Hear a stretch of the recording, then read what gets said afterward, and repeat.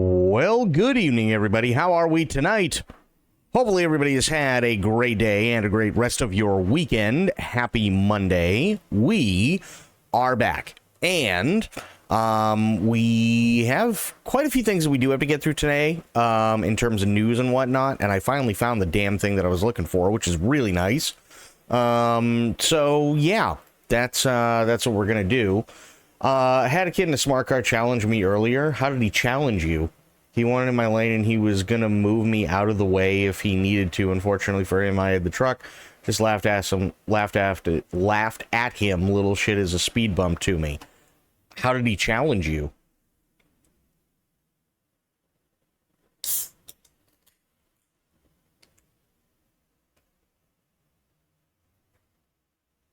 Let me see. How do I adjust this while I'm waiting? Shit. Options? Yes. Okay. So, actually, you know what? 25 should be fine.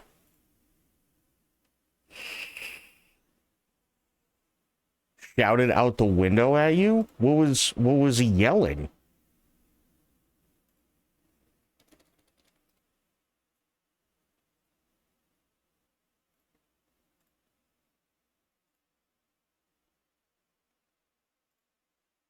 I mean, he's a smart car. He can literally go in between lanes.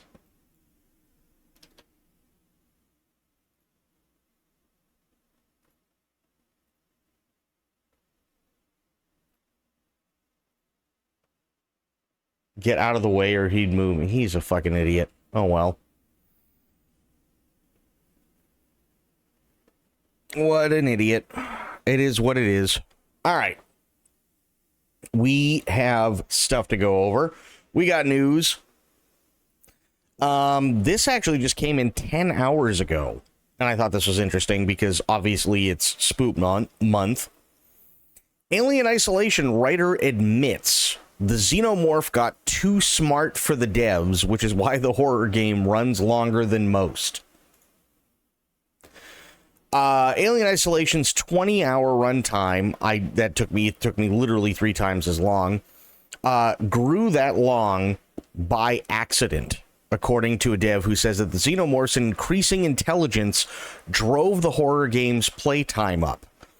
In an interview with Fervor podcast, I guess, I don't know, writer Dion Lay explained that in a perfect world, they'd shrink the Alien Isolation game down a bit and get down to its core. At an average playtime of 18 to 20 hours, the acclaimed horror title is notably longer than any of its genre brethren, but that wasn't the intention at the beginning of development. When development started, Lay explained that the Xenomorph was a much less intelligent threat, and by the end of the creation process, however, it had become far smarter, able to react to the player's preferred strategies. That made for a harder game, which took players longer to beat.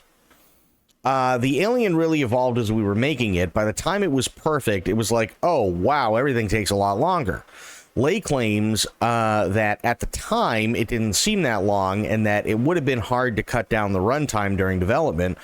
But there was some stuff where we were like, yeah, we can't take that out now. That would kind of upend everything. In spite of the fact that getting to the end of the journey takes a relatively long time, Lay says they really like the actual ending and its explosive set piece, but that any criticisms that stem from the amount of time it takes to get there remain fair. Whether the team behind the Alien Isolation sequel announced last year will be able to better adapt the Xenomorph's intelligence remains to be seen. But with the likes of Silent Hill F and Chronos The New Dawn coming in significantly shorter, it'll be interesting to see how long the follow-up ends up being. With its predecessor high on our list of the best horror games of all time, Alien Isolation sequel has some big shoes to fill, which is fair. But I would say that, and maybe this is just me, one of the reasons that Alien Isolation was as good as it was, in particular, was because they were trying to do a couple of things all at the same time. They were trying to make something that wasn't just, here's a pulse rifle, you're a colonial marine, shoot the ever-living fuck out of the alien. They were actually trying to make something that was more akin to the original Alien, which I think is really, really important. And the third thing is they just went with however long the story was going to go, and we're trying to make the best version of the xenomorph and everything else. So me in particular, I don't like the fact that they're possibly thinking of seeing how they might be able to make it shorter. I think the fact that you had to be stuck in there with that fucking thing for that long made it that much scarier. Maybe that's just me.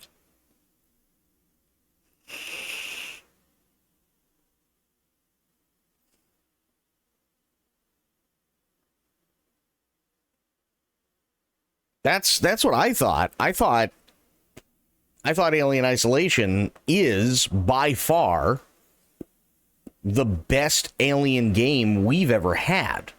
And them trying to cut it down because of, you know, what Silent Hill F and Chronos the New Dawn come in at, or any other horror game for that matter, it to me, it just doesn't make any sense. Like, make it however long it needs to be made until you can sit there and go, okay, well, we're done with this.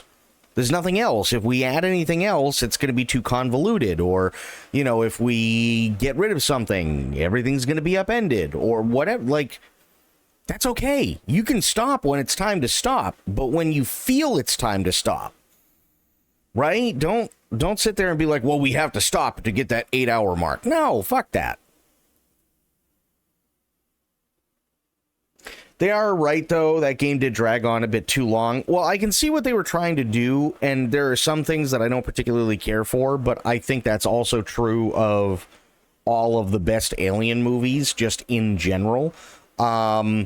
They wanted to make it feel like a movie, and that's all well and fine. Well, not necessarily make it feel like a movie, but make it feel like you were in the Alien movie, which, that's all well and fine, but when you look at Ridley Scott's Alien, it takes a while, right? It definitely takes a while to, like, really ramp up. A lot of it is, here's everybody on the ship and they're waking up, and that takes 10 fucking minutes for everybody to get up in slow motion, and then now you gotta go, and now everybody's sitting there and they're eating breakfast, and, you know, they're having their big pitcher of Cheerios, and now, you know, and now they got to sit there and shoot the shit, and you got to kind of get a feel for everybody. And then Dallas goes, okay, I got to go talk to Mother. And then, like, he walks down this long hallway and needlessly punches in the code and forgets it for a second, and then punches in the right one, and then puts his card in, and then walks down another hallway. And, like,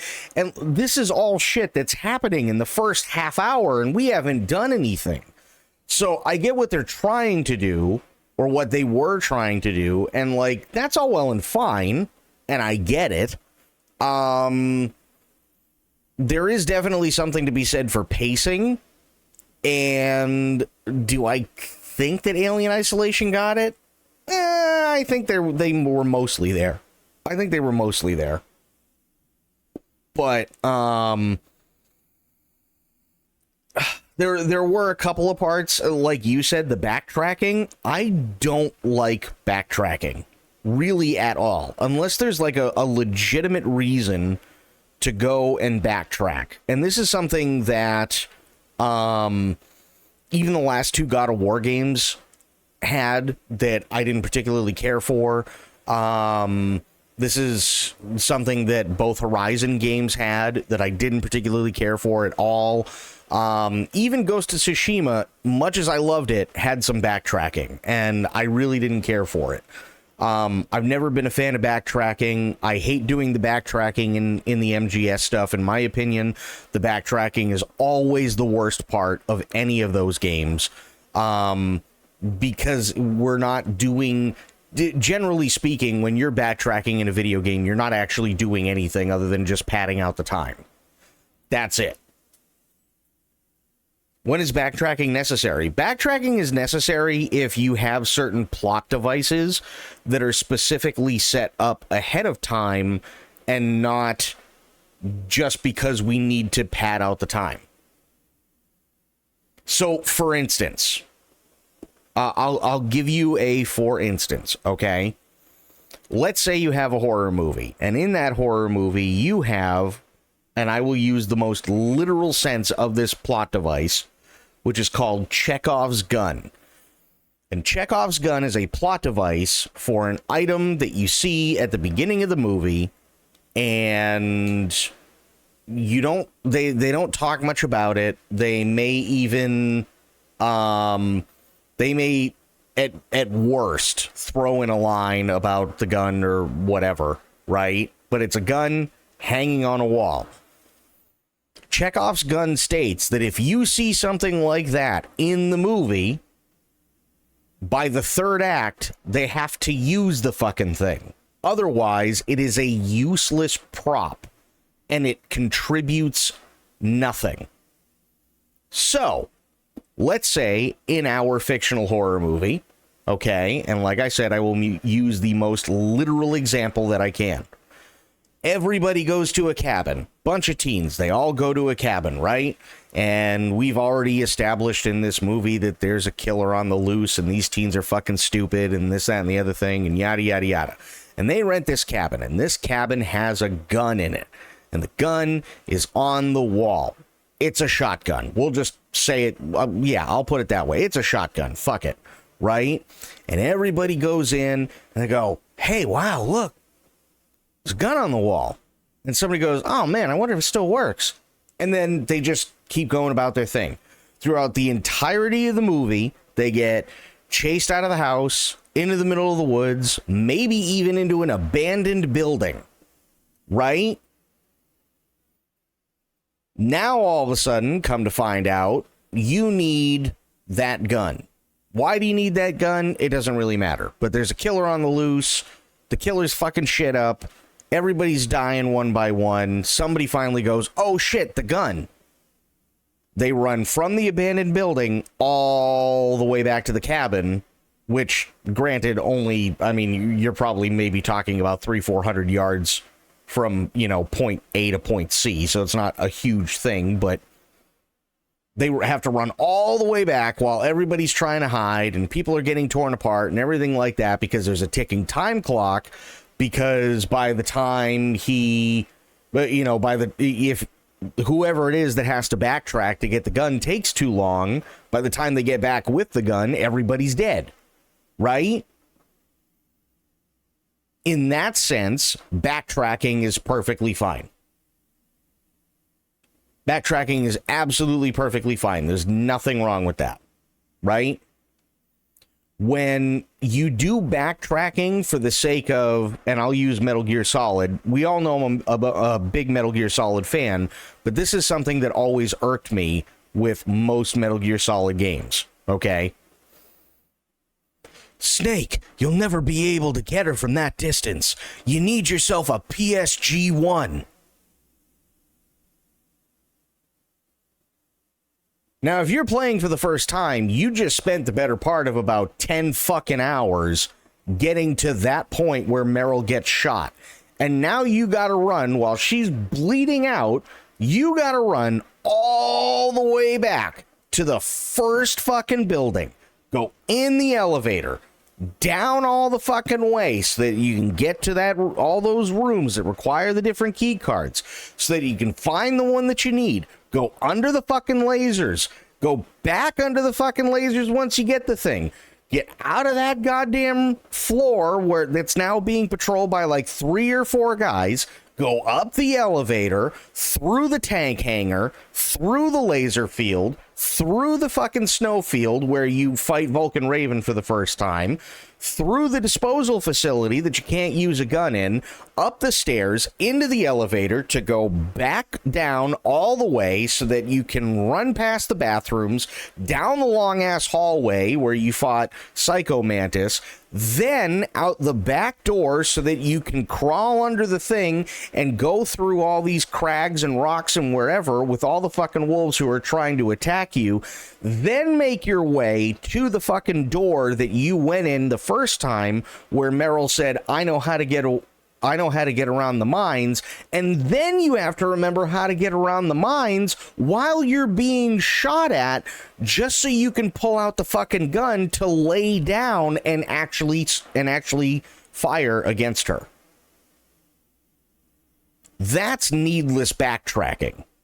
And the only reason that is there is to pad out time. That is literally the only reason.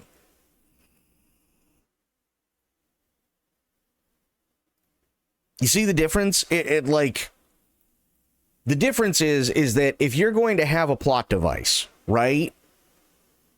You better make sure that people are aware that that plot device exists first. So when somebody does have to backtrack, the reasoning for the backtracking makes sense. Totally makes sense. Hell, we could even take it a step further in our fake horror movie and go, oh, look, abandoned building, they found shotgun ammo. And then a light bulb goes off in someone's head. Oh, fuck. God damn it. If we get our hands on that fucking shotgun, and they send somebody to go get it. And that person knows that they're on a time clock, because if they don't get back with the shotgun, now that they have ammo for it, everybody's dead. That is a perfectly plausible reason to backtrack. 100% it is. But when out of nowhere, all of a sudden, Snake, you can't hit her from there. You're gonna need a sniper rifle. There should be a PSG-1 back in the first building. It's like, what the fuck, dude?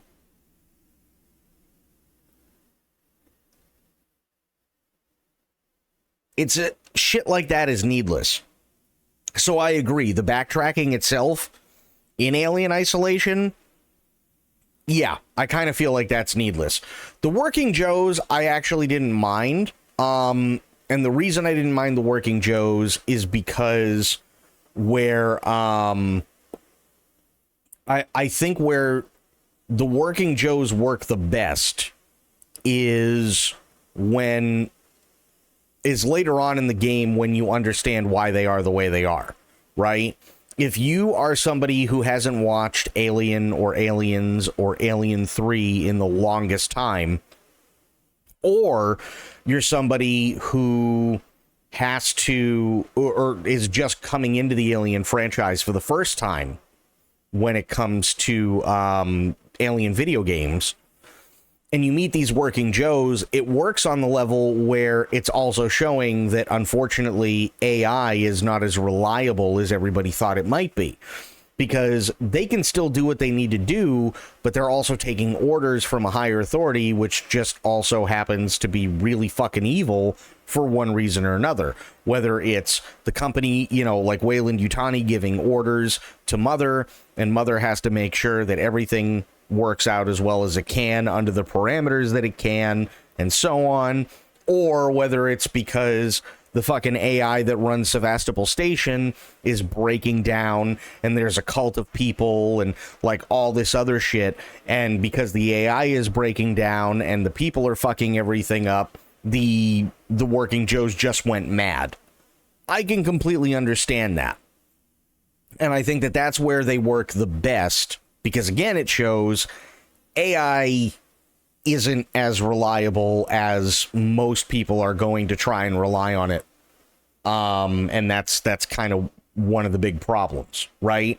If Working Joes weren't a problem, then we probably would have cut the runtime down by about 2/3.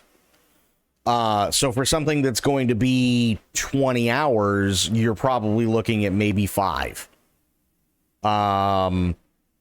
If you took all the Working Joe stuff out. I actually like the Working Joe stuff. I understand why a lot of people don't, because it does absolutely get a little frustrating.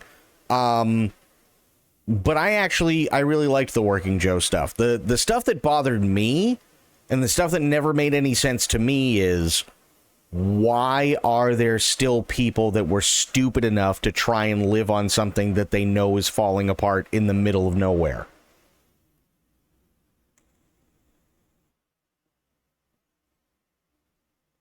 You know what I mean? That's what bothered me about Alien Isolation. I can understand if there are a couple of people, like if there's like one big group of, say, scavengers that are in there to try and steal whatever technology they can from Sevastopol because it's falling apart, it's going to fall out of orbit, everybody knows it, and so on, and they're on a time crunch too, but because they don't want anybody to know that they're there, anybody that they see there that's human is they're just going to kill.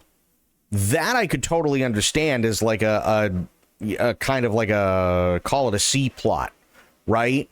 The thing that I didn't understand is why there were people there in the first place. It's all well and good. However, the 47th time you hear, why don't you ask me about safety protocol? No, I understand that, and I see what you're saying. My biggest issue, though, the thing that was more annoying than that was why the fuck are there people still here? The place has been closed for over a year now. It should be literally just a dead Hulk in space. That's also why they're shutting it down, because it's just a navigational hazard at this point. If nobody's there to run the fucking thing, why are people still there? And it's not like, oh, well, these guys are scavengers. They didn't care. That was the whole point. They didn't care. They didn't have any ship. So they're just squatting. And that's it. They're doing it just to do it, whether it's because they went mad, whether it's because they hid when everybody else left, or whatever. You have way too many fucking people who are way too comfortable with their situation.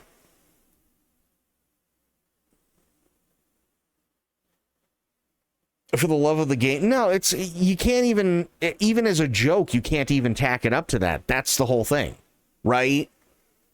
If I put you on a boat in the middle of a hurricane, not a big boat, not a ship, not a battleship, not an aircraft carrier, not a cruise liner, a rowboat in the middle of a hurricane, and that hurricane is going to be sitting over your fucking head for the next 4 days, and you realize that there's a hole in your boat and it is getting bigger every single hour, and you know there's only going to be so much boat that has to give way before the fucking thing just sinks, you're probably going to sit there and go, man, I should really figure out what the fuck I'm going to do.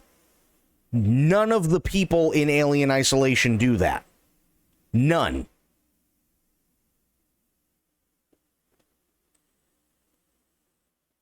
They're just going about their business. That's all they're doing. Oh, well, we just got to look for supplies. That's it. Hey, did Gary come up with anything? Nah, he didn't come up with shit. Well, fuck him then. He should look harder. And they're just, it's like, okay, so we know that the station is falling out of orbit. We know that everything's going to shit. We know that they don't have a ship. We know that they don't care. And they're doing it all anyway. And what's the end goal? How are they going to get rich? Most of them don't even know that there's a ship that's sitting outside that we came in on. So what is the end goal? It's like the joke from fucking South Park where you had the underpants gnomes, right? Step 1, steal underpants. Step 2, question mark, question mark, question mark, question mark. Step 3, profit. It's like they missed like this entire point. And you're just sitting there going, so what's the end game for these idiots? What, they get all the valuable shit and then just sit there and wait for the thing to burn up around them? That's what drove me nuts.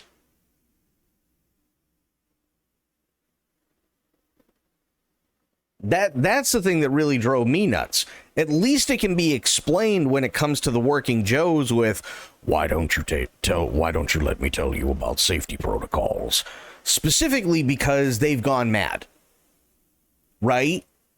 So they're constantly fighting what their programming is telling them, and they're trying to revert back, and it's not working because the AI itself has gone insanely mad, and unfortunately so have the working Joes. So they're constantly fighting with themselves and trying to revert back to what they were originally designed to do, but they can't. At least that can be explained. Is it annoying? Yeah. When you hear it like for 80 fucking times. I understand. I'm more concerned with the fact that why there were so many people on a space station that's going down that had no business being there and had no way to get the fuck off. So they were just like, yeah, fuck it, no, let's, yeah.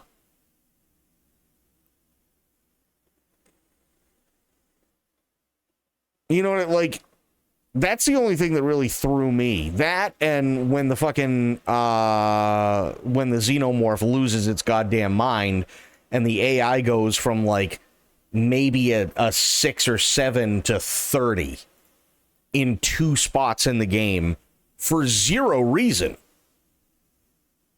That's really the only other thing that bothered me about Alien Isolation. Those are the 2 really, really, really big ones for me. So next, but again, they're saying, hey, the alien got too smart. I can totally see that. Can totally see the alien got too smart. I just really, really hope that they're not sitting there going, okay, how can we make the next one shorter? If there's a purpose and there's a reason to have things, keep it. If there is no purpose and there is no reason, don't keep it, but don't sacrifice anything just for the sake of time. That's, for me anyway, that's kind of the most important thing. Next up, this is almost impossible sometimes. Ghost of Yotei creative director says Sucker Punch had to find where to take open world games and how to balance the main experience with more freedom than any game we've ever had. Oh boy. There's a lot of game in Ghost of Yotei, the new PS5 title from Sucker Punch, and the follow-up to 2020's Ghost of Tsushima. I've spent nearly 80 hours at this point wandering around Etzo and Atsu's quest for revenge, and there's been so much to do that entire time. Speaking with Ghost of Yotei creative director Jason Connell, immediately prior to the game's release, I just had to know how the developers actually balance such a huge open world game filled with collectibles and events with, well, everything else. Yeah, if you haven't played South Park and the Stick of Truth, you should, and you'll know what he means. According to Connell, one of the top goals Sucker Punch had going into Ghost of Yotei was to really challenge ourselves as a studio that's been making open world games for a while at this point. Ghost of Tsushima had elevated that experience quite significantly, and so it became a question of what next? Where do you go from here? Okay. Even more freedom was apparently the answer, and that became a defining goal for Ghost of Yotei. Can we give you more sort of ownership over the experience and not be too bogged down in worrying about things like question marks on the map or reading a pretty extensive journal of everything you've done and could do and might be able to do, explains Connell. Try to bring it in a more forward experiential way. And I do think I'm very proud of what we were able to accomplish there. It's really hard to take standards of either the industry or standards that you put in your last game and sort of shake that up, right? And we have a number of ways that we've shaken it up, and I'm proud of the team for trying these new ways to connect to people. Canal specifically points to Ghost of Yotei's clue system and camping, the latter being totally new to us, in addition to the Wolfpack menu, which functionally gathers all the important NPCs into a single screen for ease of access, with everyone from Atsu herself to Taro the Scavenger and even the Golden Bird. Quote, you get to see her go from being alone to having more people in her life, but it's also just a way to catalog all the stuff that you've done in a very visual way. That's on top of the standard, see something interesting on the horizon, ride to it in an interesting way, continues Connell. Whether you're riding through the flowers or streams or whatever you have and just enjoying the moment. All of this together works in tandem to create what's easily one of my favorite open worlds, but that discovery and exploration aspect is also mechanically at war with narrative pacing. It's a constant push and pull, and Connell admits it isn't an easy one to balance. Quote, this is almost impossible sometimes, he says, like it's so complex to get this right, and we actually spent a ton of time trying to address this in all kinds of ways.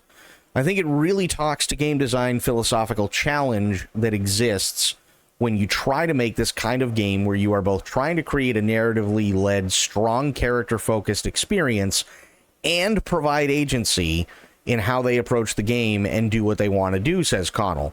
So while trying to make the main experience, if you just like to go out into the open world and enjoy the world, it's hard to control that person's pacing at a sort of structural, fundamental level as it pertains to the narrative. I can see that. And here's another thing that I can see. I generally, especially now, don't like open world games.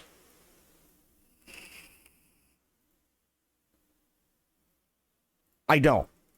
I think open world games, most of the time, unless you have a really, really, really strong narrative, I think most of the time, open world games are completely unnecessary.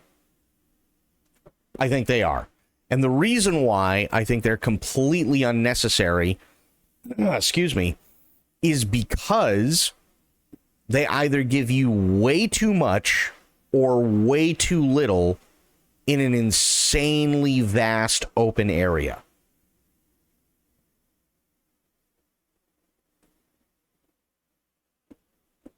I think that's the problem, right? I feel like even Ghost of Tsushima, much as I love Ghost of Tsushima, I think it had way too much going on that wasn't part of any sort of narrative. I don't mind the fox dens being here and there. That one doesn't bother me, only because there is minimal effort other than just following the fox that you really have to do. Sometimes you have to do a little bit of parkour, but generally speaking, it's not terrible. But there are other things in Ghost of Tsushima where it starts to deviate so far, and you're sitting there and you're going, okay, but why do I have to do like all of these 80 fucking things just to get the guy who sells booze and supplies on my side? If the motherfucker was there and he hates them as much as he says he does, then it shouldn't matter what I do or don't do for him, because I'm literally the only fucking hope he has anyway. And then they have to justify it by basically going, well, I mean, if you don't do enough for him, then he won't show up at all because he'll chicken out. Or if, you're just barely under, there may be like a 50-50 chance that he doesn't show up. So you have to get over this certain threshold. And it's like, okay, but you're the ones who are designing these systems, right?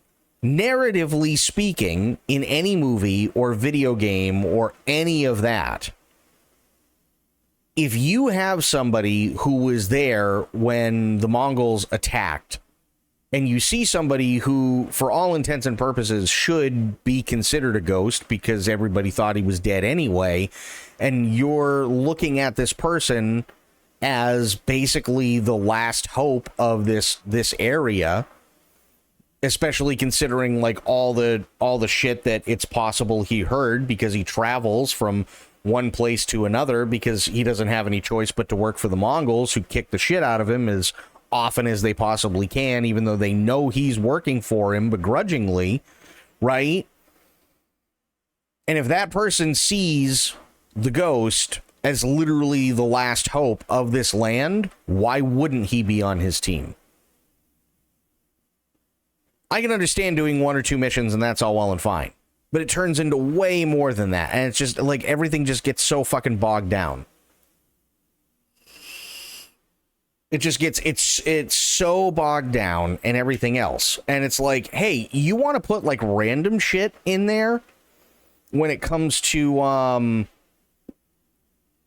just to kind of break up the monotony sometimes. Because let's face it, in Ghost of Tsushima, you don't want to go from the very southern tip of Tsushima to the very northern tip in one go, because you're going to be looking at probably the better part of about 45 minutes just traveling, even on the horse, if you don't do fast travel, right? So if you put random things in there, like, I can't remember where it is, I think it's over by Grandma's place, where there's that bridge and you have the people on the rocks on either side of the ravine for that the bridge is going across that are literally just shooting at the guy, right? That doesn't drive me nuts. That's something that you just come across, right? I don't mind that. That I don't mind whatsoever, because you would expect, especially in a time like that, random things to happen like that, because the bad guys aren't expecting any resistance. It's not like somebody can just pick up their cell phone and call the cops and they'll be there guns drawn. You know what I mean? So random stuff like that, I can totally get behind.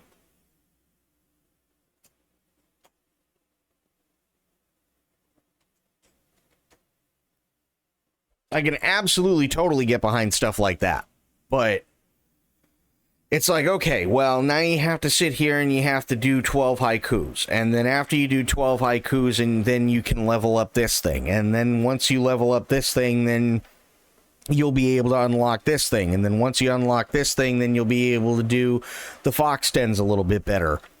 And now that you can do the fox dens a little bit better, now you can unlock this stuff, which helps you out with this person, because you got to do their stuff and you needed to unlock a certain thing in the progression stuff. And it's like, and they pad out the amount of skills and everything that you need to unlock in order to like progress through. So like, it's just this giant fuck off puzzle that has literally nothing to do with the main storyline.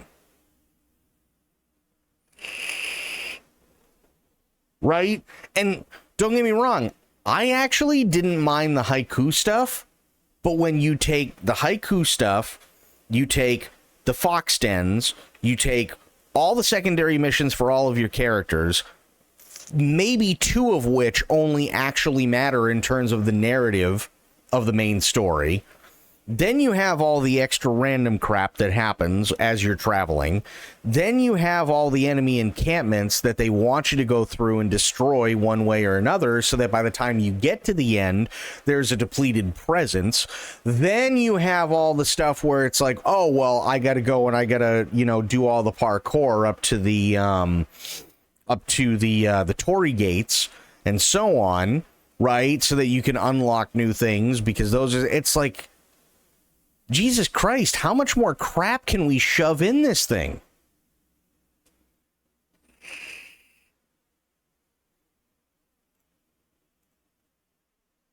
Yeah, I didn't mind the camps. It's not one particular thing. It's everything. All at the same time. That's what it's. The problem isn't, like, if they only had Torii gates, nobody would care. If they only had the shrines, it wouldn't be a big deal. If they only had the different encampments and fortresses and whatnot that you had to take out, a lot of people would be like, no, that's probably one of the best parts, right? If you only ever had to do the haikus and then you could go on with the story because it was like a good way to, slow down the pace a little bit and so on, then it wouldn't be a big. It's everything. And it's just like, you get overloaded. You do. You just get insanely overloaded a lot of the time. You're sitting there going, well, where the fuck do I go? I remember when I was streaming it, there was a part, because I have the DLC for it, where you have all the crow people, right? And when I first played through it, I can't remember who it was, but somebody was like, no. Finish the fucking game first. Right? Go and finish the fucking game first, because if you or get to like a certain point where it's going to be the end of the game, and then come back and do that, because not only are they way over leveled, but you're definitely not going to be able to come back here for quite a long time if you do this, and it almost feels like a sequel to the game that you're currently playing. Okay, fine. So now on top of that, I've got a whole list of fucking missions and a completely second story that I have to finish, and I'm not even halfway through the game yet.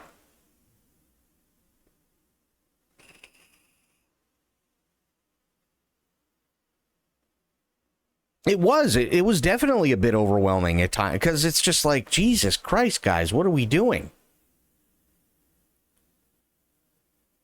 And I get it. They want to put as much in there to give people as much freedom as possible and so on. And I don't necessarily think that's a bad thing. But I think that's a problem that's inherent with open world games just in general. Either you have way too much and people are going to piss and moan about it, or you have way too little to justify it being an open world, and then understandably people are going to piss and moan about it even more.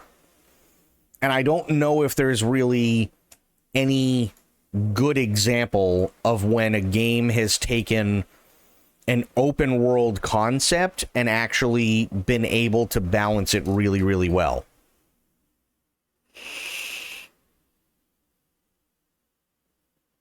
Last time I played Sushi Ghost, I left Tiki Island behind. Or Iki Island. Yeah, I did the same thing the second time I played through. I was like, fuck that. I don't need to go through that again. That place sucks. Once was enough. I got the experience. The experience was cool. I don't need to do it again.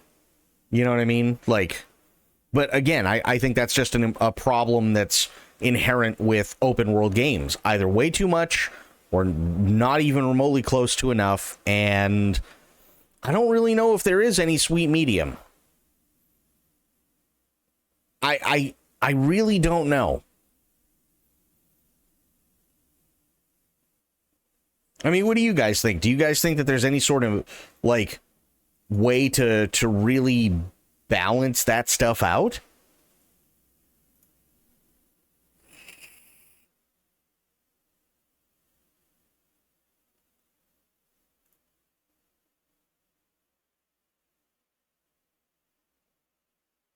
What do you guys think?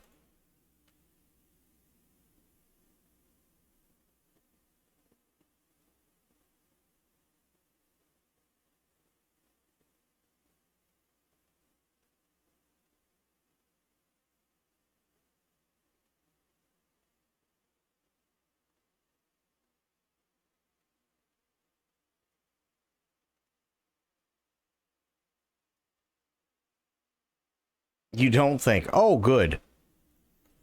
Next. After, let's see, I felt like they were just there for the horny 12-year-olds and the grown men acting like them. Oh, and Yote? I mean, maybe. After 92 million hours of open beta testing, Battlefield 6 dev says requests for naval warfare have not gone unnoticed, and it has over 200 changes coming in a day one patch. I'm excited for that. We're now just a few days away from the launch of Battlefield 6, and EA is keen to let you know what changes are in store for the long-awaited FPS in the wake of all the feedback from the August open beta sessions. We got a couple hundred changes announced for launch, but the devs are already suggesting bigger features, including naval combat and other former series mainstays could be on the way in the future. Nice. EA says there was a total of 92,351,578 hours played during its beta, and breaks down some stats about class pick rates, weapon usage, match length, and other key metrics, in a new community update. The devs also detail some of the changes they have coming for the main menu, which got pretty mercilessly roasted during the beta period, which I think that's definitely justifiable for sure. The menu was not good. It looked more like a website. It really did. It literally looked more like a browser site than anything. A launch day patch will feature over 200 changes focused on bug fixes, balance improvements, and polish. Key details include that movement feels more responsive, recoil has been rebalanced on automatic weapons, and netcode improvements reduce desync, make time to death feel fairer, and address cases of invisible damage. I don't know of invisible damage issues that I had. I mean, you played a little bit, Spectre. What do you think? I didn't encounter any invisible damage.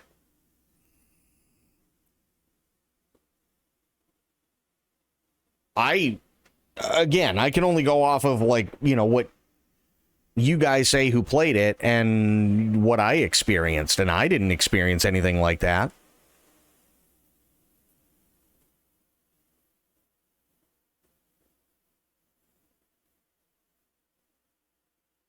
But maybe that's just me. Tell you what, give me a minute. I am going to go grab a bottle of water because I forgot to get one because I was setting some other stuff up while the music was going. So give me a second. I'll put it on BRB. I'll go grab a bottle of water, and then we'll come back. We'll finish this stuff out. So give me a minute.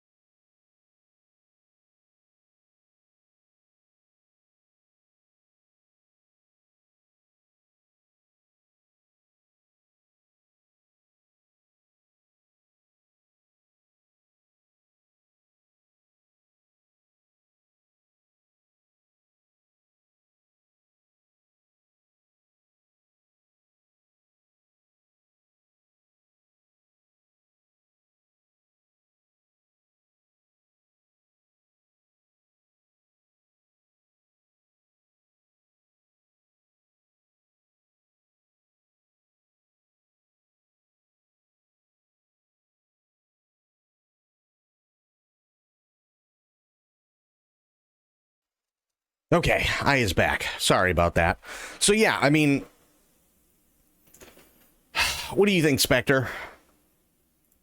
How do you think this is going to go? Or anybody for that matter. How do you think this is going to go for any of this? Also, I want to see what this community update is, because I haven't actually seen it yet. Let me take a look.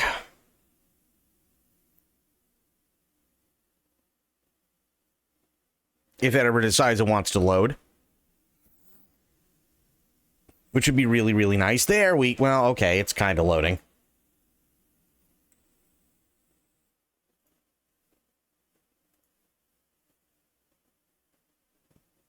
There we go. Finally. Okay.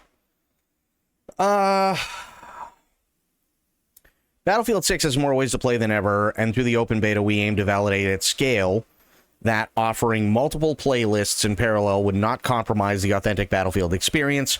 Here's a closer look at some of the most important data points we reviewed and our summarized findings for each. Class pick rates.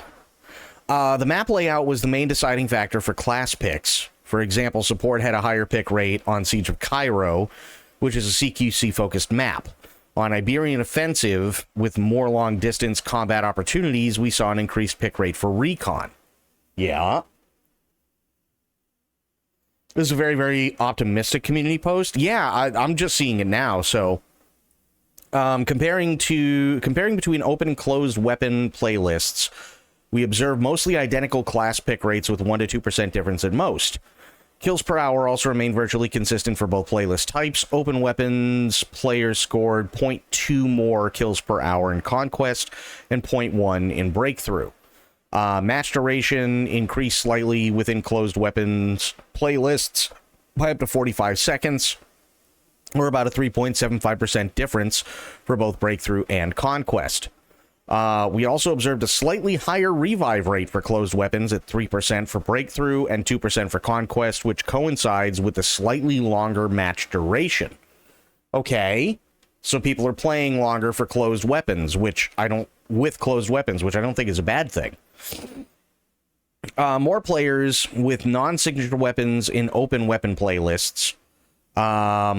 However, recon players still favored sniper rifles over the other weapons, and their pick rate was identical between both playlist types.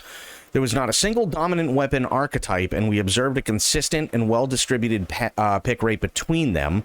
This balance shows that even with different playlist types, players explored a wide variety of options without one class standing out above the rest, which, I mean, I can see everybody wants to play with the new toys and all that crap and see how they like certain things. That makes sense. There were no differences of note for time players spent in combat between open and closed weapon playlist types. The actual differences were only fractions of a percentage where, when rounded up, the results were identical. Lastly, another key insight from the open beta was that the vast majority of players, after trying both playlist types, chose to stick with open weapons. This reinforces our belief that open weapons is the right path forward for BF6. At the same time, we recognize that some players prefer closed weapons experience. To support them, official closed weapons playlists will be available at launch. Additionally, closed weapons mutators will remain part of the Portal toolset, so players can create and share their own custom experiences. I don't necessarily think that the open weapon system is worth it. Again, that's just my anecdotal take. There wasn't really much of a reason for me to, and this is kind of where, like, it, to me, it just doesn't make sense. If you are going to go recon on, what was the map name again? The big one. I can't remember the name of it. Whatever offensive, right? If you're going to go recon on that, and then you go, oh, shit, okay, well, the tanks are getting all fucked up, and we need to have the tanks push, and there's no engineers. Okay, so you're going to switch from recon to engineer, right? Next time you die, instead of clicking recon, you click engineer, and then you click the spawn point. Now, with open weapons, they're going, well, I mean, you know, all the really important stuff is, you know, it's still locked to it, but you can switch weapon. Well, okay, but I can also pick up a weapon off the fucking ground and see how it works. So it's kind of like it's kind of like a remedy for a problem that they never had to begin with, right? To me, that's how it feels, because again, you don't get the torch if you're not an engineer to repair the tank. So you have to switch between recon over to engineer in order to do anything in terms of helping out the tank when it gets damaged. So that problem has now been created unnecessarily, right? They've solved a problem that didn't exist.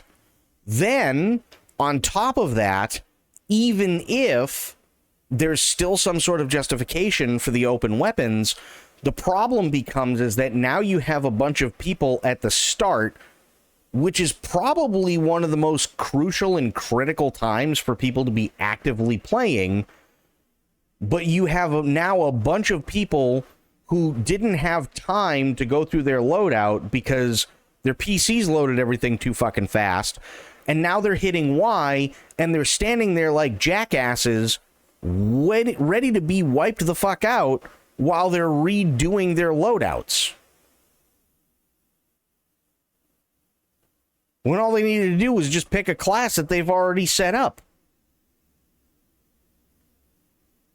You see what I mean? It's just, they solved a problem that didn't exist. That, to me, that's what it really feels like. Maybe it's just me, but I don't get it. I feel like it's something that they were trying to cater to the COD players with. I really feel like that's what they're trying to do. They're trying to appeal to COD players because they want to get everybody. And I think they said they wanted something like 100 million users or whatever, which is an insanely high number and insanely stupid to begin with. And most of those people, most of the COD people were sitting there and pissing and moaning and bitching. And I mean, I can't tell you how many times I literally would just, talk shit to them in the chat. And I know Nikki was there, and I know Tilted was there, and a bunch of other people. And I did it just for the sake of pissing them off. Literally. Because all they would, I can't remember, but there was this one person, and they were just, constantly pissing and moaning about how this isn't Call of Duty, and, they don't understand how this is going to compete with Call of Duty, and, some people told them off, and they're like, then go fucking play Call of Duty. And all they wanted to do was piss and moan and just be really sore winners and talk about, oh, haha, I'm awesome and this, that, and the other. So I just started sniping the guy. That was actually the first time I found the fucking that roof exploit. So I just sat back and just started sniping him. And he was getting so fucking pissy, and he was just so unhappy and was so incredibly butthurt. And now, granted, we lost that match, and I looked at my stats, and I looked at his, and not only was I higher than him, but also I had killed him so many times with zero retaliation from him, because he sucked so bad, that all he wanted to do was sit there and cry, and I just said, your complaining makes me harder.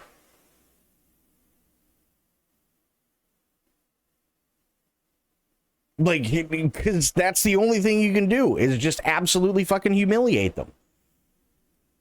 Runs in with Taco Bell and Snacks for Shadow in chat. Oh, there's Aylin. How you doing? So it's I understand them wanting to appeal and try to take the people from Call of Duty. I understand that.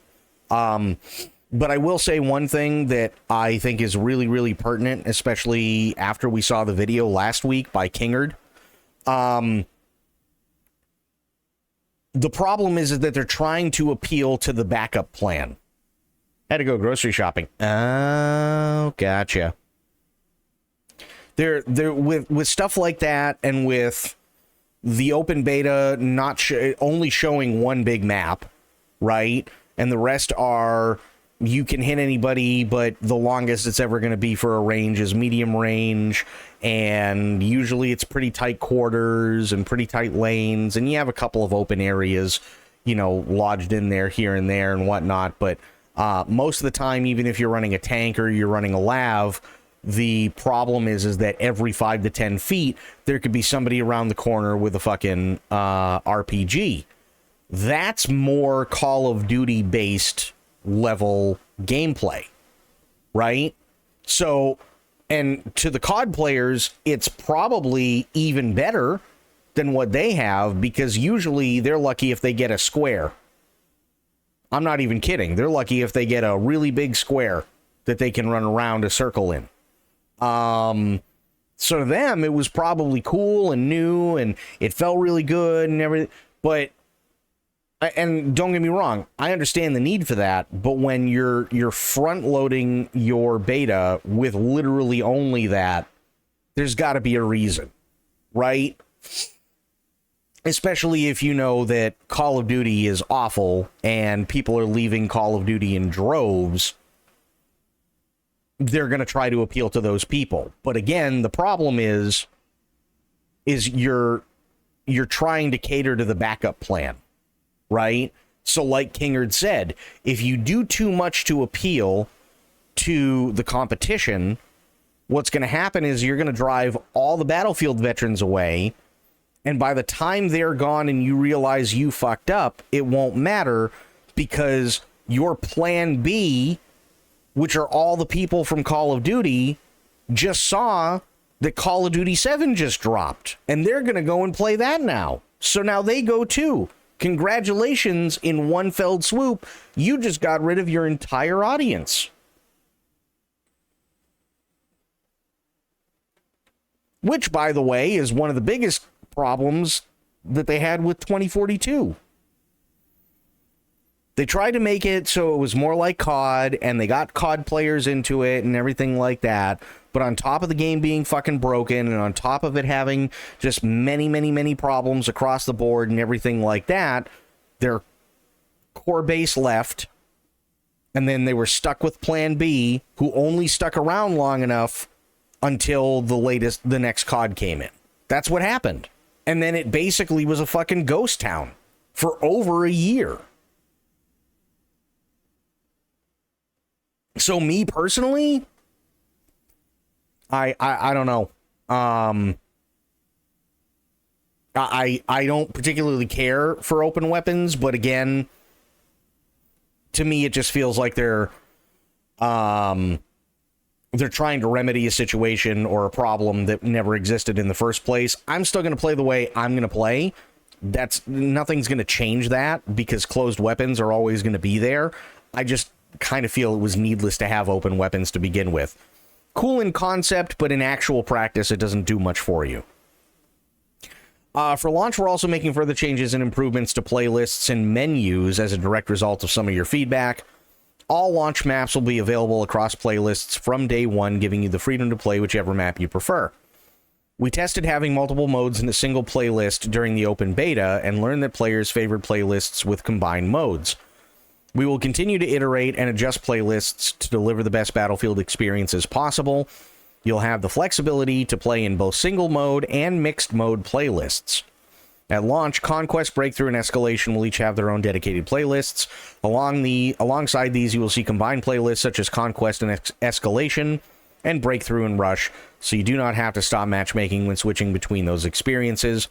If you want to focus on a specific mode outside of playlists, you can always find it through the custom search and the server browser. Okay. Custom search enables you to select which map and or mode combo you prefer, and you will be match made into a match with these search criteria if available. You will have a higher chance to be match made into your preference the more you broaden your search. Portal remains the tool for creating and customizing experiences, while the section in the main menu previously called Portal is now called Community. This is where you will find the server browser, which is now prominently featured to make it easier to find and use. Separately, we will launch with Breakthrough, Conquest, and Rush as verified modes within the server browser.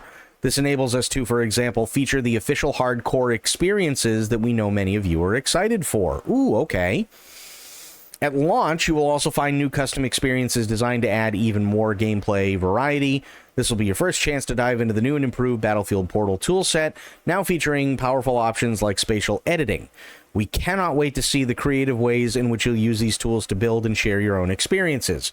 I'm excited to see what people come up with in Portal. I really am.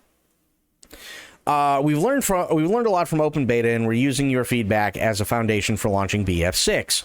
When the game goes live, you'll find a range of playlist options to jump into, including single mode playlists for favorites like Breakthrough and Conquest, closed weapon experiences, intense close quarter battle playlists, and action-packed all-around warfare playlists. We'll be paying close attention to your feedback, adjusting playlists, and adding new options to make sure things always feel fresh and you can easily find a match that suits your style. Please keep sharing your thoughts. This is just the beginning. On the horizon, we are incredibly excited for you to join us on the Battlefield at launch, and this is just the beginning for Battlefield 6, as shortly after we launch, we will launch Season 1 on October 28th. Our seasons will have more content than ever before in a Battlefield game, and we will unpack that with you in more detail during an upcoming moment. There's much more to look forward to beyond our seasons as our team continues reviewing Battlefield Labs data, player feedback, and ideating on completely new ideas for the future, starting with an exciting new Battlefield take on Battle Royale. Separately, requests for naval warfare have not gone unnoticed, nor have the calls for a certain fan-favorite little helicopter, platoons, and more. So it sounds like they're probably going to be bringing back the Little Bird. It sounds like they're probably going to have naval carriers with planes and choppers on them at some point, as well as naval bombardments, which is not a bad thing. I think the only reason I'm okay with open weapons is because I can do stuff like playing aggressive recon with an M4 and use the drone like a JTAC operator for mortar spotting. Well, that's the whole thing. You don't have to for mortar spotting. And the reason why is because you're actually using the map for mortars. So you don't really have to do any spotting because the map itself, when you're in mortar mode, actually when you move the mortar, you move the map. So you can see what's going on in certain areas, and if people are within, and they've already showed it, if they're in, well, it does mark people on the map, but here, this is what I'm getting at. If people are within about 19 feet of somebody else, it shows up for everybody anyway. So if they're quite literally within range to kill or be killed easily, then you automatically see those people. It comes up for everybody. If you're at a greater distance than about 20 feet, then it only shows up for that person that sees the enemy. That's it. Right? However, they also came out and said that they are going to be redoing spotting completely, so they already have ideas when it comes to spotting, which means that, let's say, the sniper is going to be doing things automatically like they've always been doing in BF6. But if you're any other class, you very well may have to hit a button for it to be spotted. Otherwise, what's going to happen is that they're going to have a hollowed out diamond over their head because you're the only one who saw them. So unless you hit a button, nobody else is going to see it. So they're redoing the spotting, they're doing the ranging, they're doing like all that other stuff, and all that is being put on a map that updates in real time. So it's like, I think the issue is that they've solved a problem that never existed until now. You know what I mean? I don't have an opinion on BF versus COD in a class-based game. It makes sense to have exclusive weapons and tools per class. Totally fine to pick up other items off the ground. TTRG perspective, a class might be proficient with certain weapons or tools, but then it should be okay to use other items. Maybe they do not get a bonus when using the weapons and tools your class does not specialize in. Yes, I agree, but they're taking it a step further. They're not just doing, oh, well, you can pick whatever up off the ground and use it. If that was all they were doing, I don't think it would be a massive issue. The problem is that they're going, oh, hey, so you want open weapons? Yeah, that's really cool. Hey, during the start of the battle, you know what you can do? You can hit Y and spend 20 minutes in your fucking loadout screen while everybody else is dying around you because you're too stupid to move.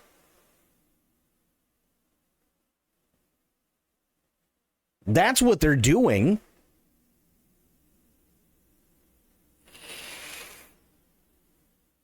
So it's like creating a problem that never, creating a solution for a problem that never existed. Because that's, in reality, that's how it works. Is that if you have a loadout that is specifically set for open weapons, you cannot go to closed weapons and expect to still have the same weapon, which means that it's going to default more than likely to whatever the stock weapon is for that closed weapon loadout, if for whatever reason you go from open to closed.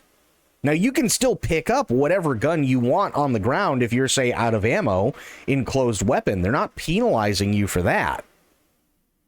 But if that's the case and they're not penalizing you, then why have why have a loadout that can't transfer over to another thing because you just cut out half the audience entirely? They can't migrate natively.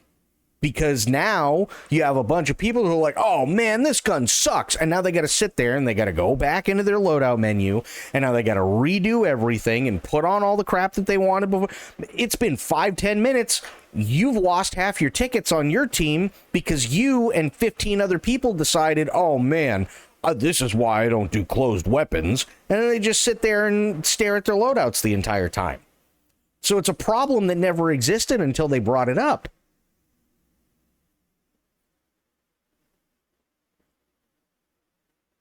That's my issue with it. We appreciate all your suggestions and want you to know we're listening.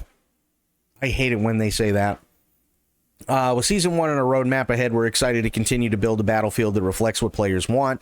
We'll continue reading and listening to community channels, and we cannot wait to share more with you, so keep the feedback coming. Also, be sure to join our official Battlefield Discord for more discussion and the latest updates. Okay. Following gameplay updates will be included in our launch day patch, with over 200 changes focused on bug fixes, balance improvements, and polish for release. Stay tuned for the full launch day update notes closer to launch. You'll notice the movement feels more responsive with changes made to pacing and with several movement issues addressed to keep gameplay smooth and balanced. I know they're going to be making the combat sliding more situational, and they are not going to allow for momentum to build up when people are bunny hopping. They are going to be changing that. Plus, the overall player movement is actually being decreased.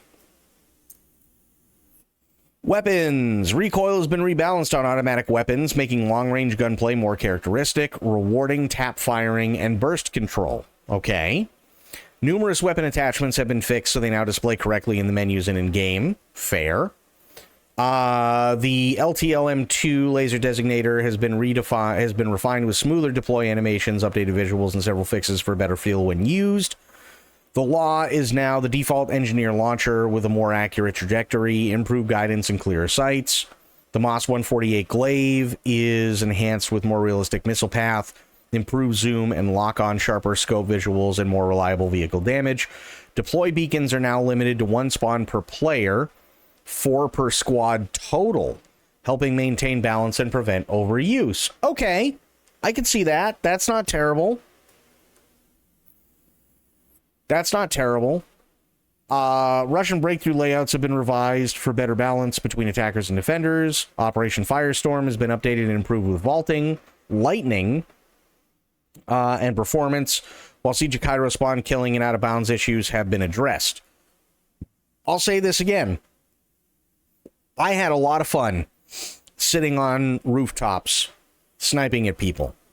I also had a lot of fun being on top of that bridge, listening to all the COD players piss and moan and cry and shit their pants because they're too stupid to figure anything out. However, I am also glad that that stuff is being taken care of. And the reason I am is because for years and years and years, we're going on the better part of 20 years, if not already there. Okay, for that long, we've been listening to people piss and moan back and forth about how people getting onto rooftops and people getting onto bridges and people doing stuff where they're basically out of bounds is cheating. And for years and years and years, EA and DICE did absolutely nothing about it. So, instead of sitting there and pissing and moaning, we just said, fuck it. It becomes part of the core gameplay now. Which is why I had no problem when I saw somebody do it, going, oh, that's fucking awesome, and just going about my day, because that's what Battlefield's been for 20 years, and EA and DICE didn't give a shit. They just never did. So this is actually good news, because if they have taken care of it, that means that they are, in fact, actually giving a shit and listening. That's how I see it. Because if you go back to 1942, you go back to 1943, you go back to Vietnam, you go back to 2142, you go back to Battlefield 2, you go back to Bad Company 1 and 2, you go back to Battlefield 3, you go back to Battlefield 4, all of them have out-of-bounds areas and rooftops you are not supposed to get to that you easily can. All of them. And they have not changed once from the time they've been released. So this is actually a really good sign. I'm actually really okay with this. Because it means that they're actually listening to players now. UI and HUD elements are clearer with updated overlays, animated pings, new mini-map options, and smoother loadout and deploy navigation. Settings and controls have been expanded with new options like VO volume sliders, sprint bob reduction, and camera roll toggle for accessibility, plus refinements across platforms. Audio has been cleaned up so pings are easier to hear, weapons and vehicles sound sharper, and missing delayed effects won't get in the way of your awareness. Netcode improvements reduce desync, make time to death feel fairer, and address cases of invisible damage. Again, I never had any invisible damage issues.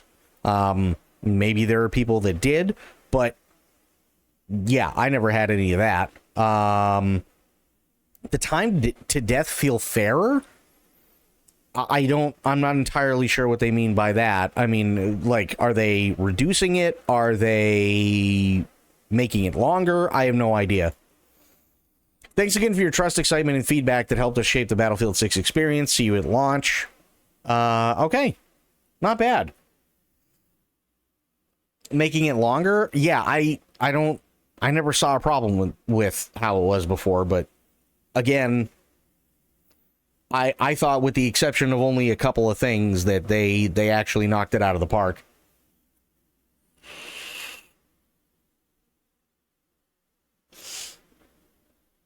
It was pretty fucked based on netcode and latency issues. I never had latency issues.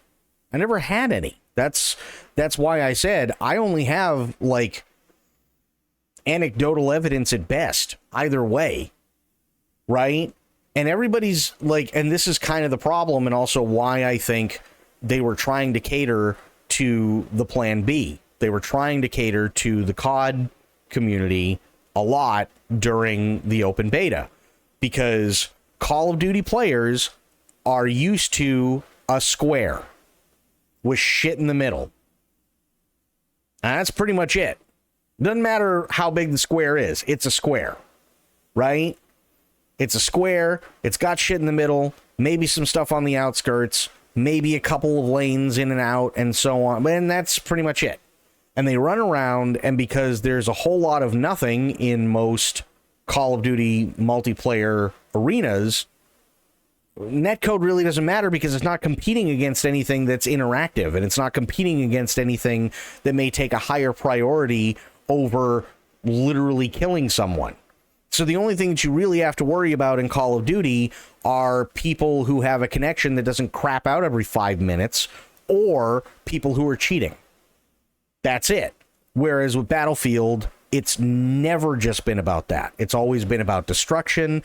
It's been about squad-based play, as well as people, you know, sitting there and doing stuff and repairing tanks and repairing LAVs, and people taking off on aircraft carriers and snipers all over the place. And it is all out war in every single aspect.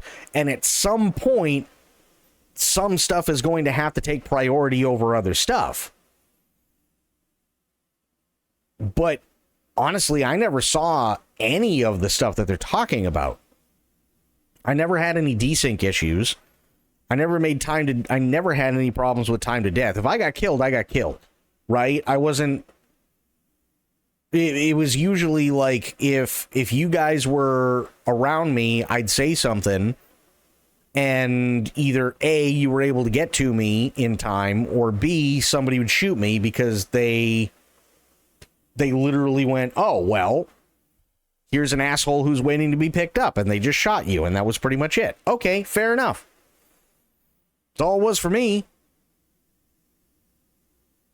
Right? And especially the invisible damage one. I never saw any invisible damage.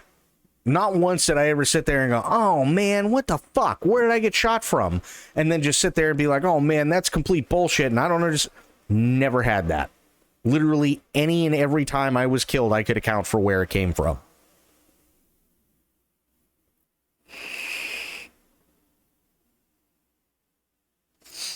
I had multiple occasions where I would move behind cover after getting hit once or twice and die behind cover. I mean, that's all well and fair. That's all well and fine, and I understand where you're coming from, but I think you also have to add into that, where did you get hit? So, for instance, there was a thing that was shown on here a couple of weeks ago where literally if you go into the firing range, if you get a headshot, it's 100% damage. If you get a neck shot, it's 80% damage, and there's also a high chance to bleed. If you get a chest shot, it's 60% damage, and you have a moderate chance to bleed. right? So it's like, depending on where you get hit, I could totally see that. Absolutely, I could see that, especially if they're going more towards like trying to balance realism versus actual gameplay. That's a tough thing to do, right? But I don't expect anybody to be shot in the head and then not go down. So I don't necessarily mind it that way. Bleed is not a thing in this game. Yes, it is. Absolutely, it is. That's why you have the heal stuff, and that's why things turn as shit as they do, because it really is, and I can tell you why. It really is because in the beta there was a little bar for your health, and that little bar shows how much was taken down. And if you do not use your health kit, it takes longer for that little bar to raise your health back up, because you are healing naturally versus using something to heal yourself. So are you sitting out and just like pissing blood out all over the place? Absolutely not. But what they're insinuating is that it's going to take longer to heal because you are all fucked up and did not treat yourself. Which, by the way, is a byproduct of what happens most of the time in most games when you bleed.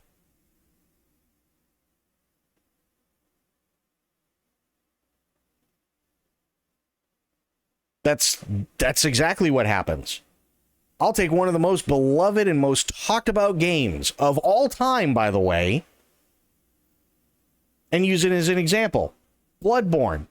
You get hit, what are you supposed to do? You're not supposed to back off. You're supposed to keep attacking, because the way that they have it done is if you get hit, that little gray bar goes whoosh, and it's gone after a couple of seconds.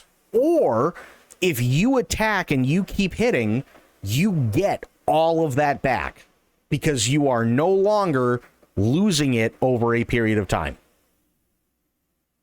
The only difference between what we see in Bloodborne and what we see in Battlefield 6 is the way that that bar is used. But that is a bleed bar.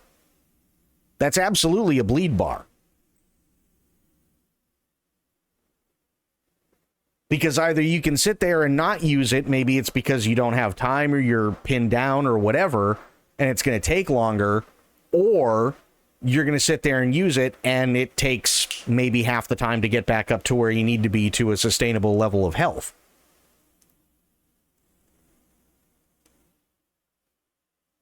Right? Because you have a certain period of time to do it. Otherwise, it's just going to take a lot longer. That's your bleed bar.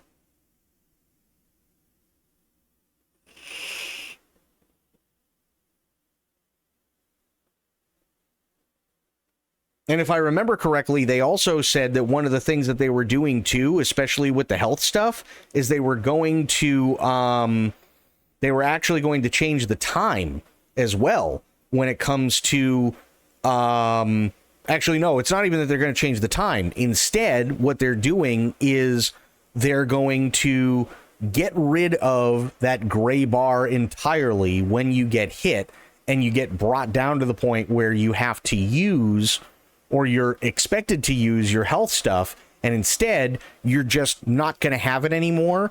And then if you use it, you get the health back immediately instead of it ramping up slowly to get there, or slower to get there. And then if you don't use it, it's going to take just even longer. That gray bar is going to be gone completely. That's all that it's there for. So it's just showing you the amount of time you have to get back that amount of health if you use something. Which I don't know if I particularly care for.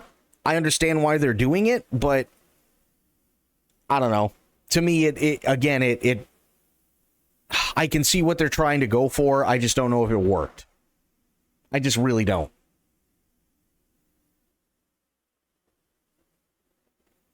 I really don't know if I cared for it.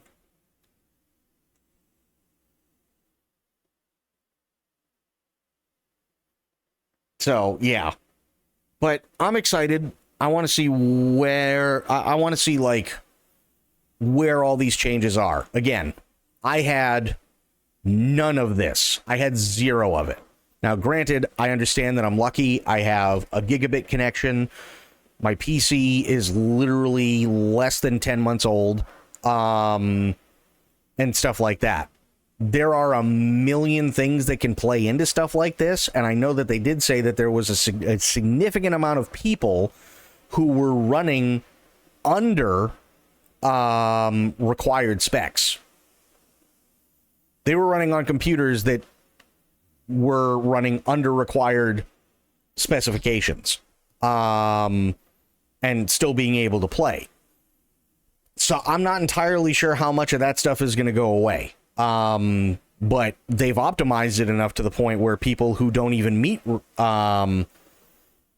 spec requirements can play. So we'll see.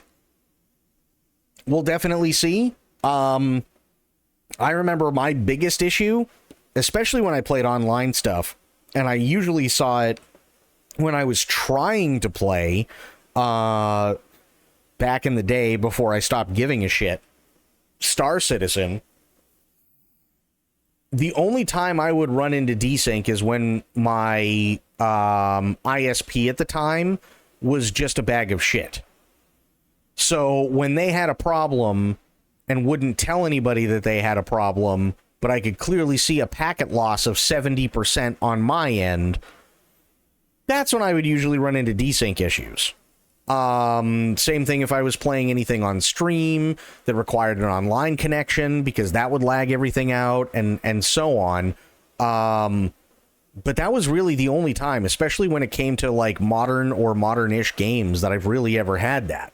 The desync issues and the tick rates and like all that crap, a lot of that stuff, from what I understand, it feels like EA and DICE finally got their asses in gear, because that's been shit that people have been arguing about for 15 years, and unfortunately I don't think there's really any stopping it. I really don't, because the problem becomes that you have a bunch of people that are going to sit there and go, oh, well, I'm running like 8K at 700 frames per second. There's no way that asshole should shoot me. It's got to be a tick rate issue. No, it doesn't. It doesn't have to be a tick rate issue. It could be maybe your internet had a hiccup. It could literally be that maybe you're in fucking Canada and the server that you're playing on is in Southern California and you're in Nova Scotia. It could literally be that someone had a spike. Even if they're not cheating, it could be that literally somebody had a spike from their ISP, which all of a sudden made them fucking phase through a wall that they didn't even know was there, because that wasn't their intended destination.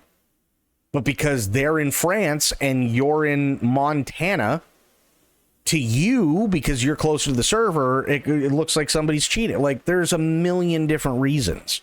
And I'm not like saying that the problems that people have had aren't valid, but I've literally played these games long enough to know that literally any and every excuse will be used, and you're never going to get rid of all of them. There's just no way in hell. I had a guy that I used to play with who used to piss and moan and argue for years about how Battlefield sucks because he couldn't one-shot somebody because he didn't see them soon enough to do it before somebody else came up behind him and killed him. And his reasoning was specifically because at the time, so this is way back in the day, he had two GTX 960s in SLI with 3 monitors, and he was running over 200 frames a second, and he had, at the time, the best internet that money could buy. So it couldn't be him. No way in hell it could be him. Absolutely not. There's no way. He was God's gift to everything. There's no possible way it could be him. He could not fathom that for 1 second, maybe it was something on his end. And that's the same bullshit that I have heard for 20 years when it comes to Battlefield and when it comes to Call of Duty. It's the same exact bullshit every single time. which is kind of a bummer. It really is kind of a bummer because people don't want to just tack it up to, well, hey, you know what? I got unlucky. And I'm not saying that desync doesn't exist. And I'm not saying that, time to death doesn't exist and maybe a bit unfair. And I'm not saying that, invisible damage doesn't exist. But I never experienced any of them. And as I said before, I've only got anecdotal evidence on my end from the people I played with and from my own experience.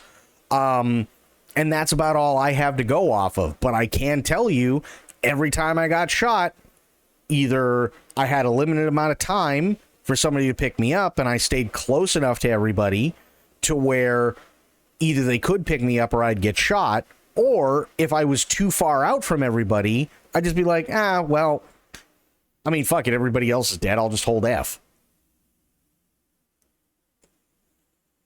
Like, not once did I ever feel cheated. Right? I guarantee I could probably go into 2042 or Battlefield 5 or Battlefield 1 and I could probably find stuff like within 5 or 10 minutes of playing that absolutely feels really cheap, because they, at that point with any of those games, they still hadn't learned their lessons from Battlefield 3, Battlefield 4, Battlefield Hardline, and they just kept cranking out crap. So I'm sure I could find it there, but in the beta, not once did I ever sit there and be like, oh man, this is bullshit, right? Whatever problems I knew I might have, chances are the other guy was having too. So I wasn't going to hold that against them. I didn't see, and I know they said they got rid of a lot of cheaters or hackers. I literally never saw one. I never saw one hacker or anybody who cheated whatsoever. And the reason I know this is because usually in Battlefield and in Call of Duty, they're pretty blatant about it. They don't care, especially to the point where it's been known in the past where you have cheaters, and even during the Battlefield 6 beta, they had somebody who was clearly cheating that was caught on stream doing it. And then you have idiots from the COD community who are coming out and going, oh, well, you're just not used to people snap firing and it. Yes, we are. Yes, we absolutely are. How exactly are we not used to snap firing? How exactly are we not used to people getting headshots? Battlefield is literally only 1 year older than Call of Duty. Both of them grew up at the same time. So how are we not used to this? We deal with the same thing. And we probably dealt with it even more in the early days because EA, in their infinite fucking wisdom, always decided it was a really good idea to advertise the type of anti-cheat system they were going to use so people knew which cheats to buy that would work ahead of time before launch.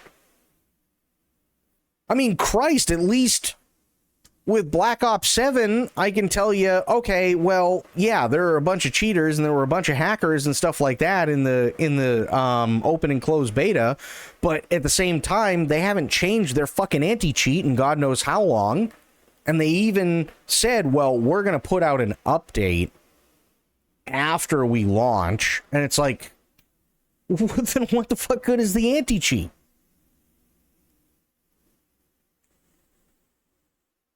I gotta give credit where credit's due. At least Activision, actively says they don't care. Whereas Battlefield actively advertises the anti-cheat that they're using every time. And it's like, did anybody ever stop to think that maybe it was a good idea to, not do that? And just be like, we got an anti-cheat, we're not going to tell you what it is. And then there you go. I guarantee you'd cut down the amount of people who are trying to hack or cheat in their games by at least a third if they didn't give people the time to actually go out and research what they needed in order to beat the system. I never understood that. I never understood that whatsoever. That's literally like back when we were in school, whether it be high school or college or whatever, and you have this massive exam that you have to take, right? And they go, okay, you have 2 months before this massive exam comes out. So you better start studying this thick-ass book that cost you $400, because anything and everything that could be in there is going to be. Meanwhile, you know a guy who somehow was able to get their hands on literally every previous test,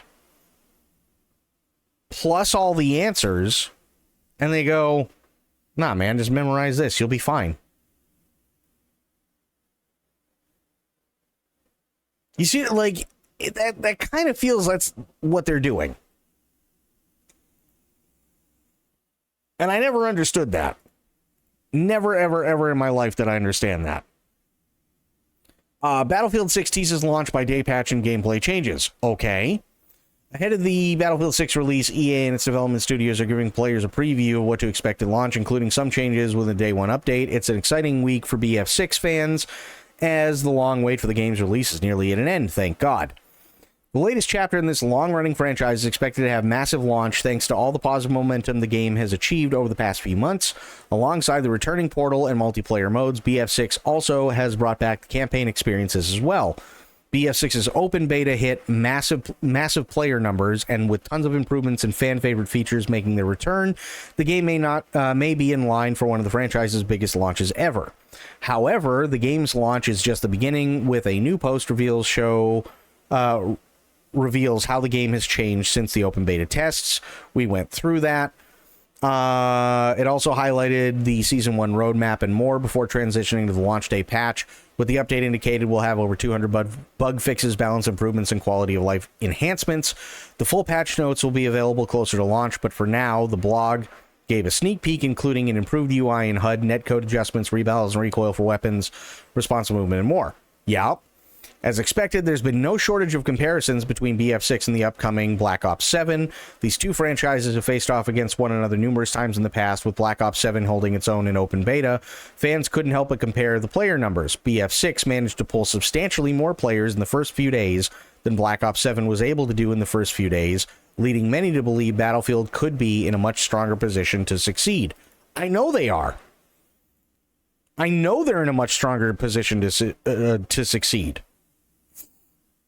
I absolutely know they are. And the reason I know they are is because there are multiple videos out right now where you have Call of Duty players pissing and moaning because Battlefield doesn't feel like Call of Duty.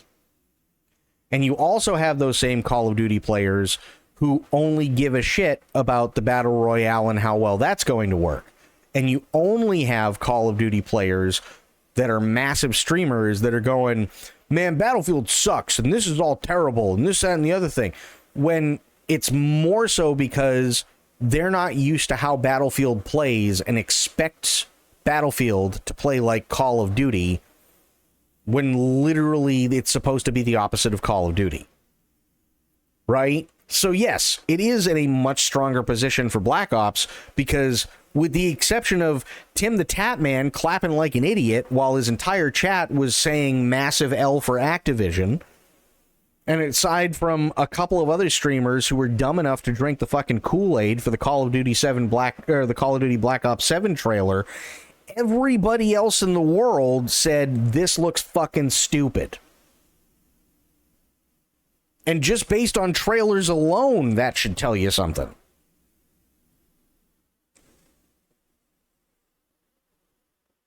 Not to mention, especially during the betas, from what I understand, and I wish I could bring it up, but I don't remember the name of the video, there's video of streamers doing the open and closed betas, and even big people like Nick Merckx, Tim the Tap Man, and so on, where they were getting their asses stomped hard because they were having high latency issues and because they were having massive netcode issues and everything like that. So now all of a sudden, everybody's favorite COD streamer is sitting there going 2 and 30.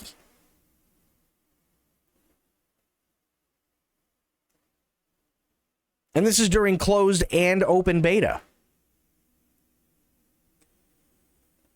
And this is supposedly on their game.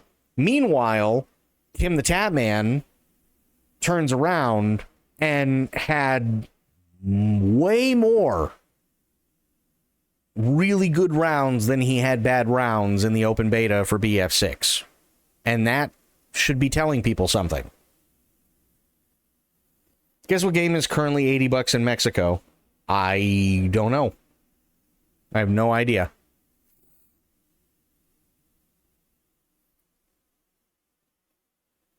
Black Ops 7? Yeah, I'm not surprised. I'm not surprised at all. I think it's supposed to be $70 in the US on launch. Actually, let me see here. Black Ops 7. Not Black Ops 7 cheaters. I just want Black Ops 7. There we go. Let's see. Pre-order. Sure. Yeah, I'm pretty sure it's up to $70 right now. Oh boy. That can't be good.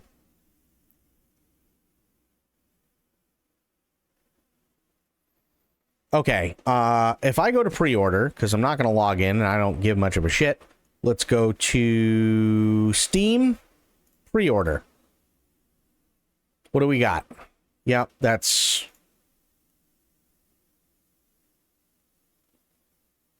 We'll do this, view page, pause, $70 here. Yep. And then the Vault Edition is 100.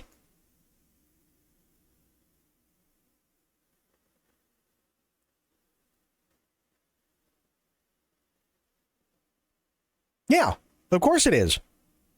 Absolutely it is. I'm not surprised in the slightest. I'm not surprised at all. I mean, shit, for I think for like a $70 or $80 game, you're looking at like $120 to $130 for Australia. And same thing with New Zealand. So sadly, I'm not surprised to see it like that, especially after Microsoft upped the prices for literally everything. You have to remember, they're coming out with a $1,000 console. Right? They're coming out with a $1,000 console. They're upping the prices of the consoles that aren't doing well. They're upping the prices of their games. They're upping the prices of Game Pass. I'm not surprised in the slightest it's $80. It's sad, but I can't I can't be surprised at that, you know what I mean?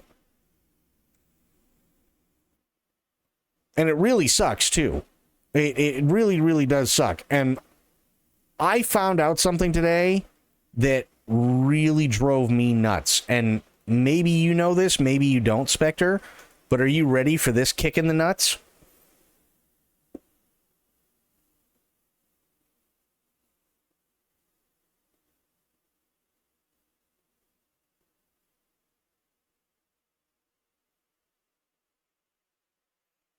Are you ready for this one? Because I know I wasn't. This one surprised the hell out of me. So you have the original Call of Duty Modern Warfare 1, 2, and 3, right? Which is Call of Duty 4 Modern Warfare. Then you have Call of Duty Modern Warfare 2, and then you have Call of Duty Modern Warfare 3, right? Those and Black Ops were supposed to take place in two different, I guess you could call them worlds for lack of a better term, right? But the reboot for Modern Warfare takes place in the Black Ops world. So the last three Modern Warfares that we got, the reboots, all take place in the Black Ops world, which is why so many things are different. For instance, no Russian.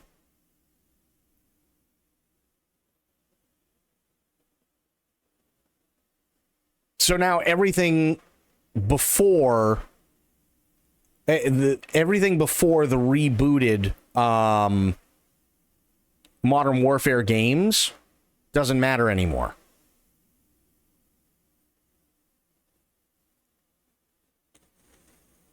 How insane is that?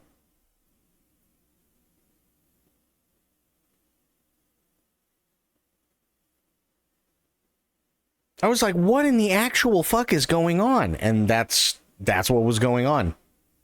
Sure as shit. I was like, what the hell?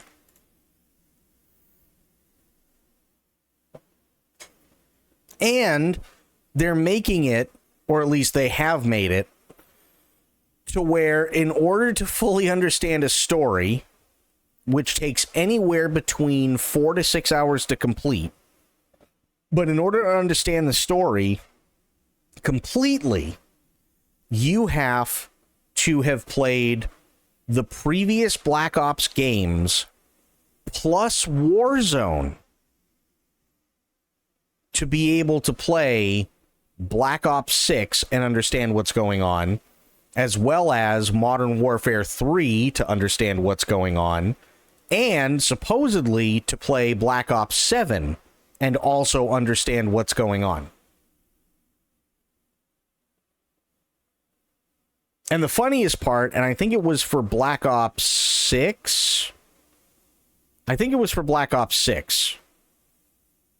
that out of the runtime of 6 hours,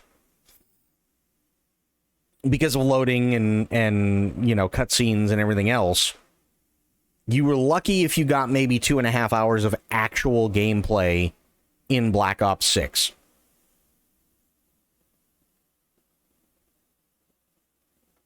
I was like, that's ridiculous. Only 2 hours, and the rest of the time you're just watching shit, like all the mission profile stuff when it's loading in the next level and all the cutscenes. That, like, you're only getting like maybe 2 hours out of something that lasts for 6. That is insanity. That is absolute insanity.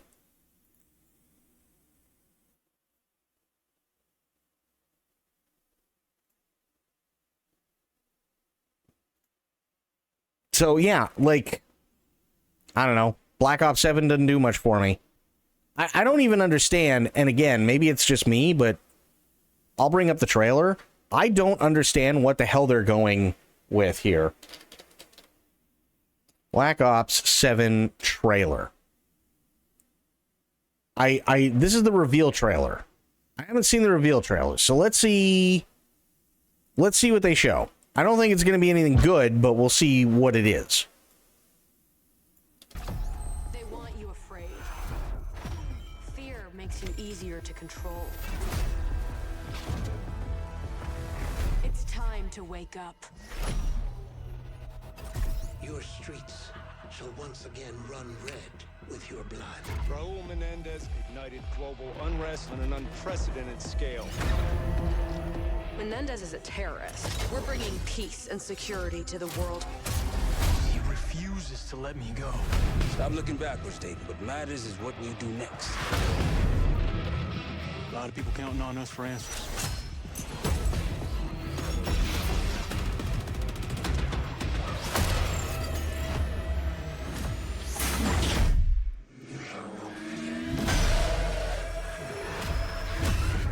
Spectre 1, report.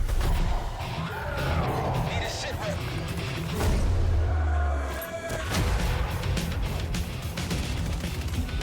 Also, why is it that this sounds like a mashup? And I know they're using Metallica, but why is it that it sounds like they're using a mashup between Metallica and the original Doom game? This isn't real. The hell it ain't!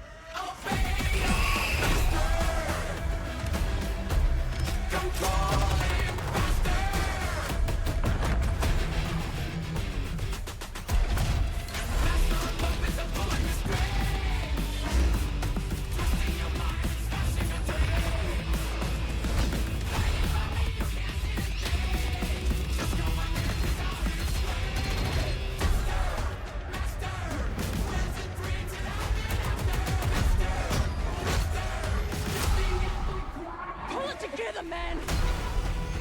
So eager to leave, David. Killing the man is a hell of a lot easier than killing the idea. You were never cut out to be a Mason. No more games. This ends now.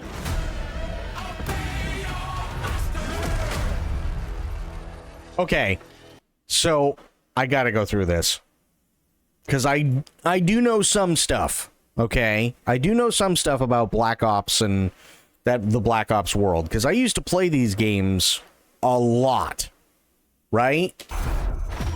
Fear makes you easier to control. Well, there's an explanation for all this goofy shit. I'm going to break it down for you to show you how stupid they are and how stupid they think we are. It's time to wake up. Your streets shall once again run red with your blood. Raul Menendez ignited global unrest and Okay, Raul Menendez. Raul Menendez was a bad guy in the original Modern Warfare 2 and was also a bad guy in the reboot Modern Warfare games.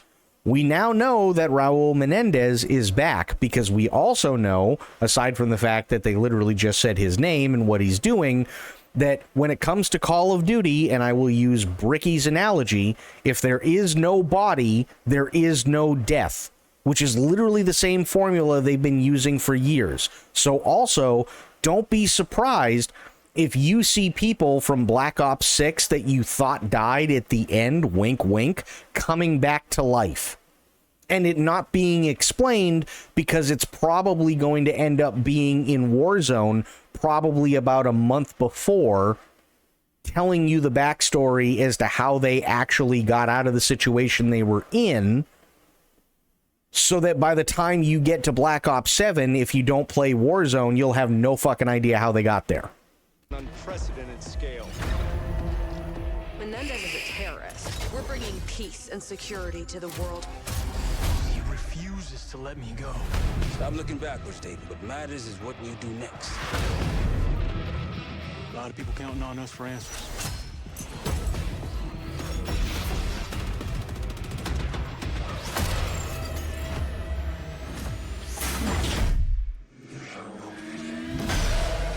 This right here, all this gas, I'm going to go out on a limb, just hear me out. This is the same type of bullshit that you ended up getting in Black Ops 6. Was it 6? I believe it was 6. Yeah. This is the same type of shit that you get in Black Ops 6 when you're gassed and you become Case 1, okay?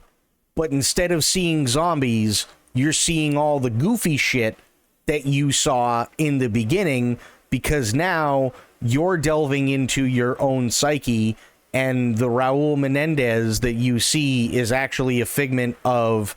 It's actually a combination of him talking to you while you're laying on the floor, pissing all over yourself and shitting your pants like a third grader, and you're just going through all the motions in your head.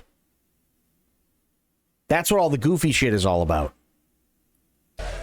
Because Call of Duty has to have returning bad guy use thing that has already been used before because they don't have anything creative. Spectre 1, report. Need a sit rep. So like right there, when they're like, Spectre 1, report, I need a sit rep. You're hearing that go off in your ear as the character, but you can't do anything about it because in reality, you're lying on the floor like an invalid.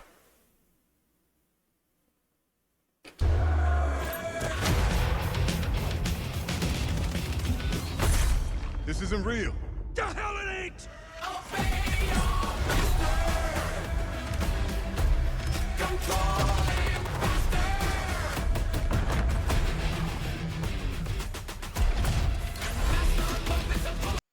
That shit drives me nuts. This is the type of shit that Call of Duty people want from Battlefield, by the way.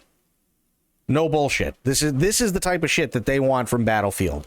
They want you to be able to use a zip gun so that you can hit a rock, zip line over, and travel at the better part of about 40 miles an hour while launching grenades at groups of people because they think that's really, really cool and they should always be the hero instead of letting the story play out.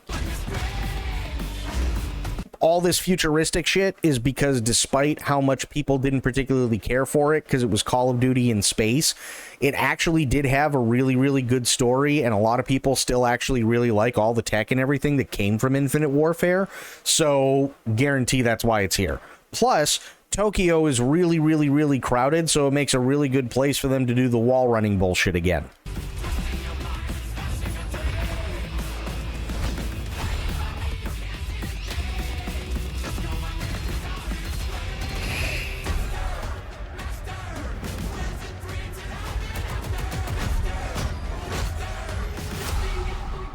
Pull it together, man! So eager to leave, David. Okay, this is the other big thing I wanted to bring up, right? You see how these TVs are oriented?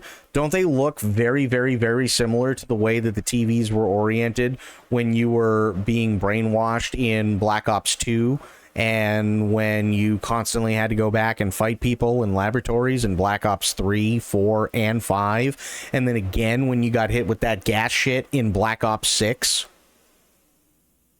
But it gets even worse. And I'm going to bring it to an even dumber part. This is clearly a giant biological weapon, right? As you can see, because the gas is coming out of it. And what would Call of Duty be if you can't have a biological weapon, right? Because they don't want to use nukes, because nukes at this point, for whatever reason, aren't apparently scary to anybody whatsoever, probably because if you get a 25 kill streak you automatically get one, which again doesn't make any sense, but sure, we'll go with it. But here's the stupid part. How much would you like to bet that Raul Menendez painted the Urkistan flag on the fucking thing? Just like every other dumbass fucking antagonist has for the last 10 years. Specifically to trick everybody into thinking that if this goes off and when they find the shrapnel, it's Urkistan. Because they can't use Russia anymore.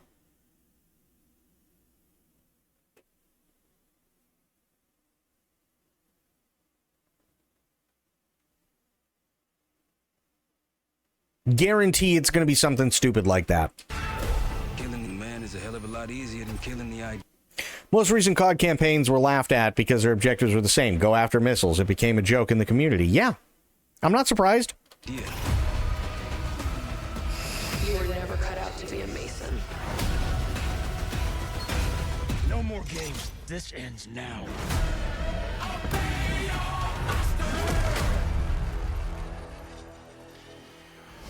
Oh, not to mention also, and I keep forgetting this one very, very big part, right? This guy right here, his name is, it's either Milo or Milo, I can't remember, but either way, his last name is Ventimiglia. I can bring him up. There you go, that's him.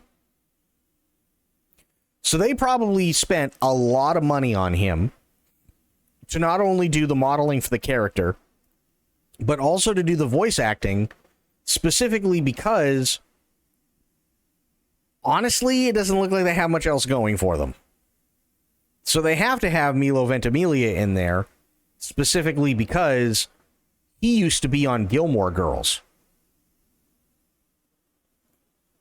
I'm not even kidding. I really, really wish I was.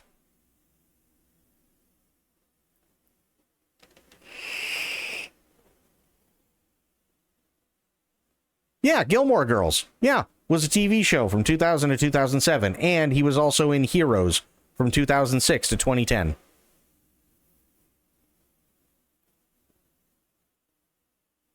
So because he's a big star, right, and he's done a couple of other things like Grown Ups 2, Countdown, Racing, The Art of Racing in the Rain, This Is Us, and so on, right? That's My Boy, Land of Bad, Rocky Balboa, where he played Rocky's son, and so on. He's got some credit to his name. So he probably wasn't cheap.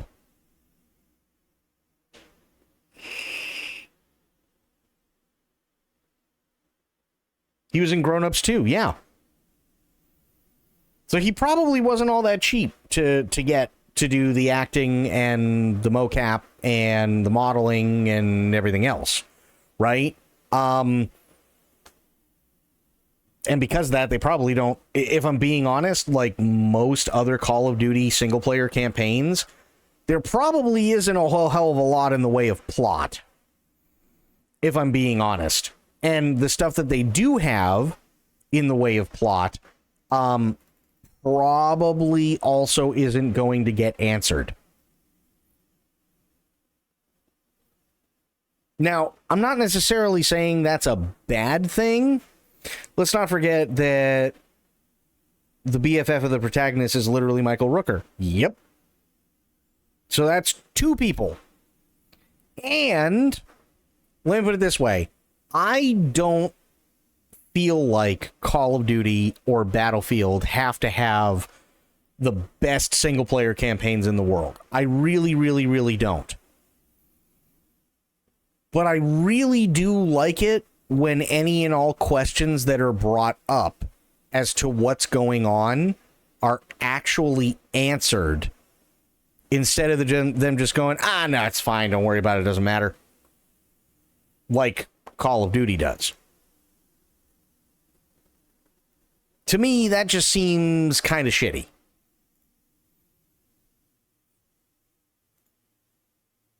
Do you know what I mean? Like, that doesn't, doesn't seem good. Now, I gotta see this. I don't know who this is. IMD1. Okay, fair. But why is Black Ops 7 the biggest scam ever? I gotta see what he says.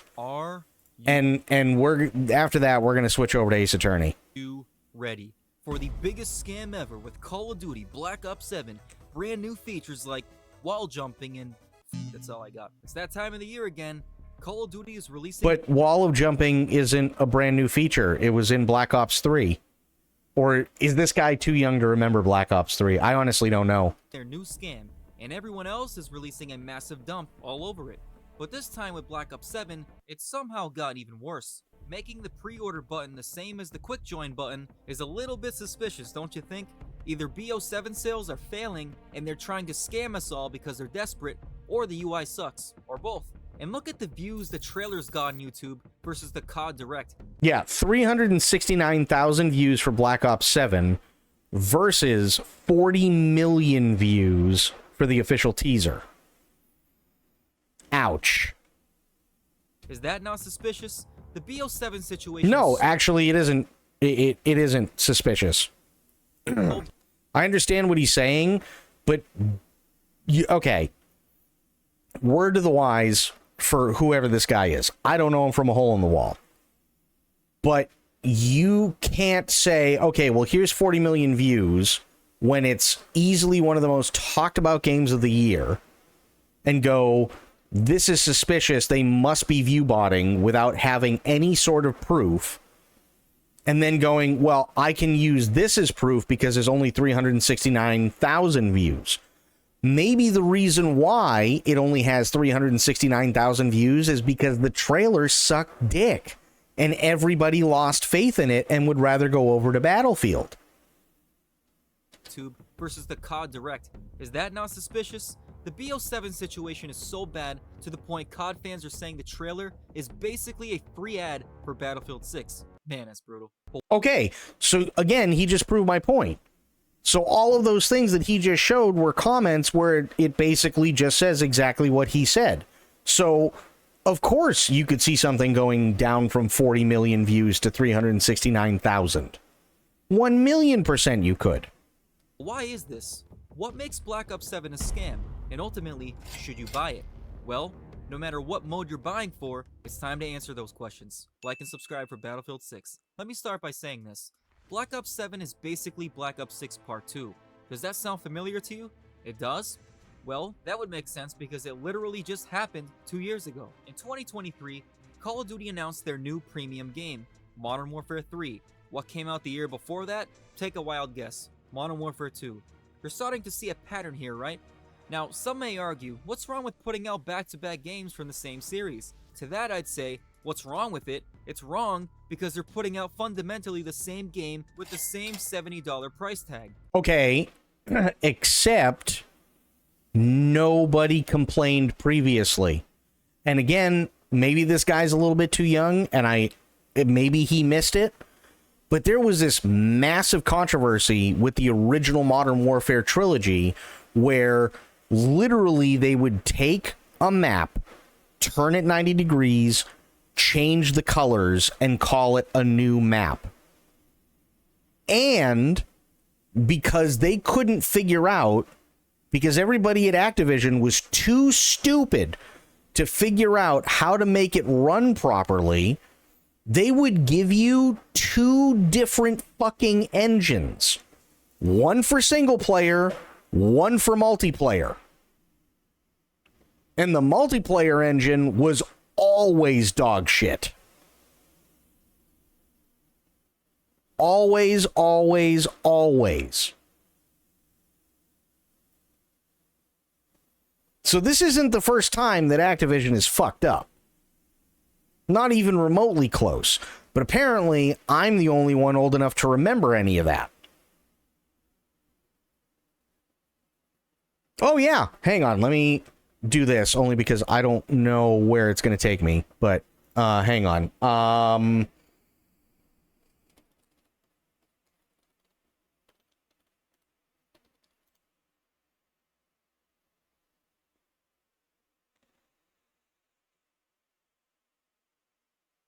Let me see here. 2023.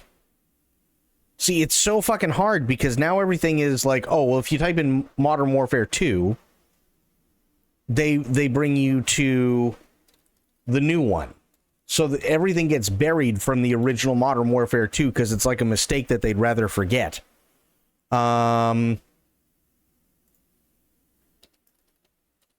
There we go. 2009.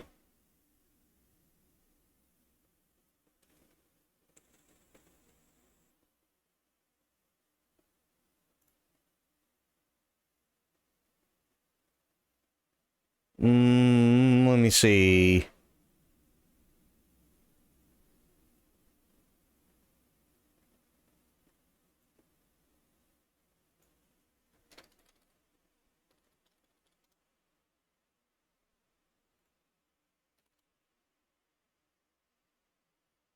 No. And of course, I can't find it now. I'd have to look a little bit more in depth. But yeah, that was the thing. Modern Warfare 2 and Modern Warfare 3, the original 2 and 3, right? Literally, it was just put the spawn point in a different area so that they're facing a different direction, turn the map 90 degrees, color everything a little bit different, and call it a new level. That's what they used to do. For example, the biggest criticism of Modern Warfare 3 2023 was that it was a DLC expansion to Modern Warfare 2 2022, but it sold as a full game. In MW3, the campaign was simply a continuation of MW2's storyline, and it turned out to be the worst campaign in franchise history. Okay, and that's all well and fine, and I get that, but that still doesn't mean that it's DLC. I'm still having trouble figuring out where he's getting this whole, or where anybody is getting this whole, well, MW3 is DLC for MW2. That's kind of the point. That's why they had 3 games, because they're a continuation of one another. That's why you have 1, 2, and 3, because they're, with the numbers, it's delineating that it is a continuation. Thing is, at one point in development, it was supposed to be DLC for MW2, so that's like sitting there and going, oh, well, I'm going to pay $30 for a DLC for RoboCop, even though the RoboCop DLC itself is a standalone thing, but I'm still going to call it DLC, even though it's just as long, if not longer, than the base game. It doesn't matter if it was going to originally be a DLC or not. The fact is, it's not. You know what I mean? So I don't doubt for one second that they originally were going to put it out as DLC, But then they decided, nah, let's expand upon it and justify the $70 price tag. And again, not something that Activision is unused to doing. They did that. They did exactly that with Modern Warfare 1, 2, and 3 originally. It was made very clear that the story was rushed, with about a 3.5-hour runtime, also one of the shortest campaigns in COD history. The storyline was atrocious, depending mostly on reused assets, such as fan-favorite characters like Ghost, Soap, Captain Price, and even pulling out Makarov from their asses. Wait. Ghost, Soap, Price? So, literally the people in the Black Ops and Modern Warfare worlds? You know, the main protagonists in basically every Black Ops and Modern Warfare game ever? Those guys? No. They wouldn't do that, would they? No. But that's a whole other story. And then there's the generic plot about stopping missiles. MW2 2022, stop the missiles. MW3 2023, stop the missiles. You know what I'd like? I'd like to stop the developers from making another Call of Duty game. But guess what? We can't always have good things. But we can buy the Black Ops 7 Vault Edition for the lowly price of $100. Now let's... Okay, and that's all well and fair. This is a valid criticism. However, I will say that this is just as much player and audience entitlement as it is developers in terms of whose fault this is. And the reason I say that is because if developers and publishers got the fucking message the first time that this kind of shit was unacceptable, then they wouldn't put it in. And the only way for them to see that this kind of shit is unacceptable and for them to change it is if people don't buy it. So it's just as much the player's fault as it is the publishers and the developers. 1,000,000%. Because they're going to keep putting out the stupid stuff so long as stupid people buy it. And that's not going to change. The Black Ops 7 Vault Edition for the lowly price of $100. Now let's look at multiplayer.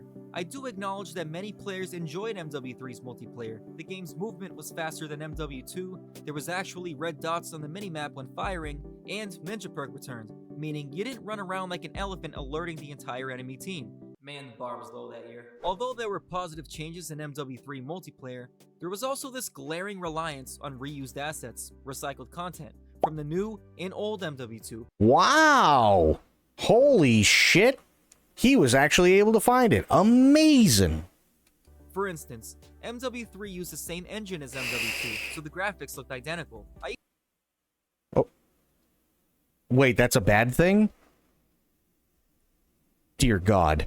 I used to appreciate going from Infinity Ward graphics to Treyarch graphics. It made the experience of transitioning from the original Modern Warfare 2 to Black Ops 1 unique, because they felt like two completely different games. You could even say the same about going from Black Ops 1 to Black Ops 2. Okay, but again, what he doesn't, and this is where I think he's getting confused, what he doesn't realize, and I didn't realize up until today, is that Call of Duty Black Ops and Modern Warfare were two separate entities up until, I want to say Black Ops 5, or Black Ops Cold War, I think is what it was called, right?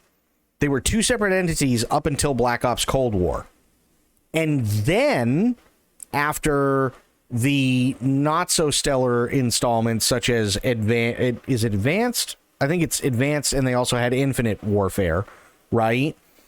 They decided, okay, well, we're going to reboot Modern Warfare, but instead of making it its own separate thing, Modern Warfare is actually basically what's happening in the Black Ops world years after. So now you're just going back and forth in the same universe. That's all you're doing. So that makes complete sense as to why the art style is damn near the same, because you're in the same exact world, and it's the same engine.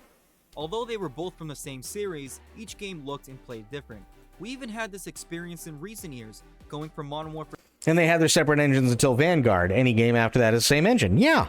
For 2019 to Black Ops Cold War, which looked like and felt like two completely different games. We don't get that anymore. But we do get Black Ops 7 by the Vault. Again, he's not wrong, but he's also missing that this isn't just because they're being greedy. It's because people are also being stupid. This whole thing is just as much player and audience entitlement and Activision taking advantage of it. As long as stupid people keep buying stupid things, these will always be around. Because the moment everybody stops buying all these stupid things is the moment Activision says, maybe we should not do that anymore because it's just pissing away money. Edition for the lowly price of $100. Okay, I'll stop. But it wasn't only the graphics. How about the fact that every single map on launch was a remaster of the OG MW2? It was a huge selling point for MW3, you know, other than Estate, Derail, and Wasteland, those maps. So yeah, maybe it was a positive to experience some of those maps again, like Terminal, Favela, Scrapyard, High Rise, Afghan, and Rust, but it signified yet again a lack of creativity. And then whoa, hang on. Let me go back on that one. The Vault Edition for the lowly price of $100. Okay, I'll stop. But it wasn't only the graphics. How about the fact that every single map on launch was a remaster of the OG MW2? It was a huge selling point for MW3. Okay, which is all well and fine. So MW3 has remastered levels for MW2. Again, totally fine. And especially for Rust, and I know Rust very, very, very well, I would expect to see that come back, considering it was literally one of the most popular for the original MW3.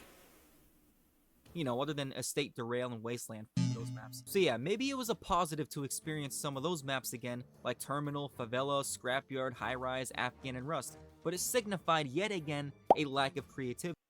Okay. Lack of creativity, I can completely understand where he's coming from, but please show me anywhere in the last 15 years where Activision has had any creativity. Show me on the doll where they had any creativity, please. And then there was the controversial carryover feature. Weapons, skins, even some maps eventually, all carried over from MW2 to MW3. Call of Duty was relying on all this recycled content to carry, no pun intended, its game development. It did not help accusations that the game was a DLC scam, and it proved further that the developers were in a creativity drought. Okay, creativity drought, totally fair. DLC scam, still absolutely not even remotely close to being proven. Granted, we're only 4 minutes in, but it's still nowhere close to being proven. And here's why. Because, at best, that's circumstantial. Now, I will say that there is an argument to be made that if they're crapping out one of these a year, right, there's absolutely going to be asset flips. Hell, how many years was it between Dark Souls 3 and Elden Ring and we still had asset flips? Asset flips aren't a bad thing, right? There's nothing wrong with an asset flip inherently. It's how the asset flip is used. That's the big thing.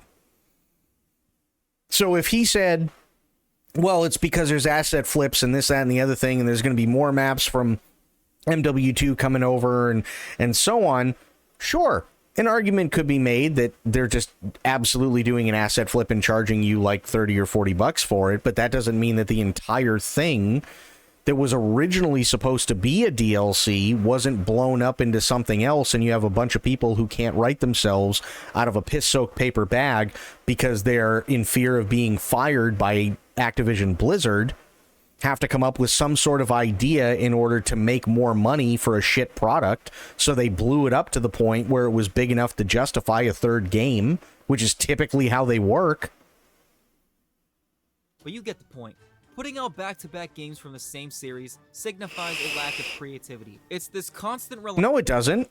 It doesn't signify a lack of creativity. Not at all. Does that mean the way that he is wording this, does that mean that putting out The Last of Us Part 2 was due to lack of creativity because it came out after the Last of Us Part 1? Does that mean that that MGS4 came out because of a lack of creativity or came out after MGS3 and that denotes a lack of creativity, does that mean that Black Ops 2 and Black Ops 3 in their original release dates, that Black Ops 3 has a lack of creativity because it came out after Black Ops 2?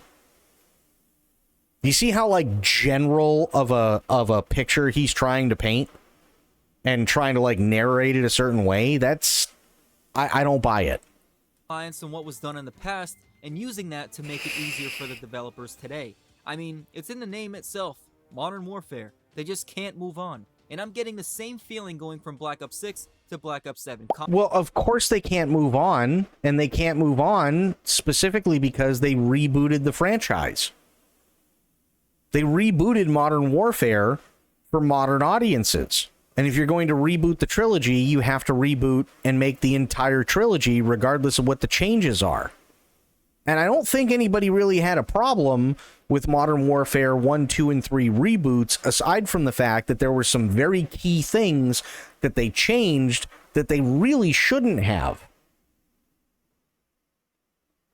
So, I don't know, maybe this argument is just going way over my head, but to me, I haven't seen anything that, or heard anything so far that is telling me that this is a scam, other than the fact that it's a Call of Duty. Comment if you agree. Again, the graphics will be identical between the two games. Gone are the days of going from It's been a year.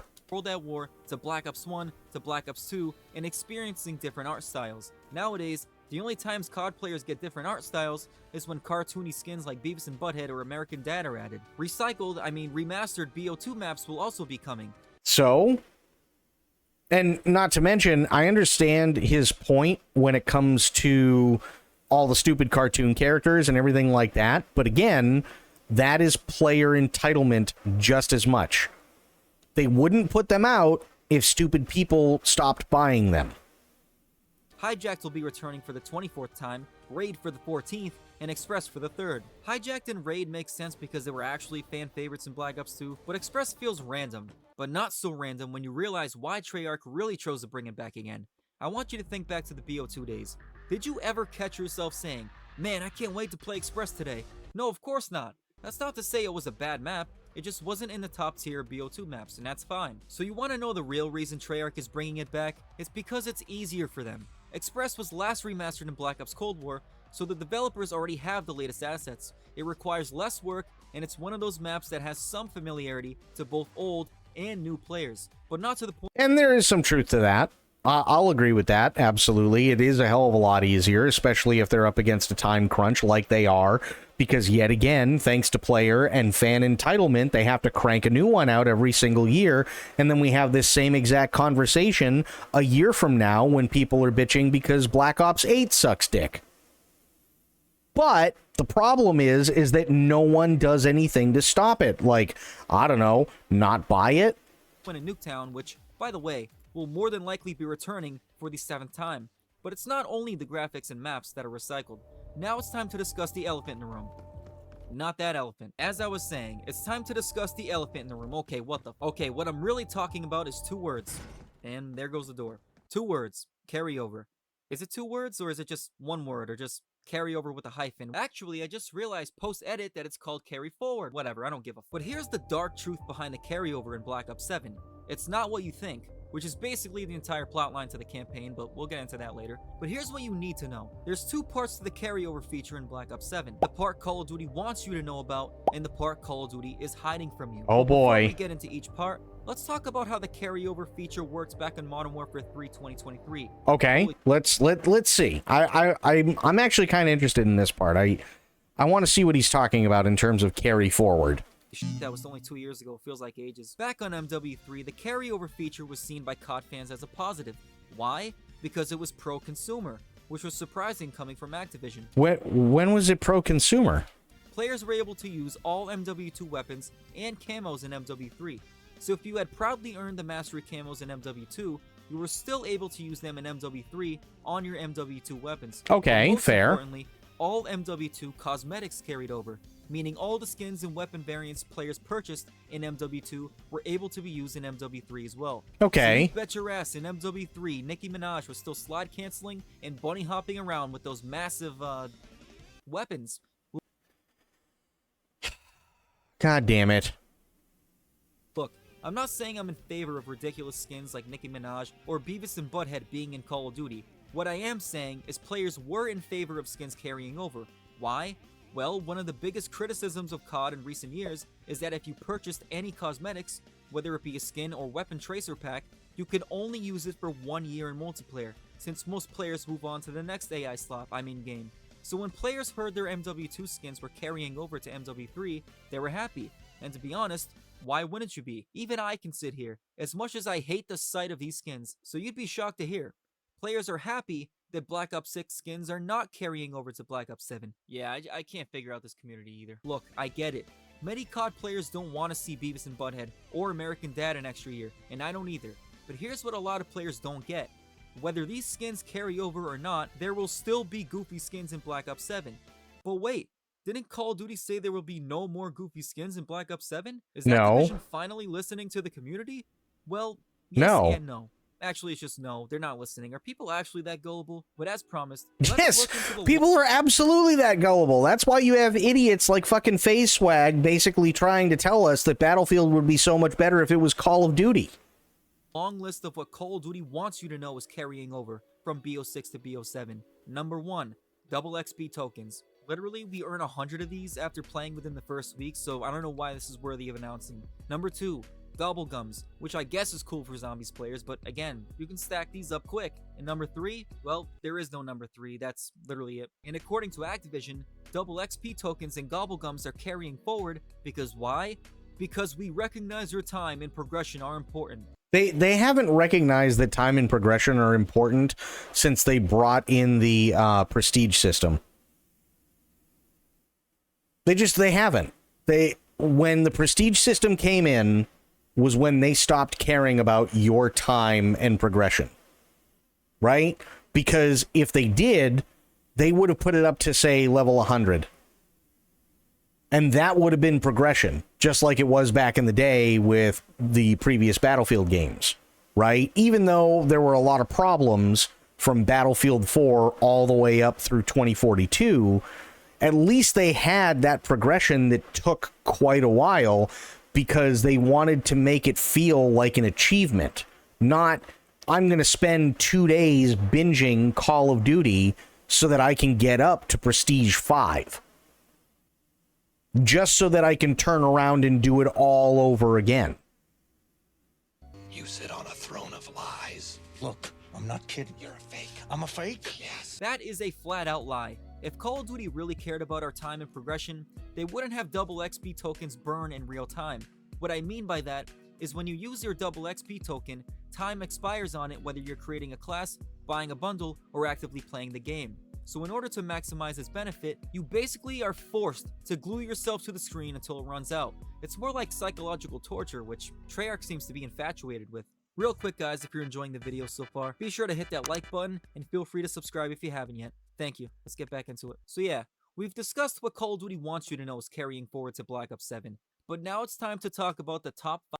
Funny enough, this COD and the last new COD had the prestige system added because of player wanting the system back. Yeah, because COD players are stupid. That's my point, right? Activision doesn't care about your time or your progression because it's a hell of a lot easier for them to just go, well, how about we just let them do it over and over and over again 12 times before they finally hit it, and we give them a tiny little extra happy face on the fucking rank that means absolute dog shit to anybody, right? Versus actually just putting it up to level 100 and making sure that there were enough, there was enough of an XP that you needed to gain that would last more than 1 or 2 rounds to the point where leveling up actually meant something.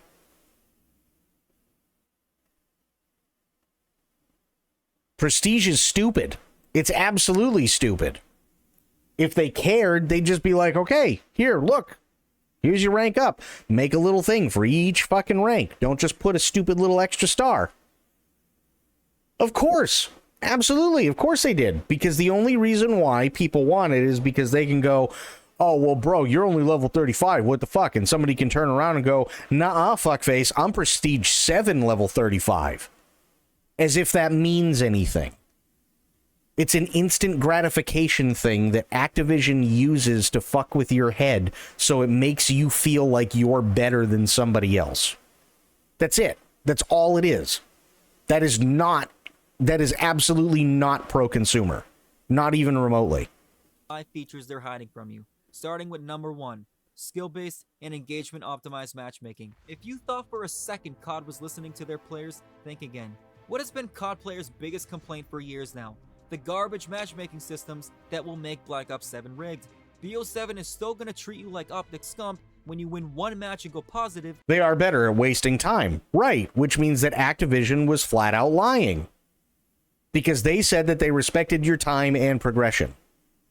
So if all they're doing is making you waste more time, then obviously they don't care all that much about your time, do they? With brain-dead teammates who just came from Minecraft and enemies who just came from a CDL Pro $100,000 tournament. It's still gonna spawn you into consecutive deaths after going on a 10-kill streak. And I hate to tell you, it's still gonna fall on deaf ears. And most players are still gonna buy it, damn it. Number 2, goofy. Yeah, you know why he says damn it? Because he's also in a position where he has to buy it.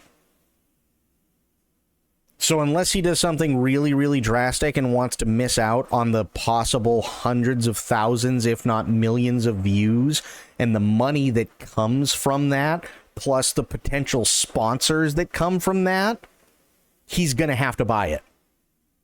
Skins. Let's circle back to the lie that Black Ops 7 will not have goofy skins. It's the biggest reason players love that skins will not be carrying forward from BO6 to BO7.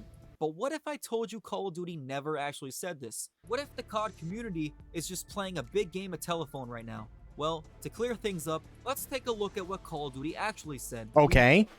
We know there's been a lot of conversation recently about the identity of Call of Duty. Some of you have said we've drifted from what made Call of Duty unique in the first place, immersive, intense, visceral, and in many ways grounded. That feedback hits home and we take it seriously. We hear you. How many times have I heard? We hear you. Oh, that's right. We got it from Black Ops. We got it from Battlefield 3, Battlefield 4, Battlefield 1, Battlefield 5, Battlefield 2042. We got it from Jedi Survivor. We got it from Cyberpunk. We got it from, I mean, right now I'm up to 7 games in the last, 15 years? Right? Not to mention all the other games that bombed so fucking hard, they didn't even have time to sit there and actually fix anything because they just fired everybody. Like, for instance, Forspoken, or all the shit show that has been Redfall. This is just a standard company thing now. We hear you. Doesn't mean they're actually going to do anything. You know, there's been a lot of conversation recently about the identity of Call of Duty. Some of you have said we've drifted from what made Call of Duty unique in the first place. Immersive, intense, visceral, and in many ways, grounded. That feedback hits home, and we take it seriously. We hear you. Okay, so they're not technically lying here. COD is just simply acknowledging its identity crisis. But they left one part out after we hear you. We don't give a shit. Black Ops 7 needs to feel authentic to Call of Duty and its setting. That is why Black Ops 6 operator skins and weapon content will not carry forward to Black Ops 7. Okay, so again, lots of word salad here. When it comes to what feels authentic to Call of Duty and its setting in 2025, what does that even mean at this point? You want to know what it means? I can tell you exactly what it means.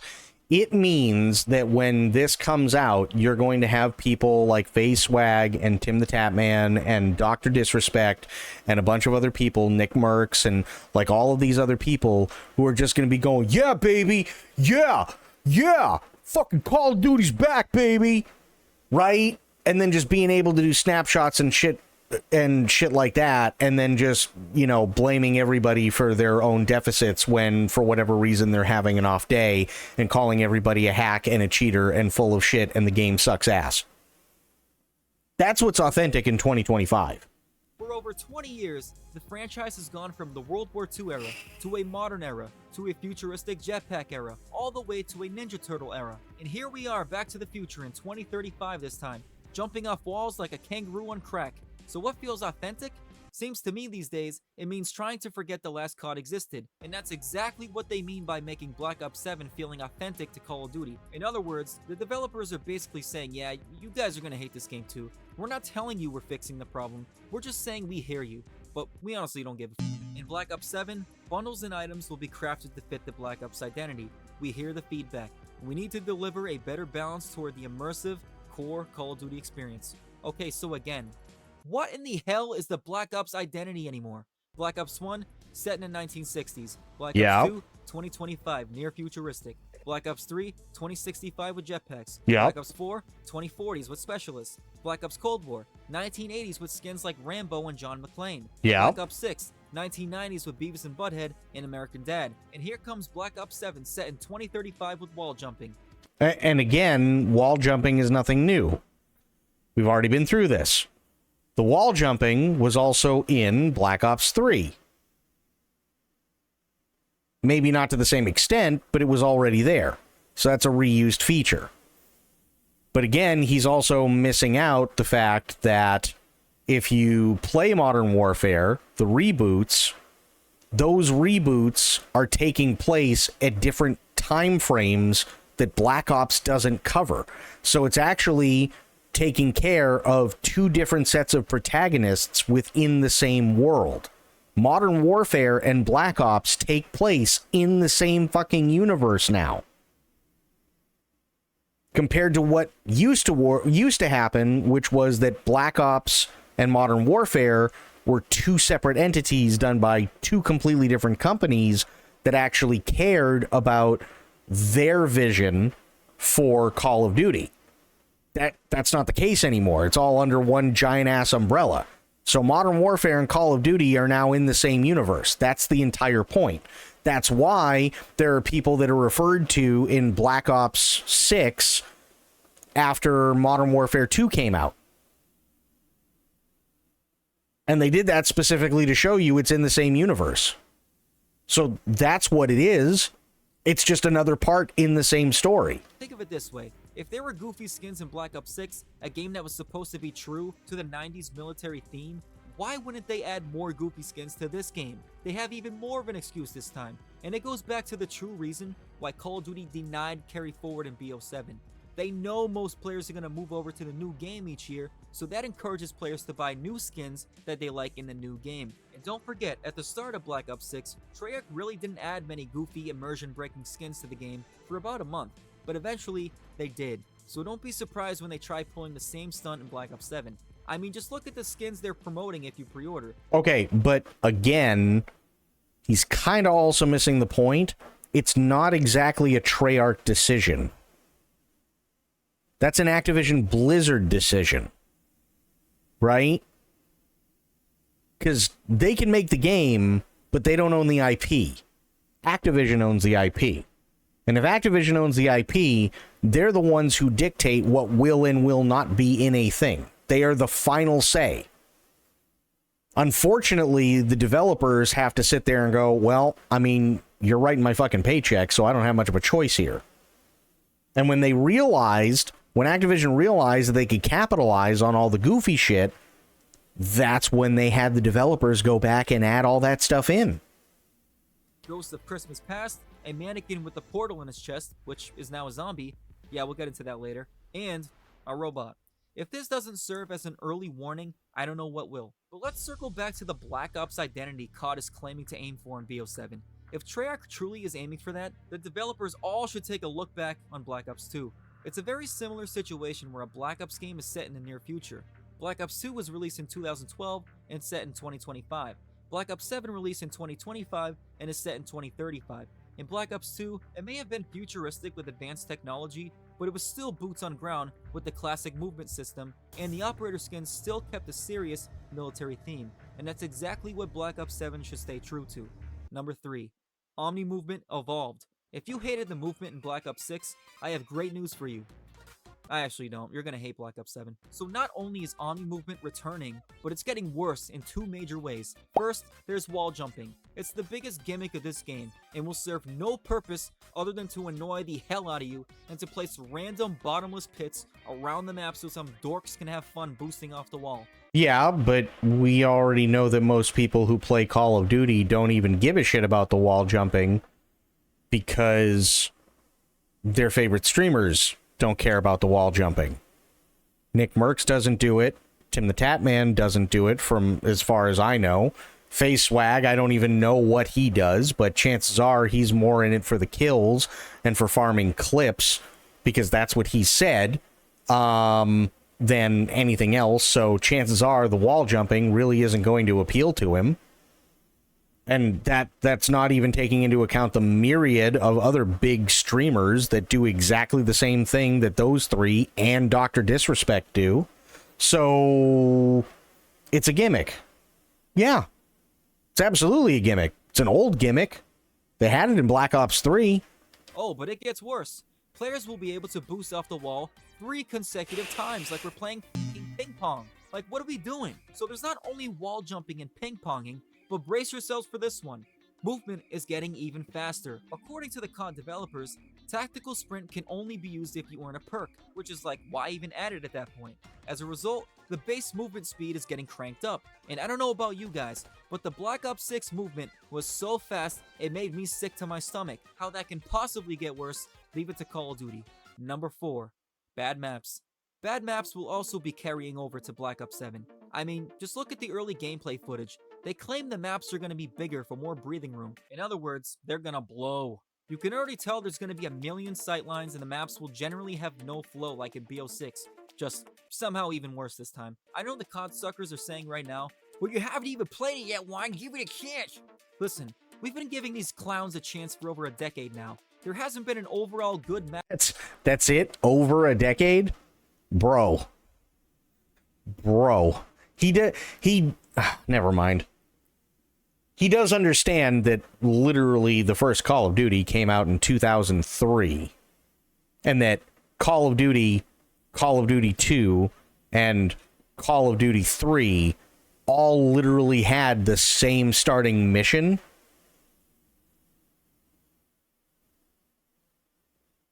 And in fact, most of the starter missions in all 3 of them were so similar that it didn't actually matter which one you picked up in Walmart, aside from how much you decided you wanted to pay for it, because it was that bad.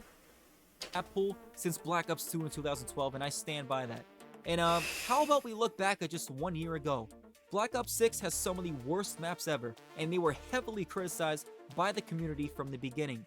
The reality is, Nuketown 2035, or whatever it's going to be called, and the small face-off maps will carry in this game. And by carry, I mean carry the game to an all-time low player count. You know, Treyarch may even carry over Stakeout from BO6 as well. They're going to need all the camo grinding simulators they can get if they want to keep players on this game, even for a little while. So yeah, aside from the BO2 remasters, this map pool has no hope. Number 5, cheaters. Cheating is unfortunately a controversial issue that will never go away in COD. What makes matters even worse is players move. It's not a controversial issue. It's actually it's a pretty open and shut case. Cheaters are bad. The end. That's it. I mean, that really is the whole take. Cheaters are bad. And if you think otherwise, it's probably because you're cheating. So damn fast now that it's hard to distinguish between a cheating loser or just a sweaty loser. It's almost like the developers are designing the game to make it easier for cheaters to get away with it. There's just so many questionable things that happen while playing COD, it gets to the point where you give up even trying to figure it out anymore. Does he have aimbot? Or did the game just teleport me back 10 feet so we could get the kill? I don't know. I don't know anymore. But yeah, those were the top 5 features Call of Duty is hiding from you in Black Ops 7. Now, can we talk about the insane nostalgia baiting? Did you catch this quote from Treyarch? If you're a fan of Black Ops 2 back in the day, especially if you're a fan of Black Ops 2 competitive, you're gonna have a good time in Black Ops 7. That is a straight up lie. That's like saying if you liked Black Ops 1, you'll like Black Ops 6. Just because one game takes place after the older game doesn't mean we're gonna enjoy it. It's just a pathetic attempt at pulling the heartstrings of old school Black Ops 2 fans. They're using the legacy of its name and its classic maps and weapons because Black Ops 7 has nothing to stand on by itself. And then there's the recycling of fan favorite characters. Of course, there's a return of David Mason, the main character from BO2, which will certainly invoke feelings of nostalgia in old school players who want to see how his story continues. Although not as iconic, even Harper is returning from BO2, who provided humor and was thought of as the best sidekick to David Mason. Treyarch is basically saying, when all else fails, bring back something from the past and sell it to the COD. But again, it's not Treyarch. It's Activision.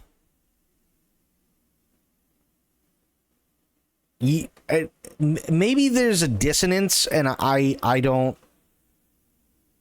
maybe I'm just too old to understand it, but the copyright holder is the one who makes sure that the contract stays with developers like Treyarch or Infinity Ward, right?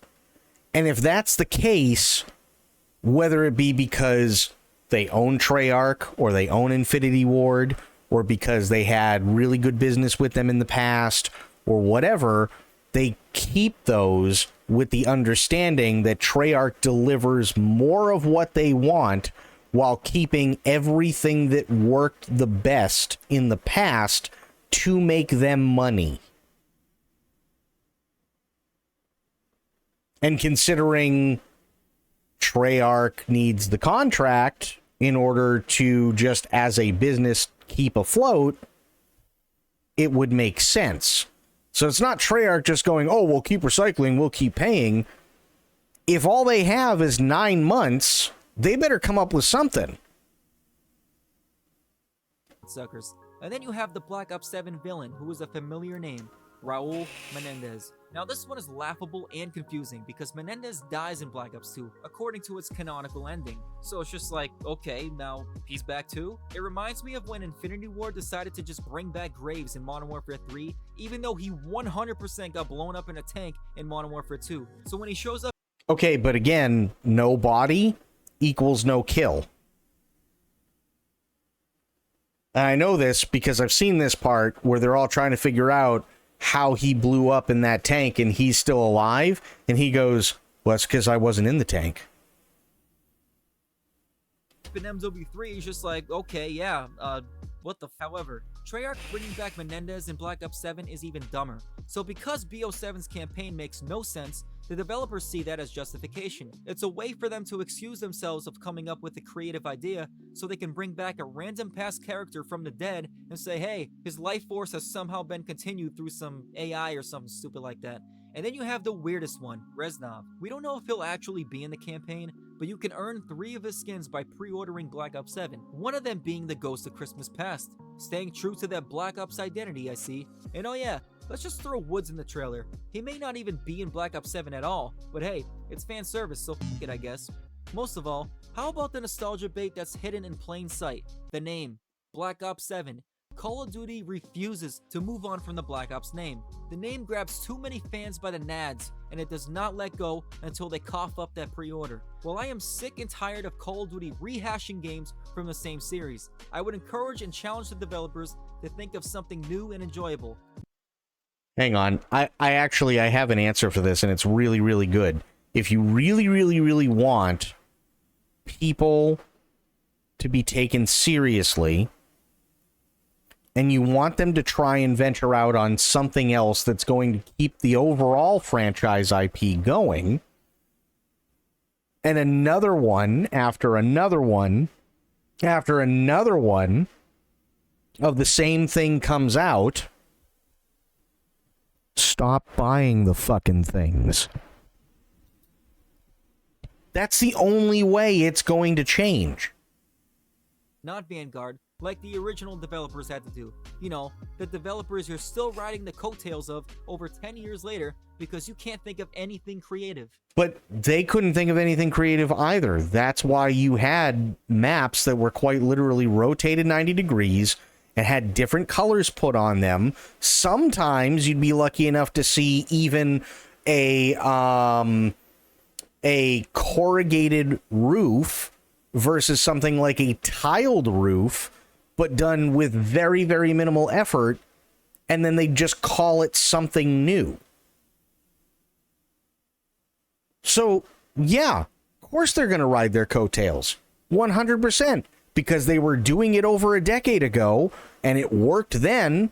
If people are too stupid to see it and don't stop buying the games, why would they not do that?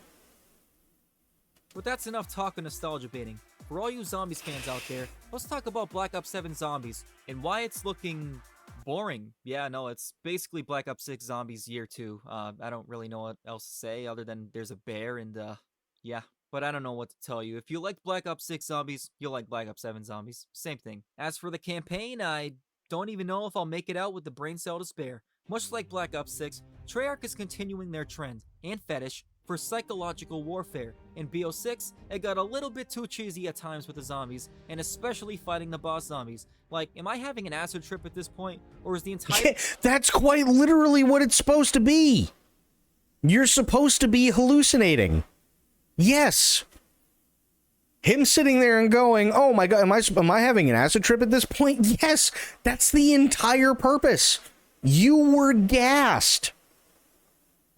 And now you are hallucinating. That is the entire point. Campaign and ad for Zombies mode. It kind of reminded me of MW3's campaign, where the missions felt like an ad for Battle Royale Warzone. I mean, it was literally an open world campaign where you played up and loot items on parts of a Warzone map.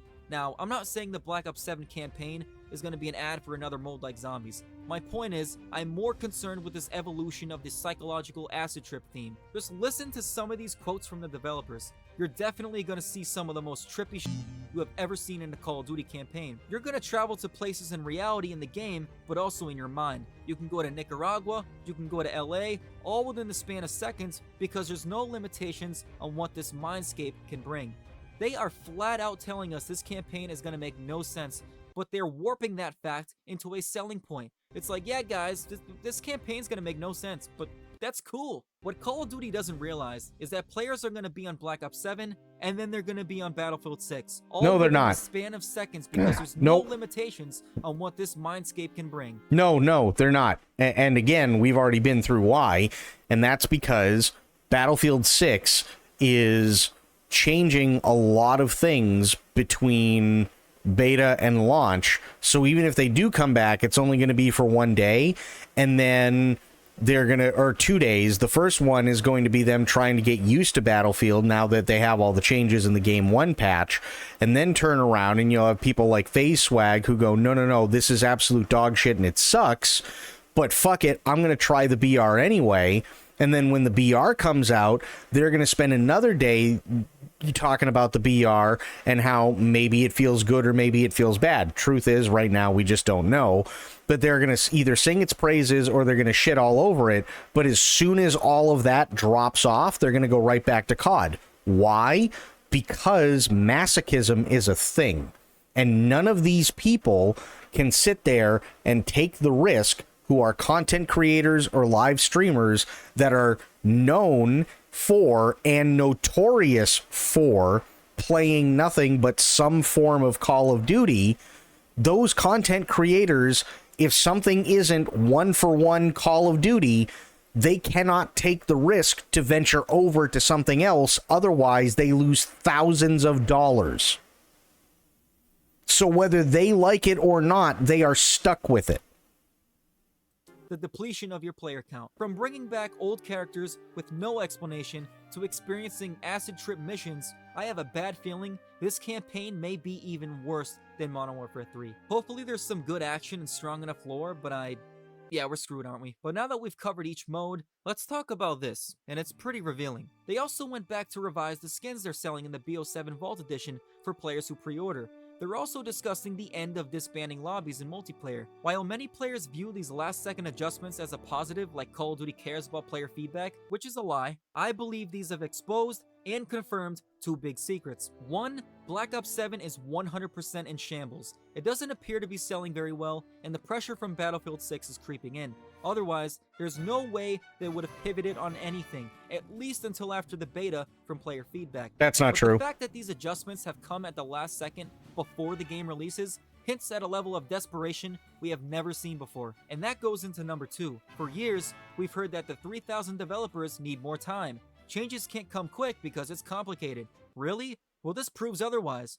After all those complaints like removing skill-based matchmaking and having a toggle off option on the goofy skins, Call of Duty just proved to everyone that they can do it. They're simply choosing not to because it won't make them more money. But let us all know in the comments, do you think So everything that I said in terms of it being because of money is true then, and doesn't really prove the point that it's a scam?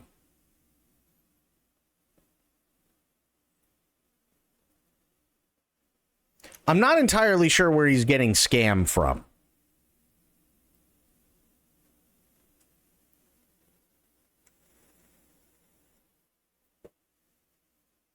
This isn't a scam, right? Like if I do this, right? A dishonest scheme to gain money or possessions from someone fraudulently, especially a complex or prolonged one. It turned out that the investment opportunity was part of an elaborate and sophisticated scam. Use depiction to gain money or possessions from someone, fraudulently swindle or defraud. Nobody is swindling anybody because they promised you Black Ops 7 and that's what you got.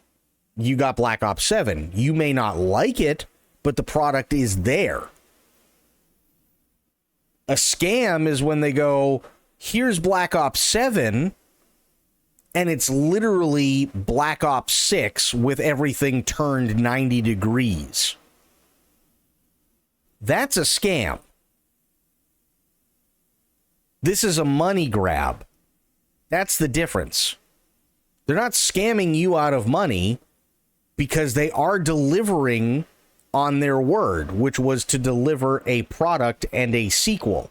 Whether or not the sequel is good is inconsequential because they have your money. And that's the point. They delivered and they made good on their promise to deliver. It doesn't matter whether you like it or not. That's not a scam. That's just you being too dumb.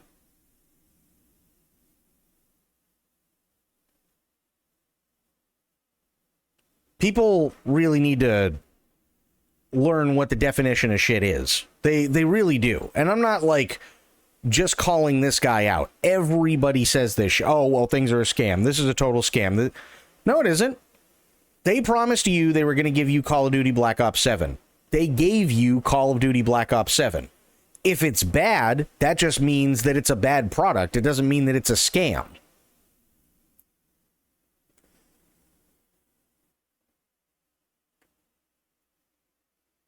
Another perfect example of a scam would be like if Activision said, we're giving you Call of Duty Black Ops 7, and then you buy Call of Duty Black Ops 7 and come to find out they didn't care enough to even change the title card and it still says Call of Duty Black Ops 6 and it's the same exact thing.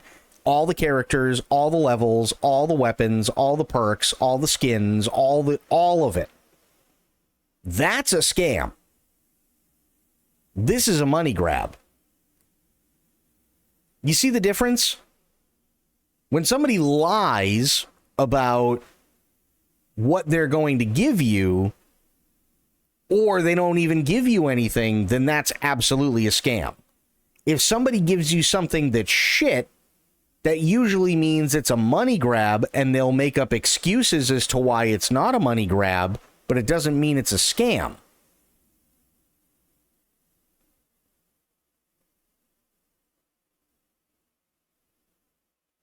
So, I mean, I don't know. I get 7 is a scam or not. I get where he's coming from, but at the same time, I think there's a lot of things that he's talking about that are subjective. For instance, I completely understand and I agree with him that all the stupid skins and everything like that, like Nicki Minaj running around with an M4 and blasting people and shit, yeah, that's stupid to have in Black Ops 6. I completely agree. It was stupid to have in the previous Black Ops, right? That's all well and fine. And overwhelmingly people were excited that they wouldn't have to deal with watching Nicki Minaj jump around with her giant ass fucking bazongas anymore. Okay, cool. But they didn't promise you that they were going to give you a really good Black Ops sequel. They just promised you that they were going to give you a Black Ops sequel. That was it. Right? And even this. Initial confirmation comms. Welcome to 2035. Prepare for the most mind-bending Black Ops ever. Okay, well, I mean, if you don't like the psychological warfare aspect, then maybe you shouldn't buy it. Might just be me, but when did this come out? This came out 1 day ago, and it's got 90,000 views. That's not bad. This came out a day ago, and it's got 90,000 views. And he's just over 25,000 subscribers, right? So, generally speaking, that's not a terrible number. 89,000 views in a day.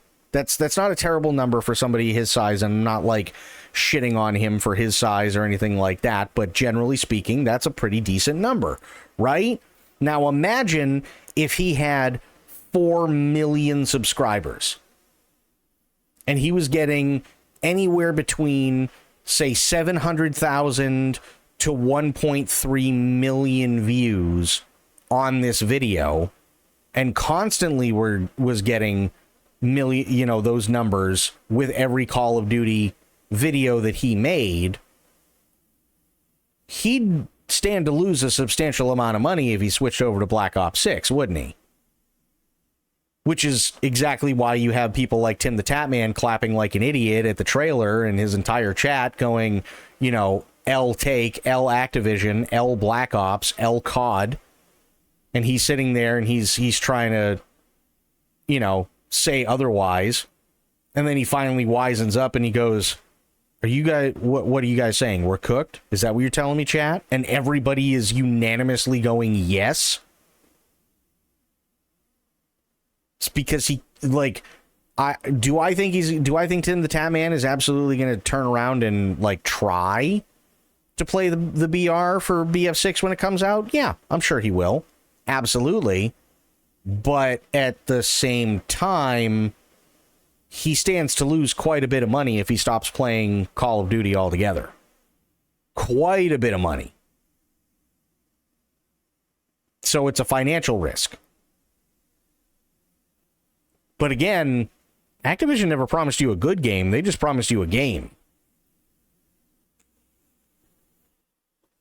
I just know that I need Battlefield 6 now. I hear ya, and here's the good part. Today is the 6th. We got 1, 2, 3, 4 days. Actually, it's more like 3.5. We got 3.5 days before it launches.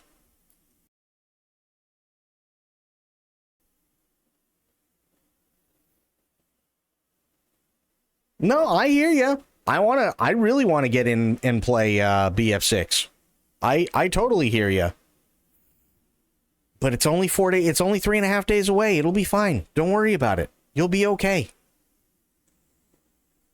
Trust me, you're not the only one. We're all sitting here waiting with bated breath and biting our nails, waiting for the release. We are all doing that. Every single one of us who really, really, really wants to play it. They're edging us? No, they're not edging. They already told us when it was coming out. It's just now it's one of those days. This is like when you were a kid, right? And you were waiting for Christmas. And you're in school. And up until the last week before Christmas, or the week of Christmas, I should say, up until the week of Christmas, you were just like, whatever, it's any normal day, it's no big deal, or whatever. And then, you're 2 days away, or 3, or maybe even 4 days away from, an extra long vacation from school, because you also have New Year's. And New Year's is literally 7 days, not even, well, yeah, it's 6, maybe 7 days from Christmas. So it doesn't make any sense to bring people back in to give them an early weekend. So instead they just say, well, fuck it. I mean, you know, here's a week off. Right? It's the same thing. So once you get down to those like final few days before you get that like week-long vacation or like anything like that, you're sitting there and time slows down and you said, fuck, man, today really is dragging, and oh God, this is really boring, and fuck, I hate lunch because the food here sucks, or God damn it, I'm so bored, all I could do is just sleep, or maybe I could have my mom call me out of school tomorrow because, you know, maybe I can just tell her I don't feel good, or, you know, I could make up some story or whatever, and then maybe I could be out for a couple of days. That way I could start earlier. Like, we've all been there.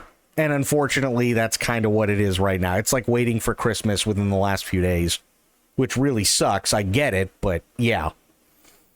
I miss school holidays. Yeah, I miss school holidays too.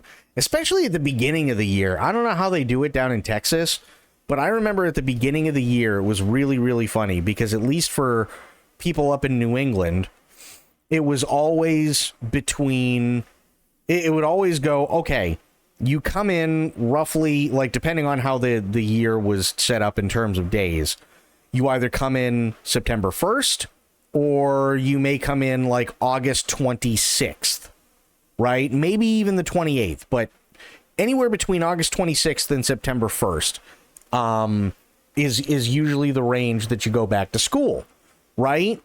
And then you have 1.5 weeks, maybe 2, and then you get a day off because of parent-teacher conferences. But they always do that on a Friday so that you get to start your weekend early. And then, after 2 weeks, you have, at least here, you have, or at least in the States, you have Columbus Day, which is another day off from school. Right? So you've already had 2 scheduled early weekends because you had parent-teacher conferences, which don't mean shit at the beginning of the year, and then you also have a national holiday. And then all you have to do is get through most of October, and people don't really care about October all that much because Halloween, and they know that people are going to be coming in, and they're going to be dressed up as whatever, and so on, and they're probably going to have a hell of a lot more important things like her tits are hanging out, or holy bejesus, you can literally see the pubic hair from a mile away because her skirt is so short. Right? They got that shit to worry about versus actually teaching anything. And they have to worry about it all the way through October. So then they go super critical and start sending girls home because God forbid a girl wears spaghetti straps, or God forbid a girl has a top that doesn't necessarily need a bra, and they decide that they're going to crank up the AC and now her nipples get hard through her shirt. Holy bejesus.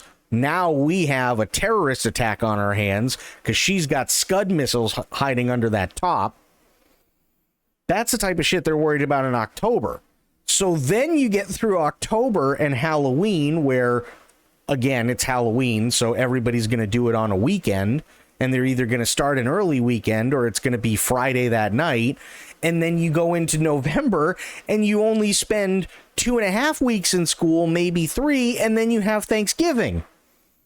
So then you get through Thanksgiving, which is usually on a Thursday, and because it's Black Friday the next day, they give you that day off too. So now you have a 4-day weekend. And then you get through that, and then you're only there for 3 weeks because you have Christmas, and then you're off the entire last week of December because literally you have New Year's like 7 days later. So, and you don't go back until the 7th, or until the 2nd, rather. Maybe even the 3rd, depending on exactly when the days line up. Like, I'm not even kidding. The first 3 months of school in the US is basically just a vacation that you sometimes have to learn. That's it. You sometimes have to learn things during your extended vacations. That's it. That's all it is. It's mind-bending Black Ops ever. Probably the truest claim they've made about this game. If you want to remind yourself how Call of Duty has screwed us before, feel free to click on this video. I think you'll very much enjoy it. Before you do, don't forget to subscribe and hit that like button, and share with your friends if you enjoyed this video. Thanks for watching. And that's by the way, when it comes to the school stuff, it's not until after the new year, unless you have like some real massive like stickler for the rules or massive stickler for the syllabus, or like a brand new teacher that has to that really has to make their bones.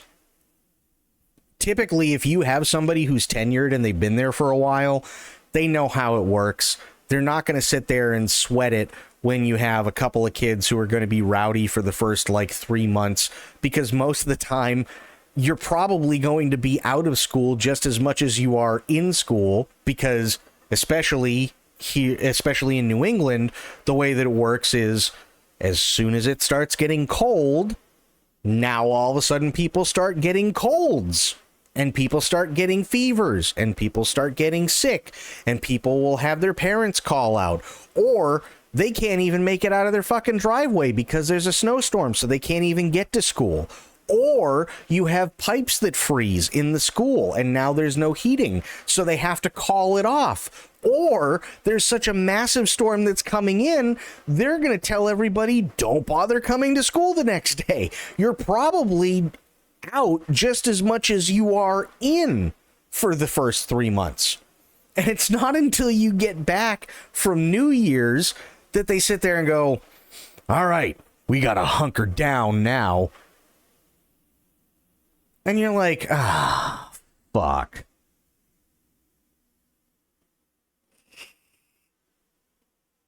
It really is like that. It's insane, but it really, really is like that. And then you have what? You have George Washington's birthday.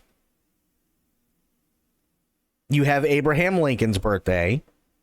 You have Martin Luther King Jr. Day. You have President's Day.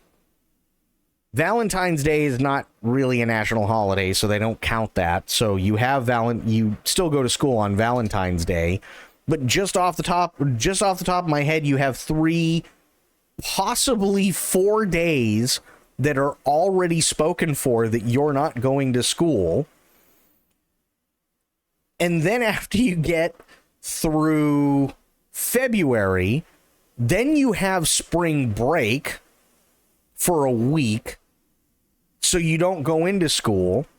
So you're only spending 3 weeks, sometimes maybe only 2.5, because your family might have plans or something to go away for spring break in school.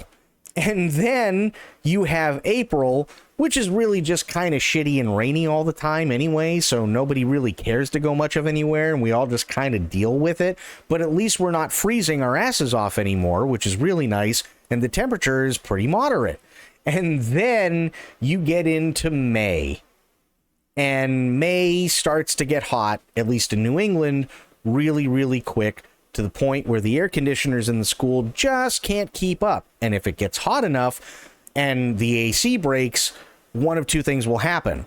If the AC breaks bad enough, they'll just be like, okay, yeah, don't bother coming into school for a couple of days. Or they'll tell everybody to sit there and go, well, don't worry, we got water bottles. If we need to, we can fill them up. Today's really going to suck. It's really hot. There's nothing we can do about it, so let's just suck it up and get through it. And then you're there, miserable, not learning anything, because you'd rather be in a coma after lunch, because literally you're just sweating your ass off the entire time, and the entire school smells like the inside of a gym locker that hasn't been cleaned in about 15 years. And you have to deal with that through all of May, but don't worry about it, because help is on the way. And help is on the way because once June hits, it gets really hot. So at least if you've been through the U.S. school system, long enough, you can sit there and go, okay, well, May kind of sucked, but at least it's not going to be as bad as June. Because when June hits, things really, really, really go to shit. Until the last couple of weeks of June, in which either all the seniors in your high school or a combination of seniors and everybody else skip school on certain days because of senior skip day, senior prank day. The seniors get out a week early and they can go on vacation and do whatever they want so long as they're back for graduation in a week, because they get their graduation earlier, which means that the only people who really have to suffer are the people that aren't seniors, and they get out roughly about 4 days later. So there's a lot of time in which we're not actually in school. Like, quite a lot.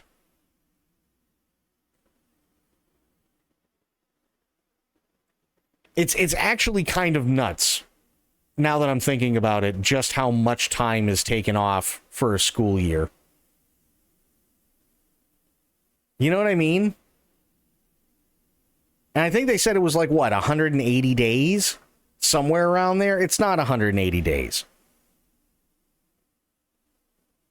They said they say in total, I think it's like 180 days from the time you go back to school from summer vacation to the time the school year is up. It's 180 days. But even then, at best, it's probably more like 100 and, at least in New England, it's probably more like 170, or I should say like mid 170s to worst case scenario 150 if you get like really bad snowstorms. And I miss that. I miss having vacation all the time. Yeah, that's fair. And then you become a grown up and you realize, oh shit, I gotta get a job. And you're working through the summers. And all those family vacations kind of go out the window because your parents are getting older or you're getting older and you want to make money, but you have to work. And now you have to get a car, and now you have to get the car insured. So you have to work in order to keep your car insured and to keep gas in it. And it's like, and then everything just spirals out of control and it sucks. Welcome to being an adult. It blows. I fucking hate it.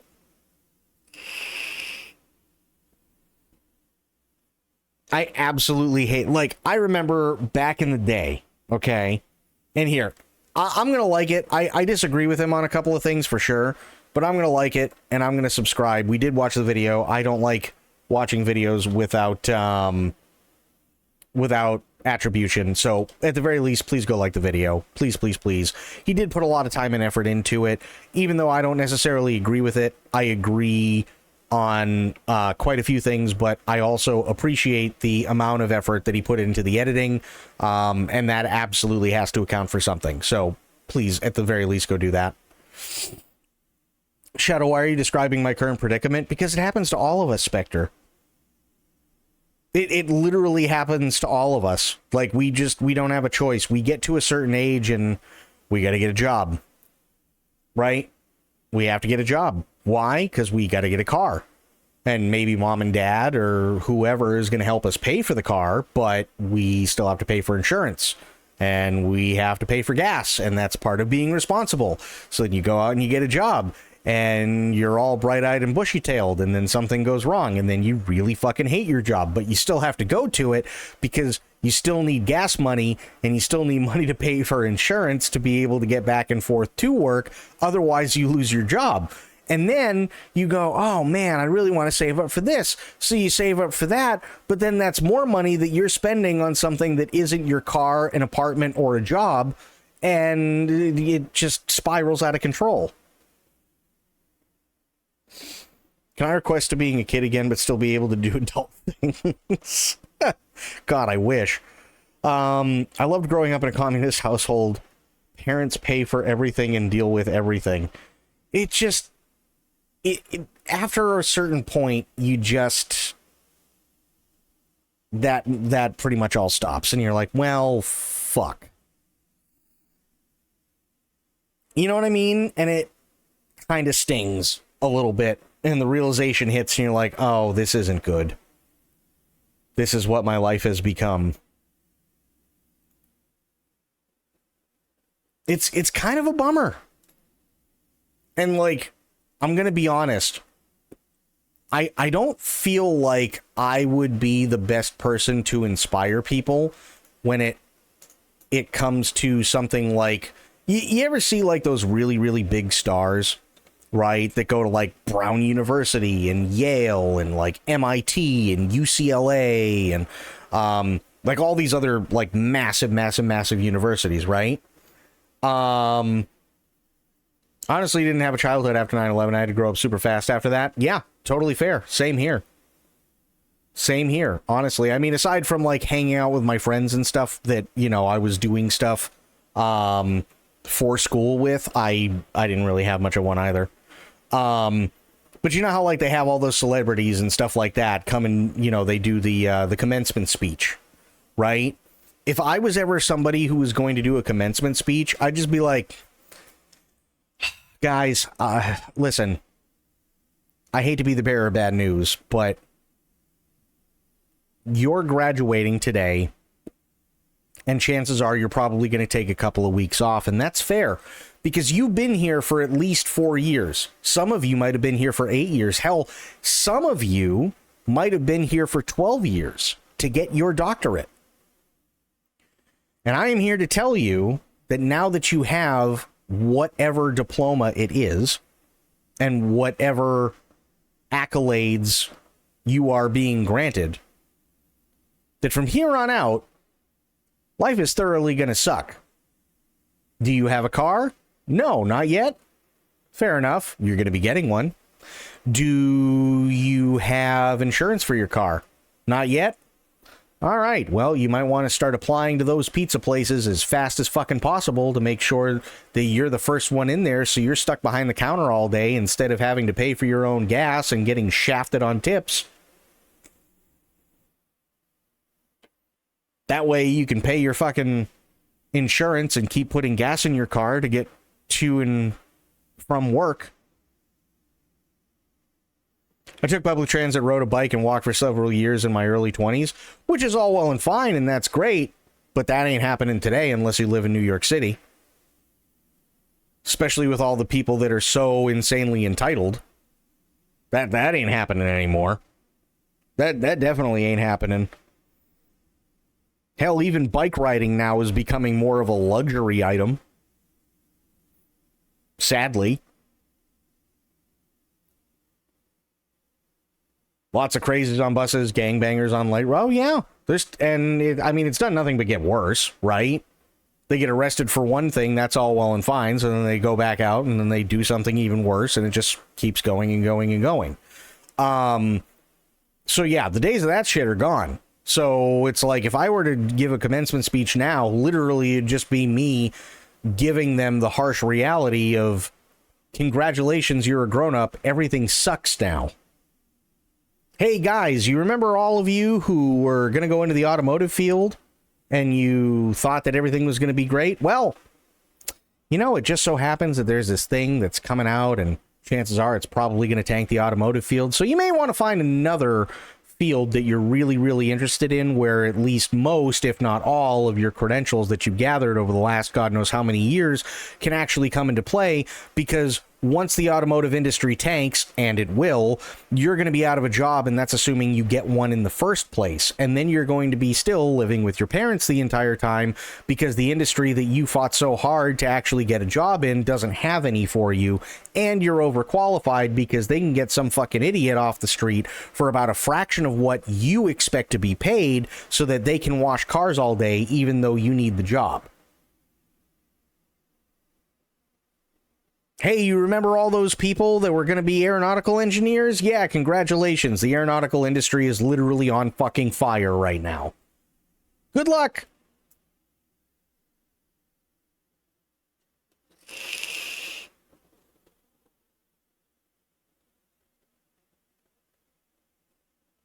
Is it right now? The aviation industry's been on fire since literally 2008, and they haven't recovered. They haven't. They absolutely haven't. Unless you're going in to replace, like, and it's so bad to the point where in the automotive industry and in the airline industry, the only way you're getting a job is if the person who had your job before you either retired or died. That's it.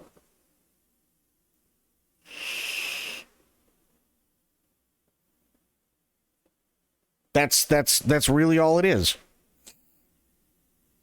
Planes have not really advanced much in decades. Civilian aircraft, there's no reason for them to. The only stuff that they need to do is create new airplanes that can take new electronics and stuff like that, and be able to use stuff like maybe fly-by-wire. Other than that, there's really no need for them to really get any better. There really isn't. Why is that guy pointing a gun at you? He's not pointing it at me. But he is looking at you. Very menacingly.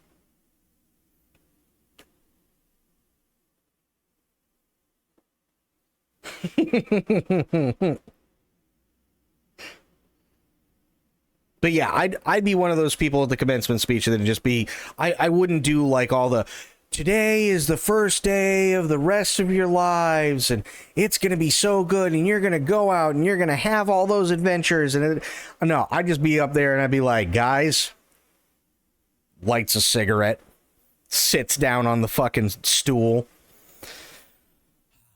Let me tell you what life is really like after college. That would be me. You know, I haven't had a cigarette in 14 years. And today sounds like a good day to pick it right back the fuck up, because I have to relive all the horror. And just go on for like 2 hours as to how much life is gonna suck.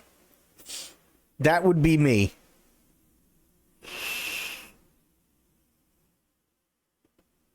Maybe every once in a while I'd look over at the dean with a fucking snifter glass in my hand. Hey, I'm getting paid to be here. Give me a fucking refill. Scotch. Neat.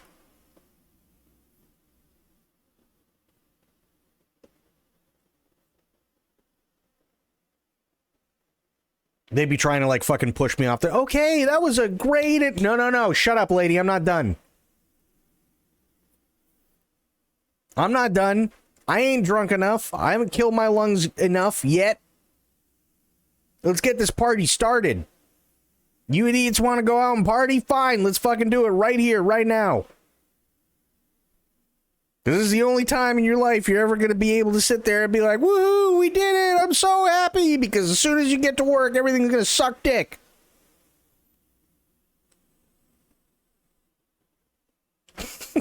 I would be that guy. I would totally be that guy. In a heartbeat.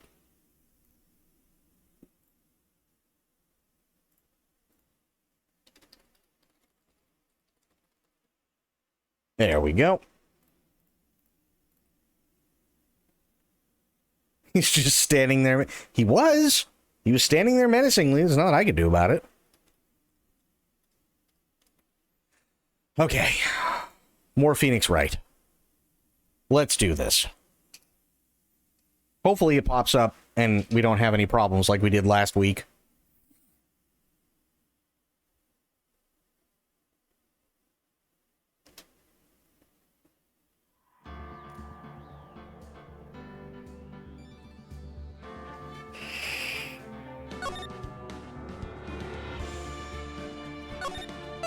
Okay.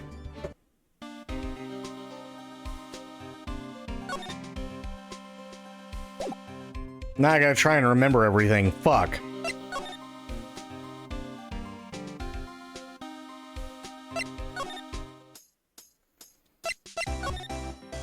No.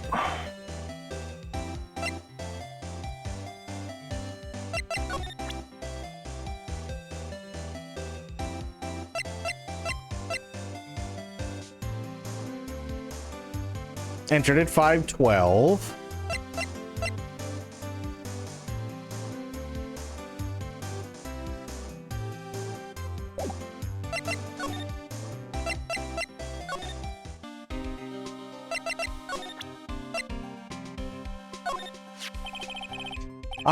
Detective Gumshoe, what can you tell me about this? Huh? Hey, pal, this is a detective ID card. Best we can do is just watch what happens in Phoenix Wright's life, yes? You can't just keep that, you'll have to turn it into the police. People like you that get me into so much trouble all the time. Meaning Detective Gumshoe must drop his ID card a lot. Let's see. Bruce Goodman. Yeah, we already went up to the 12th floor, I think it was, and talked to Edgeworth. Goodman. Sounds familiar. Nah, my mistake. But didn't you work together? Whoa, now I remember. Bruce Goodman. He's the victim. That's what I thought. Can you tell us more, Detective Gumshoe?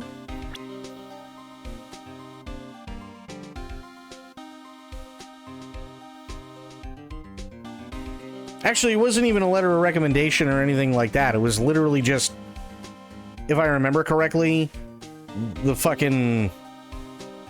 guy in the cowboy garb said go on up to the 12th floor. So if there is an actual letter of recommendation, then no. Found in Mr. Edgeworth's car, stabbed with Mr. Edgeworth's knife, huh? What would drive Chief Prosecutor Skye to do such a thing? Wait, I mean, sure, of course someone else really did it. Someone who must have had a grudge against Mr. Edgeworth. Car and the knife do seem a little too well organized to be a coincidence. Poor Mr. Edgeworth. What could have happened? We have to find a little more about what's going on with Edgeworth. Okay. What did you think of the conclusion of the last case? Did you like the twist? I'm trying to remember what it was. I haven't played this in 2 days, so I'm trying to remember what it was. Oh, with,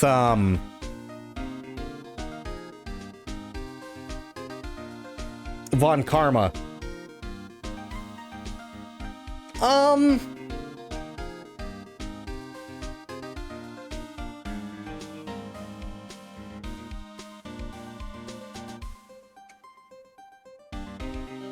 I like the idea. I like the idea of it. I think it would have been, just in retrospect, and again, obviously hindsight is 20/20, but I feel like in retrospect, I think it would have been a little bit cooler had they delved into there being, like, say a massive rivalry or something like that between Von Karma and Gregory Edgeworth, and or something like that, and you know, maybe there was back and forth between them and words were exchanged or something. Anything that would have really given Von Karma a motive more than, oh well, his record isn't spotless anymore. I think maybe they could have taken it a little bit farther and given him a little bit more of a motive if they, like, gave us a little bit more to grab onto. I definitely saw it coming, but yeah, it just, I mean, the whole case was great. It was just the very, very, very end. I was like, I kind of feel like they might have skimped a little bit.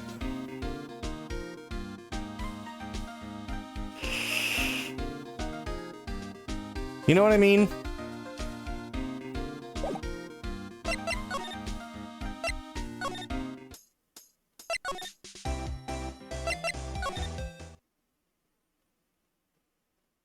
Ooh, Edgeworth isn't here.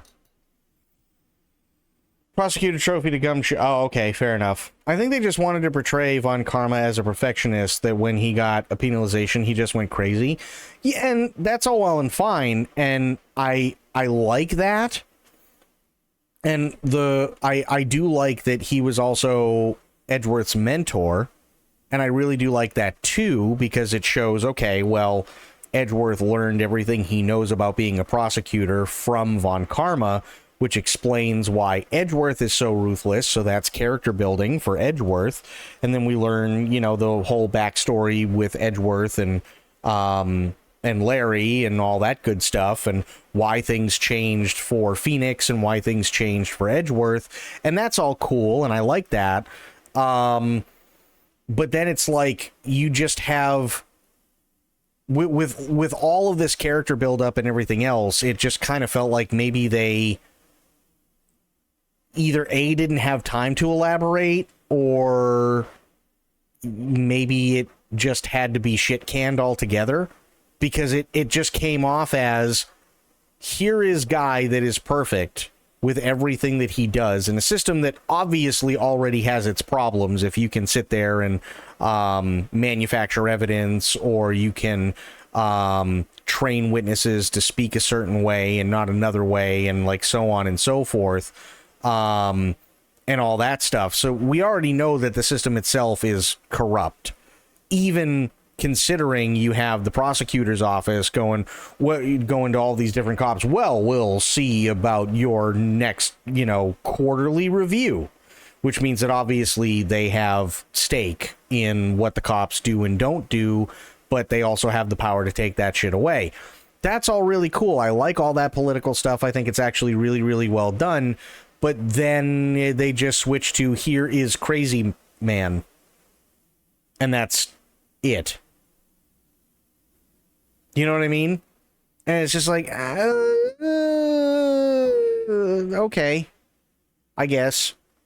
But it's because the rest of the trial itself was so good and so well done that I'm willing to let it slide.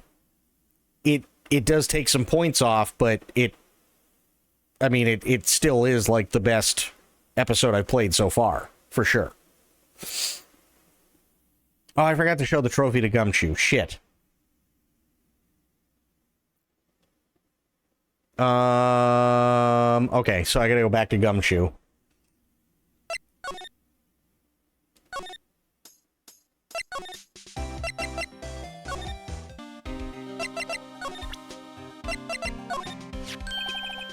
Hey, that's it.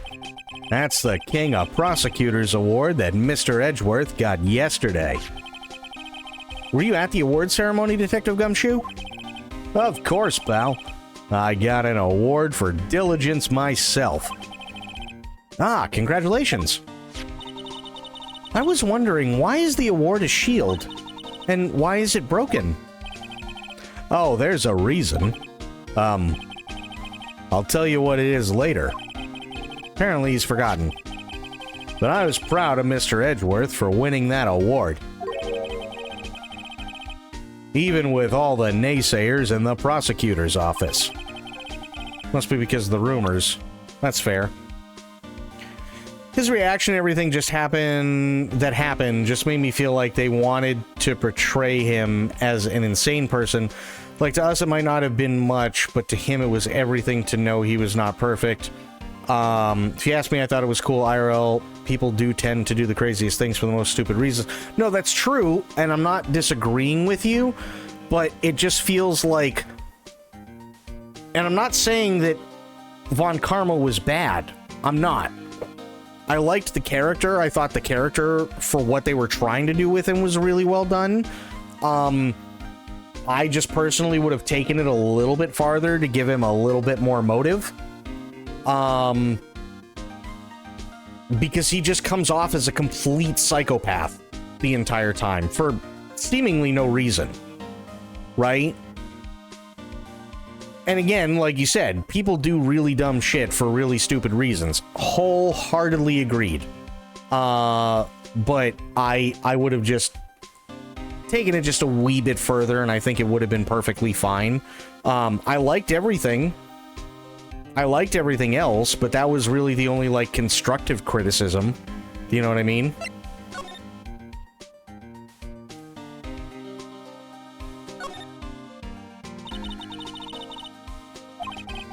Either that or Edgeworth cut himself peeling an apple. What's Edgeworth doing with a knife like this anyway? Hey, maybe he spends his weekends roughing it in the wild. Edgeworth in the wild? I think my fruit peeling theory is more likely. Are you kidding? I always pictured him as an outdoorsman. Now there's a scary thought.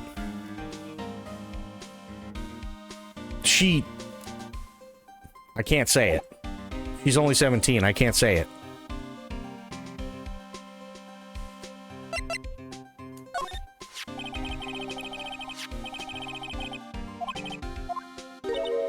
Yeah, we already did this.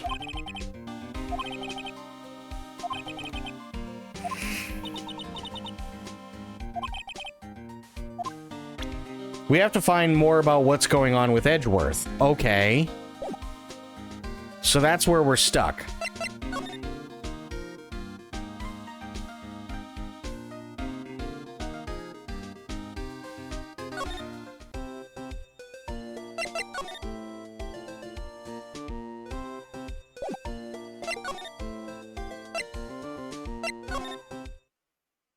Yeah, I didn't think anybody was in detention. Damn it. Edgeworth is only taking this case to get the chief prosecutor position. After discussing this, Gumshoe mentions the officer, Jake Marshall, has been appointed by the... Access to the crime scene will be added to your court record. Wait, so what didn't I do? Or did I just soft lock myself? Because that would have sucked. Gumshoe wonders why someone would use Edgeworth's knife as a weapon in the body of his car. Did he hold a grudge against them? Which is what we're trying to find out. Now, there are rumors Edgeworth is only taking this case to get chief prosecutor position. Fair.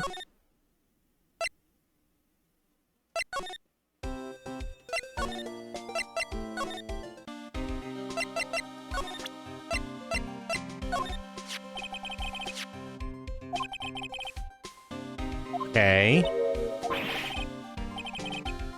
Yeah. So same thing with both the knife and the car and the slip. Yeah, I've now presented both to him. It's the same conversation.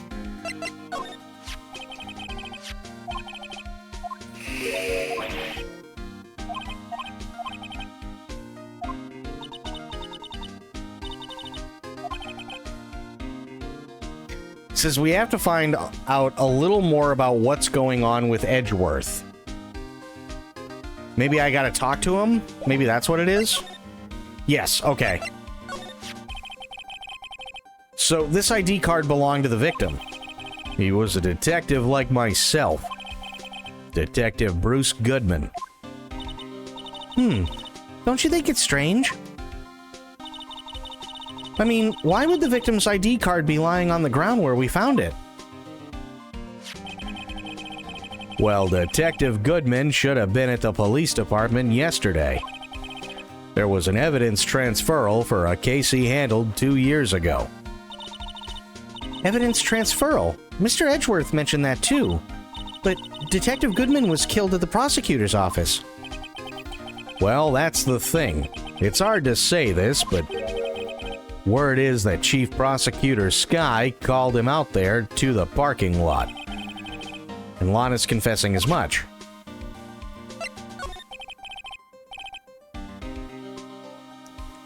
He's in a tough spot again. Again? Oh, fair. Oh God, Bloop. Well, it all started with the murder of that defense attorney Hammond. But Mr. Edgeworth was found innocent. Listen, pal, there have always been rumors about Mr. Edgeworth. Forging evidence, making deals with witnesses. Nothing outright, but there were always whispered rumors. Ever since he was accused of murder, no one's whispering. They're practically shouting. How many episodes are left in Season 2, Bloop? Because I've been waiting to binge watch Season 2. 2 more? Okay, fair. But there's no evidence against him. Well, Mr. Edgeworth has always had unusually strong ties to the department higher-ups. It's only natural that people would be suspicious. I had no idea he was under the gun.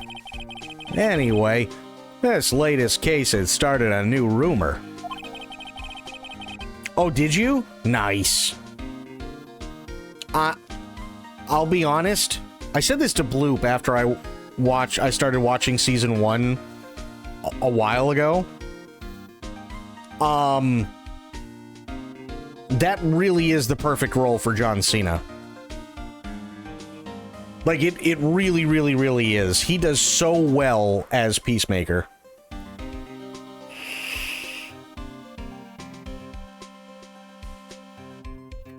People say the only reason he took this case is because he's aiming for the chief prosecutor position himself. What? But I know the truth, pal. Nobody wants to be the one who has to prosecute the chief prosecutor. Mr. Edgeworth is biting the bullet on this one. He's doing this for all of us.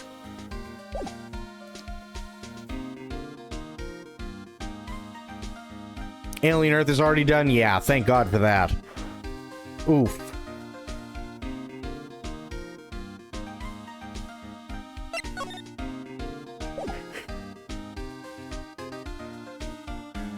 Yeah, John Cena with Peacemaker is what Robert Downey Jr. was to Iron Man. 1,000,000%. Absolutely.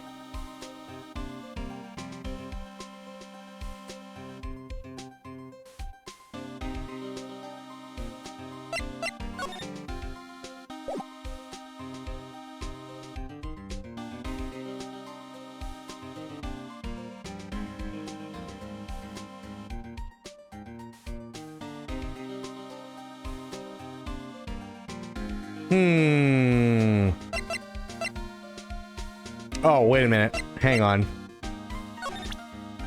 Let's see if anything new happens now. Nope.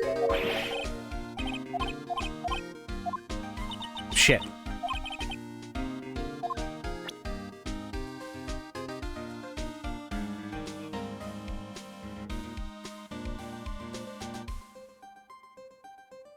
They renewed at least a few more seasons by the look of it for Alien Earth. Yeah, I heard that too, and I'm not happy about it.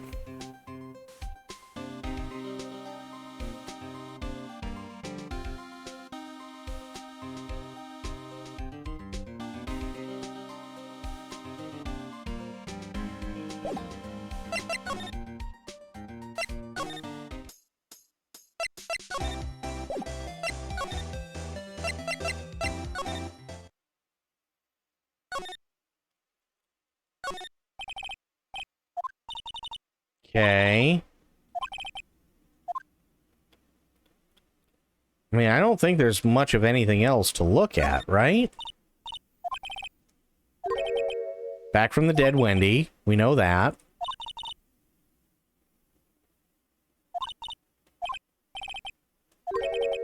Between a rock and a hard place, Wendy. Yep.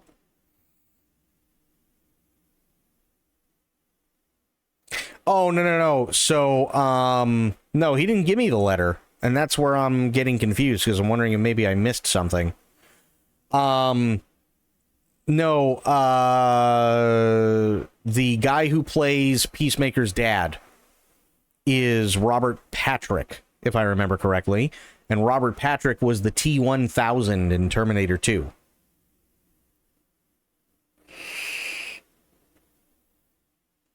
Examine the blue badger in the bat. Oh, okay. Gotcha. That's why I didn't examine that.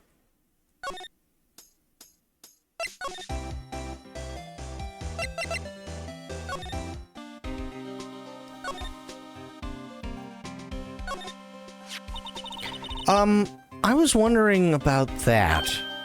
What? The dancing blue badger? It's my masterpiece.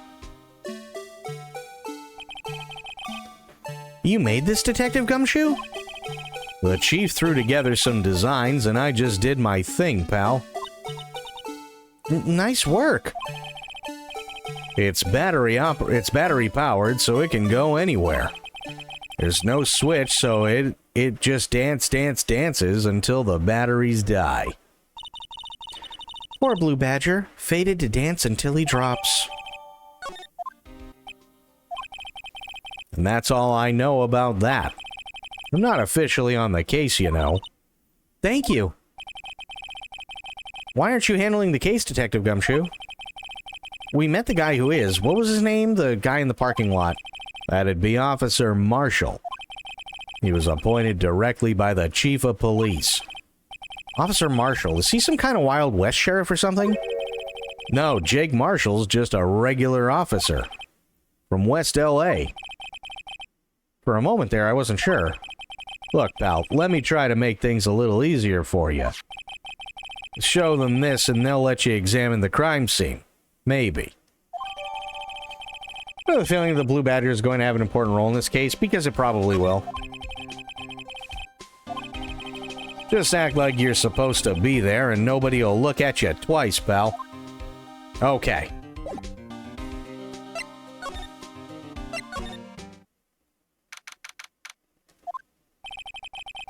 Looks like the investigation is still going. I have to be getting back to the shop. So I'll be stuck in this pit till the sun sleeps. I'll see you in my dreams tonight then, baby? Who's she calling baby? Oh, still here? Hello? Why the surprised looks? Didn't I mention? I've got a boyfriend in criminal affairs, too. What happened to the security guard?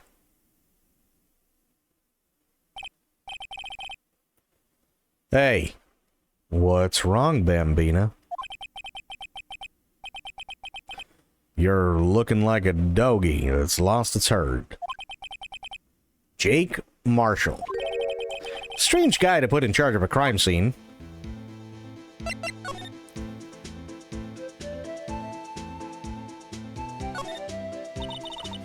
There's something I wanted to ask you. The scene of the crime. A cold grave for men who've lost their dreams. And me? I watch over them as they sleep, dreaming of the desert's harsh judgment. He's asleep. Well, should we show this hopeless case something to catch his interest? Okay. Alright, yeah, he's not interested until I show him the thing.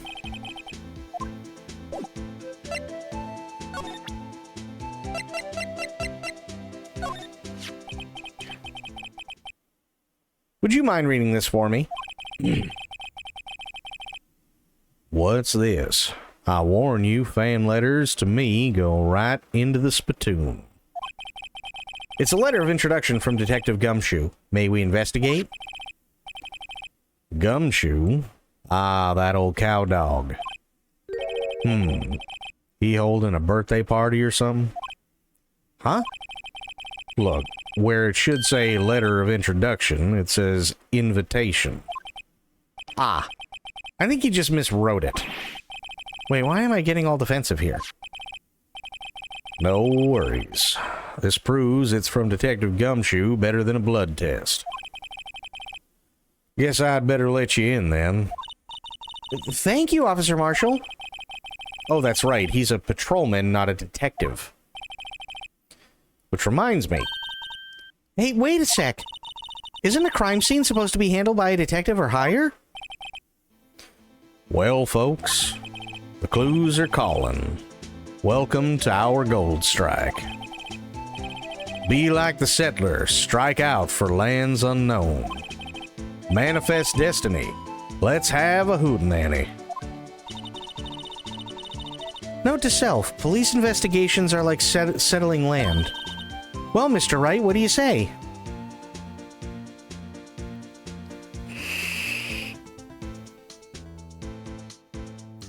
For all you freaks like me in chat, I recommend Monster Ed Gein. I can't binge it though because it's a little too intense. Ed Gein is... yeah. Say I won't be needing this anymore.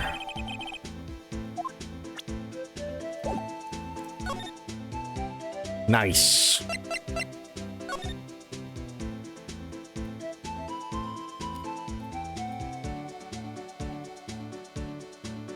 Ed Gein's been the inspiration for a lot of people. Looks like a cell phone. Scientific analysis would suggest that this belonged to the victim. I can't think of anyone else it could belong to. What's so scientific about that? Should we check it out? Right, let's check it out.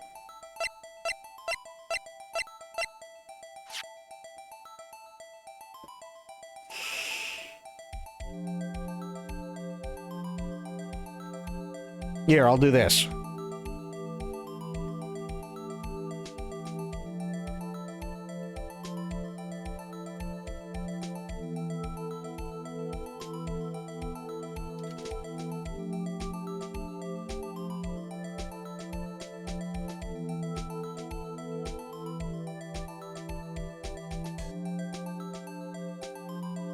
Okay.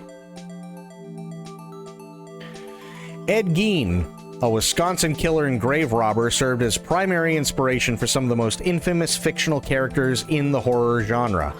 The disturbing details of his crimes and his obsession with the deceased mother provided source material for filmmakers and writers seeking to create psychological terror. Some of the most prominent characters inspired by Ed Gein's cases include Norman Bates from Psycho, Leatherface from Texas Chainsaw Massacre, Buffalo Bill from Silence of the Lambs, Dr. Oliver Thredson from American Horror Story Asylum, Eddie Gluskin from the video game Outlast Whistleblower,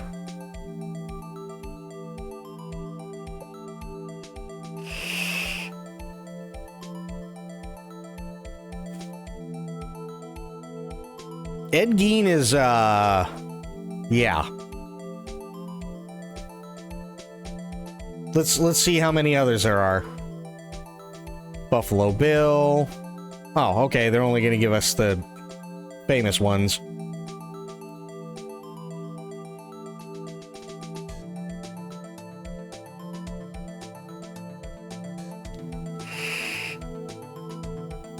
So yeah. It's really weird. I agree. It's really, really, really weird, but it works.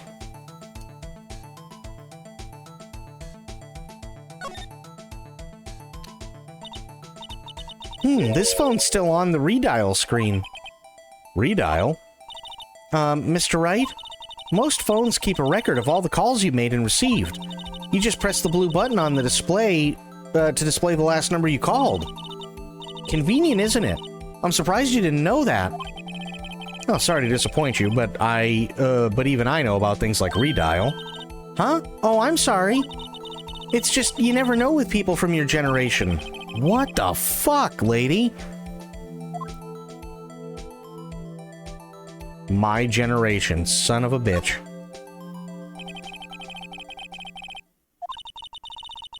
Note to self, a defense attorney doesn't think first, he just pushes the button.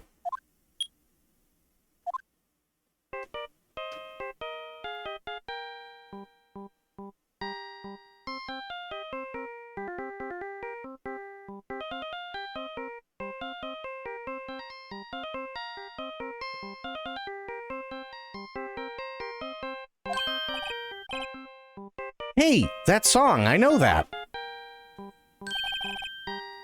Hey, what's going on over there? Oh, sorry. I see you, partner. You pressed redial on that there phone, didn't you? Well, yeah.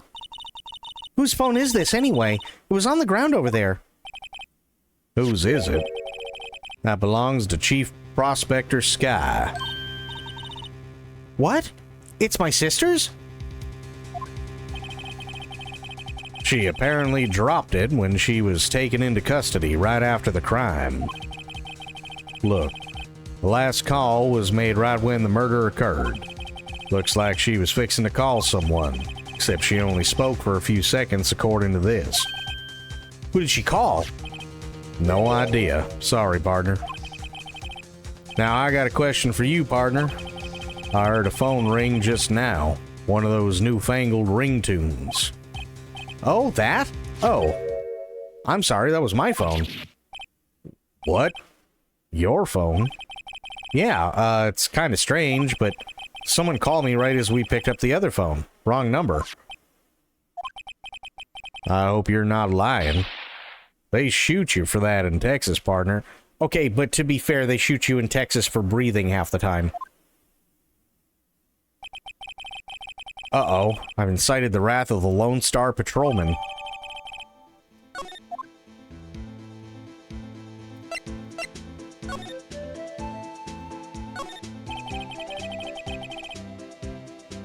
This appears to be the car where the body was found. I mean, you're not wrong.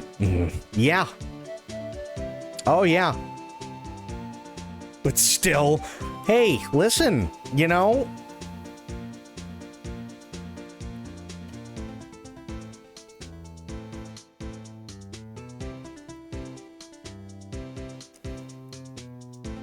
I'll put it to you this way.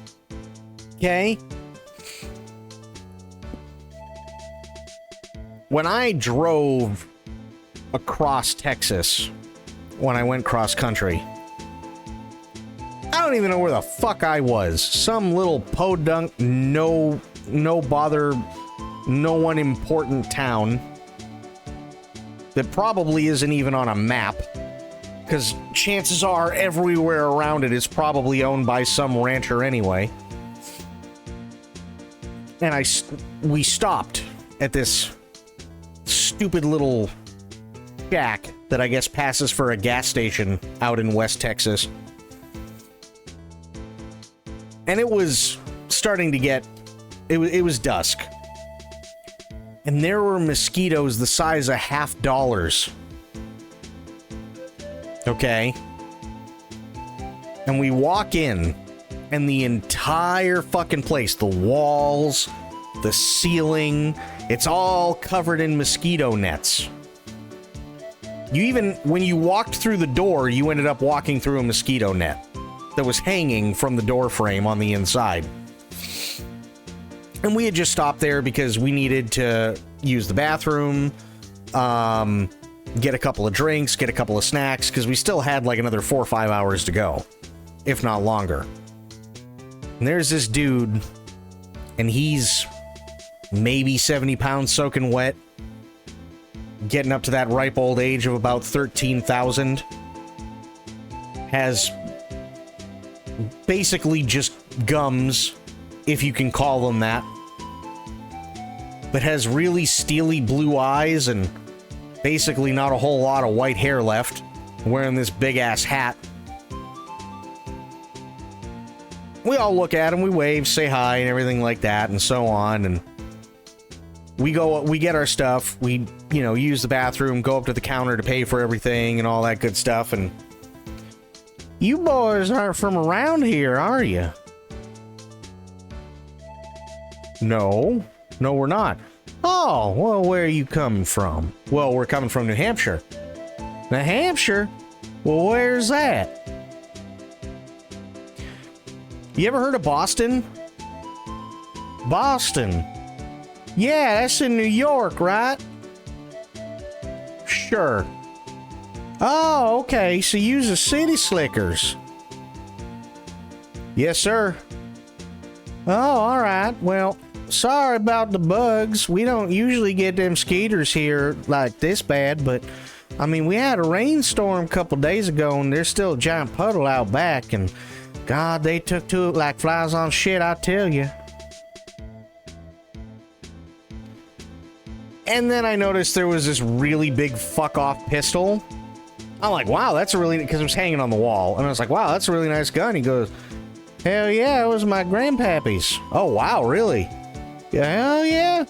Still work, too. And it's got like a fucking 10.5-inch barrel on. Like, this is like a Dirty Harry gun, right? It's got like a fucking 10.5-inch barrel on the motherfucker. You can tell, like, the handle's been worn down for how many times it's been fired and everything. Oh, yeah, she'll still shoot straight. Don't let her age fool you. I could hit a deer from here and it'd be across the way. I could with that thing. Okay. And then he's also, yeah, you know, I mean, it does real good sometimes. You know, you get somebody they think that they can pull one over on the old man. They come in, they get this little pea shooter there, think they can wrestle with me. I tell you what, I pull that thing down on the wall, they go running. I'm like, Jesus Christ, dude.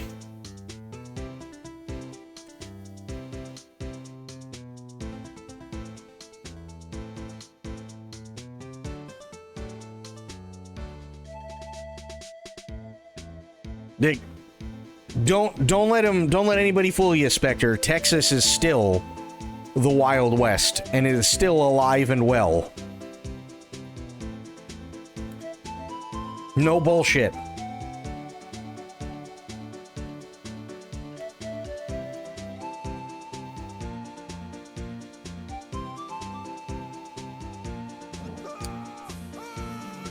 Flick is coming in with a raid? This early? What the fuck are you doing? Wow. Flick, how you doing? Thank you so much for the raid. I appreciate that. Can we get a shout out for Flickerclad, please? They're a fantastic human being and we love and adore them. And if you don't know who Flick is, Flick played the absolutely amazing Rabbit on Wild RP. And Nightshade, it's good to see ya. They still go yeehaw? Of course they go yeehaw down in Texas. What are you kidding?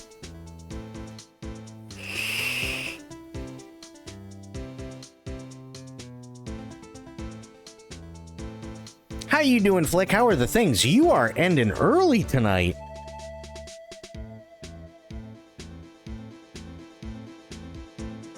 Thank you for giving Flick the shout out, Bloop. You started early. Yeah, you did. Wow. How was Ghost of Yote? It was a 10.5-hour stream. Damn. Yeah, very, very early. And how you doing, Nightshade? How are things, buddy? Yeah, how's Ghost of Yote so far?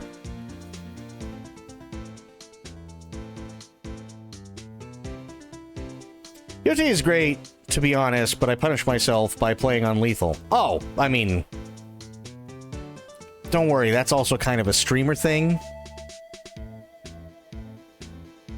I came up against my first truly major roadblock. Oh boy.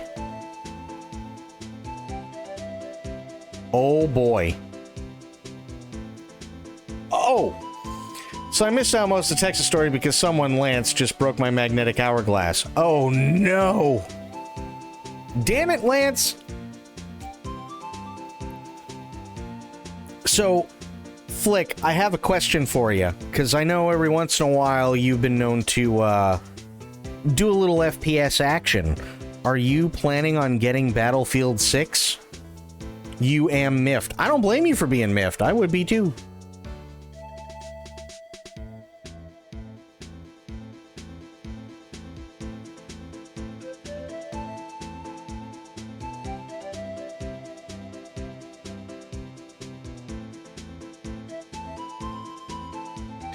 Well, I know I've never seen you play a modern set one. I've seen you play Hunt, for sure. Definitely seen you play Hunt, but that's not modern. There's one coming out that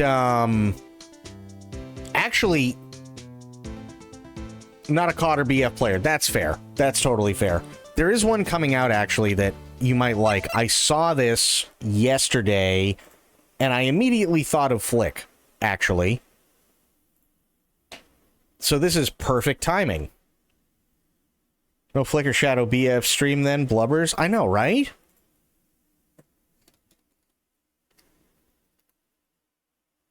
This looked like something that might actually be right up your alley. I immediately thought of you when I saw this. Peggy 18.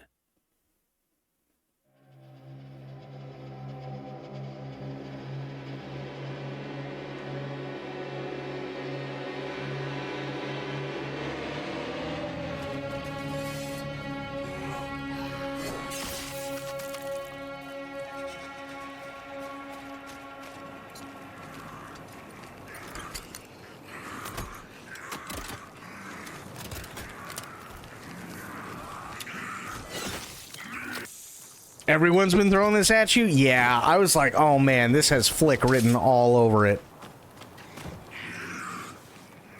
I mean, to be fair, like, for those of you who haven't seen it, yeah, Hunger, yep. To be fair, and I'll put the link in here for you guys, because it is like 12 minutes long, but it's actual, like, I think they said it's pre-alpha gameplay. But it actually is really interesting to watch, for sure. Tilted's brought it up a few times. Oh, I'm sure. I'm sure. It actually looks good, because it's done by the people who made Hell Let Loose, and I know Tilted's a big fan of Hell Let Loose. So, yeah, I could see Tilted being excited. I could definitely see Tilted being excited for the... I mean, it looks great. Granted, they said it's pre-alpha, so, like, all the menus and everything are probably going to change, but...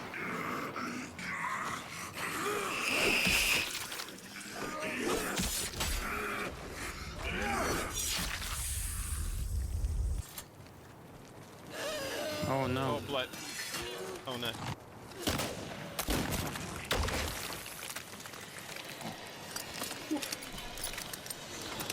This is the one thing, and I know they're not telling us what it is. And I watched this last night, and for the life of me, I couldn't figure it out. I don't know what these guys are doing with the pliers. Because you'll see that I think it's either Fabulous or Hugs. You'll know who it is because of the line under their name.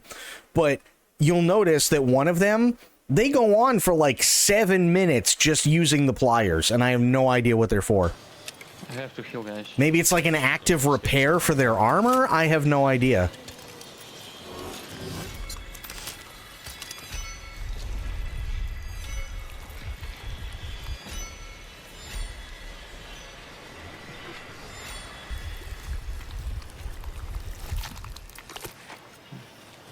Oh, here's a brute. Over there. Take it out. And oh, okay, new pliers. You see, he just keeps doing that, and it's like, what's going on? Okay, more pliers. Got it.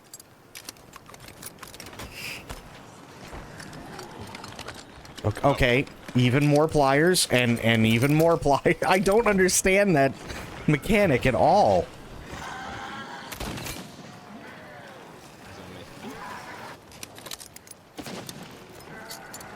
He's trapped in a can of peaches.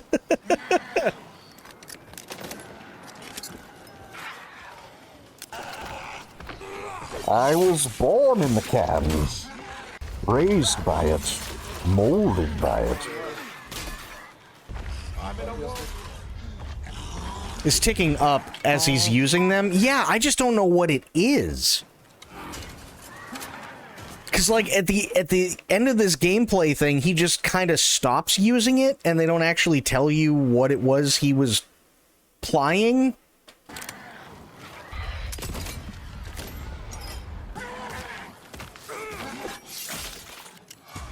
Oh no, he got me. Oh Oh lord. He's gonna... Oh my gosh. no. Saber shot. So yeah, the only thing I could think of is maybe he was, like, pulling dents out of his armor or something like that. There we... Okay, and back with the pliers. Got it.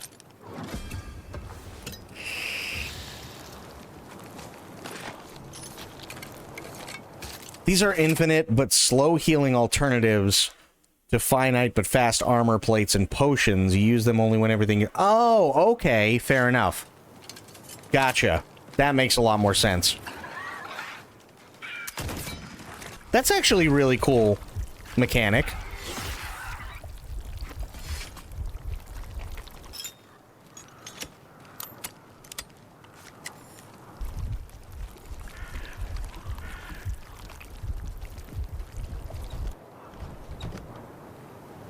So I'm gonna go ahead and assume that, like, the green bar is for, like, armor, the red is life.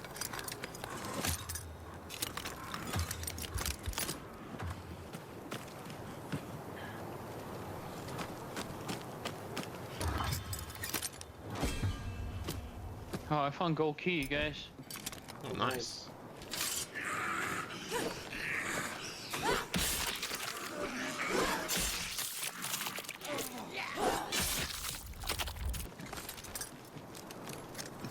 Yeah. Oh, more pliers. Got it. But it makes sense now. That's not bad. The other thing I really liked, and I got to skip ahead a little bit, is I think it's this area right here. Okay. Yeah. So they're done with their area, with this whole area, and then they come out, and there's other teams. I hit one. You pink. Yeah. Yeah, see. Tag. I hit down, one. down. Which definitely gave me Hunt vibes.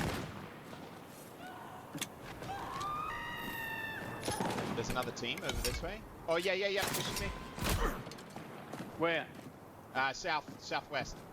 Right, Yeah. blue pink. I'm pulling back to the compound. I missed. Oh my gosh. Let's go. Back compound. Shots. Come back in.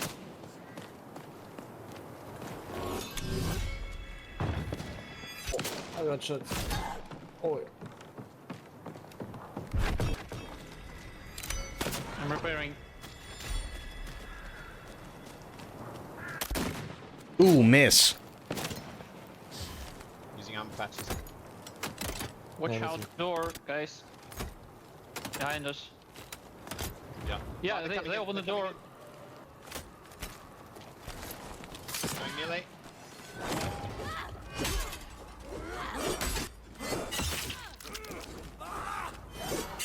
Oh. One down. Nice.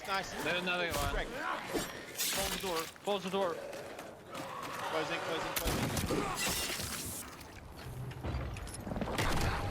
Do you need some heal? Damn. Damn. I missed. Oh, don't forget the other team. Can you help me? Yeah. Got them. They're dead. Nice. Where's the others? I think it's Get back pushing to the on me. compound. This kind of looks like a lot more up close and personal than Hunt, which I don't think is a bad thing. On me, push. I'm flanking them. I hit one.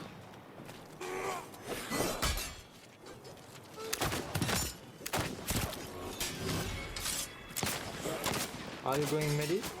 Yeah. Okay. Yeah, we're fighting.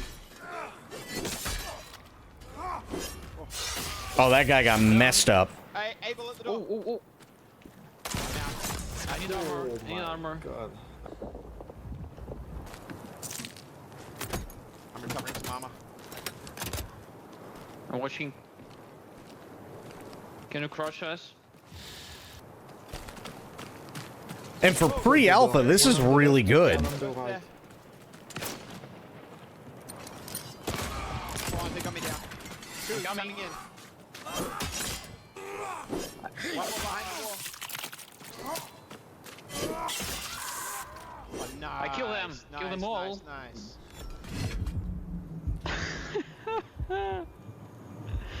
Oh my god. That was brutal. Well done. Yeah, this actually looks really good for pre-alpha.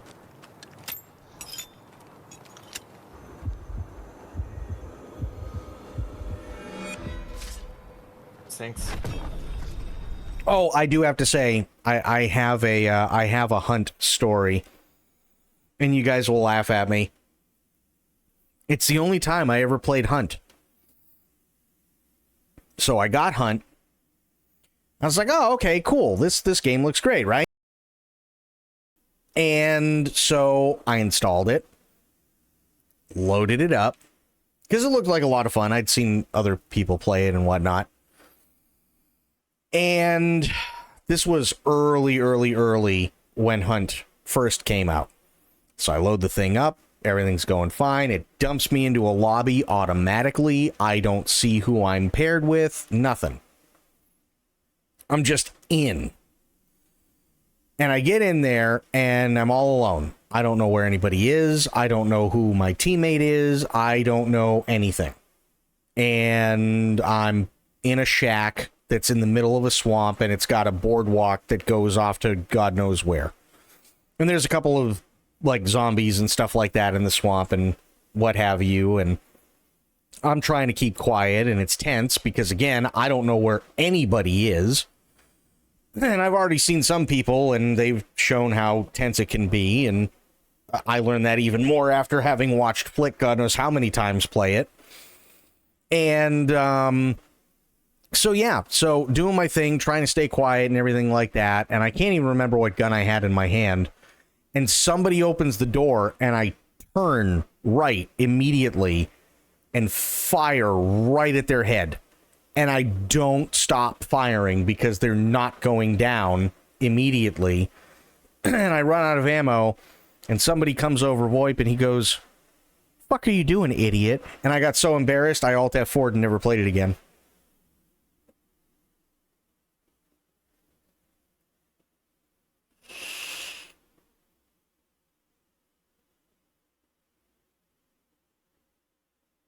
That was my entire hunt experience.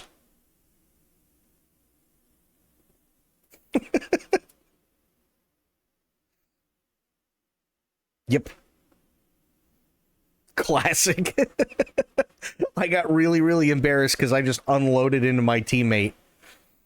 And yeah, then I just left. There was no coming back from that. You know what I mean? Like, how does one come back from that when they don't know what they're doing and you just got called out?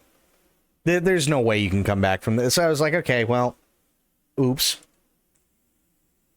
I mean, can you? What, can I come back from that? Hell no, I can't. Not even in the slightest. Like, what am I supposed to do? Oops, sorry. Now they're going to be pissed off because, I mean, what have I accomplished other than pissing away ammo?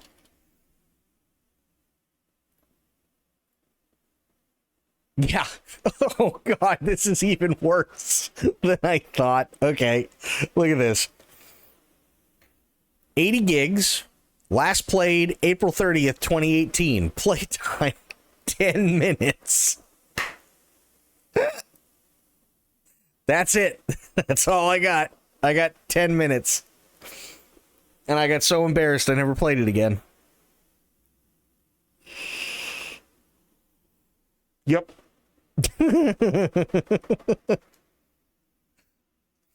Yeah, I got kind of embarrassed on that one, I'm gonna be honest. But it's like, what was I supposed to do? Because now I just wasted all that ammo, right? And I feel really bad, because come to find out after having watched Flick play it quite a bit, yeah, you don't really want to give away your position by just going nuts with guns. That's kind of a bad thing to do, because then people kind of hone in on you. And I didn't realize it at the time, but it was definitely one of those things where I went, oh no. And then after watching Flick play quite a few times, and it finally dinged in my head what I had done, I got even more embarrassed. Years later, I got even more embarrassed after watching Flick, and I was like, I'm such a dickhead. Shadow got crippling embarrassment and never played Hunt again. It's true. Now, like, if Flick wanted to play, I'd be down to play with Flick, or like if Tilted wanted to play, I'd be down to play with Tilted, or both of them, or, you know, something like that. But going into a pub thing, nope, never again. Nope, sorry. Because here's the thing. Flick and Tilted, I love and adore them both. And I know that to at least some extent, they would either put up with my absolutely idiot things that I do, because I am noob. And if worse comes to worse, they'd probably just kill me, and I'd be okay with that. Please play with Shadow Prage.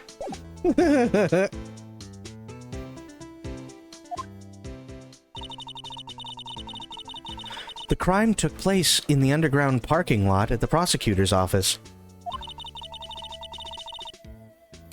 The body was found in the trunk by the trunk of my subordinate's car. Quite a luxury car. It screams, "I have money to burn." Need to see that happen live again, please? What do you mean? See what live again? Yeah, prosecutors get the big bucks.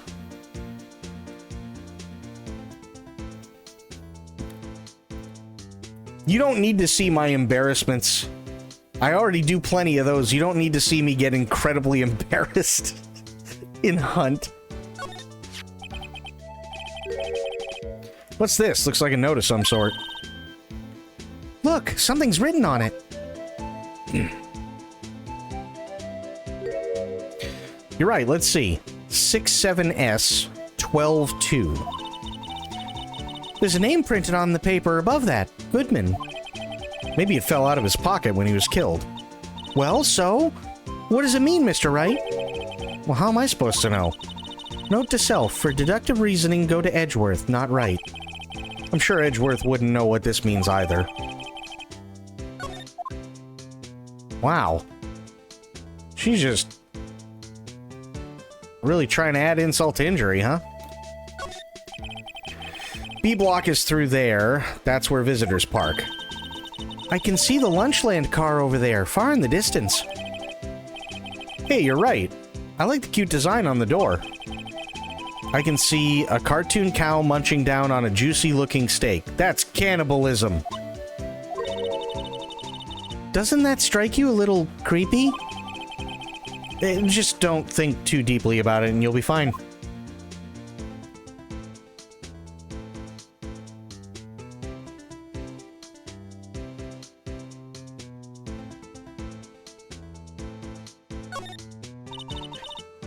This rope, is it? Yep. They laid it in the outline of the victim's body. So, wait. The victim must have died when the killer closed the trunk on him. You've got to be the only person I know that would come to that conclusion. I mean, that's not a bad conclusion, though.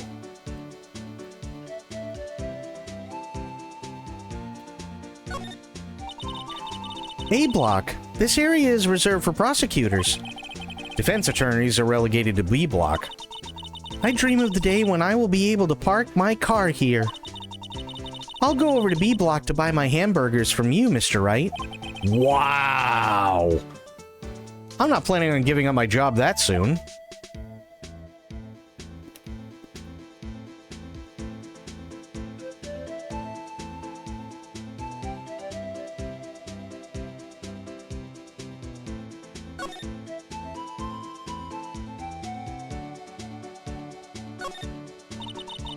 This is where the cars leave the lot. The arrow on the ground makes it look more like an entrance. What are you talking about? It's plainly an exit. Well, maybe it's both, kind of a dual purpose. Aha! The theory of relativity. What? I've got to write this down. Hey, Mr. Wright. Maybe you know, was Mr. Relativity German, or was he British? Mr. Relativity. Wow. Oh, that was a trailer for the game called Hunger. Mr. Relativity? Are you sure that was his name?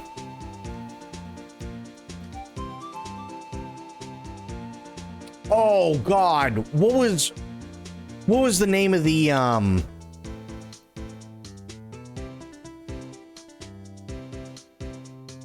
crap. Hang on, I gotta look it up. It's gonna drive me nuts.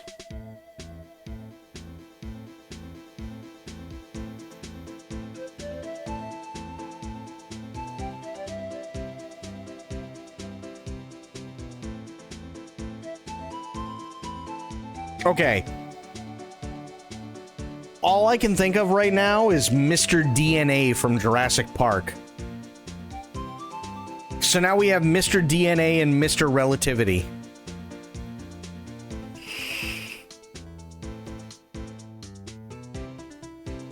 Now we have a baby dinosaur.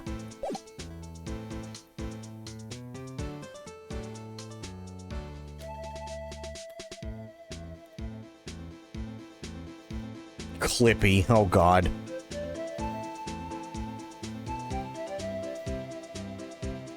Nothing there. Oh! Look, a stylish glass-walled room. Very nice. You can see the whole parking lot from in there. It says security. Perhaps it's a cafe? Huh? Cafe security. Yeah, that must be it. Let's check it out later. I hate to break it to you, but I think that's probably just a security guard office. You know, I scored a 97 on my science test the other day. Too bad they don't have a test for common sense.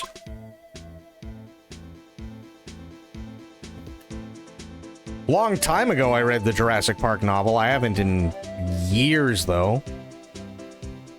Long time ago.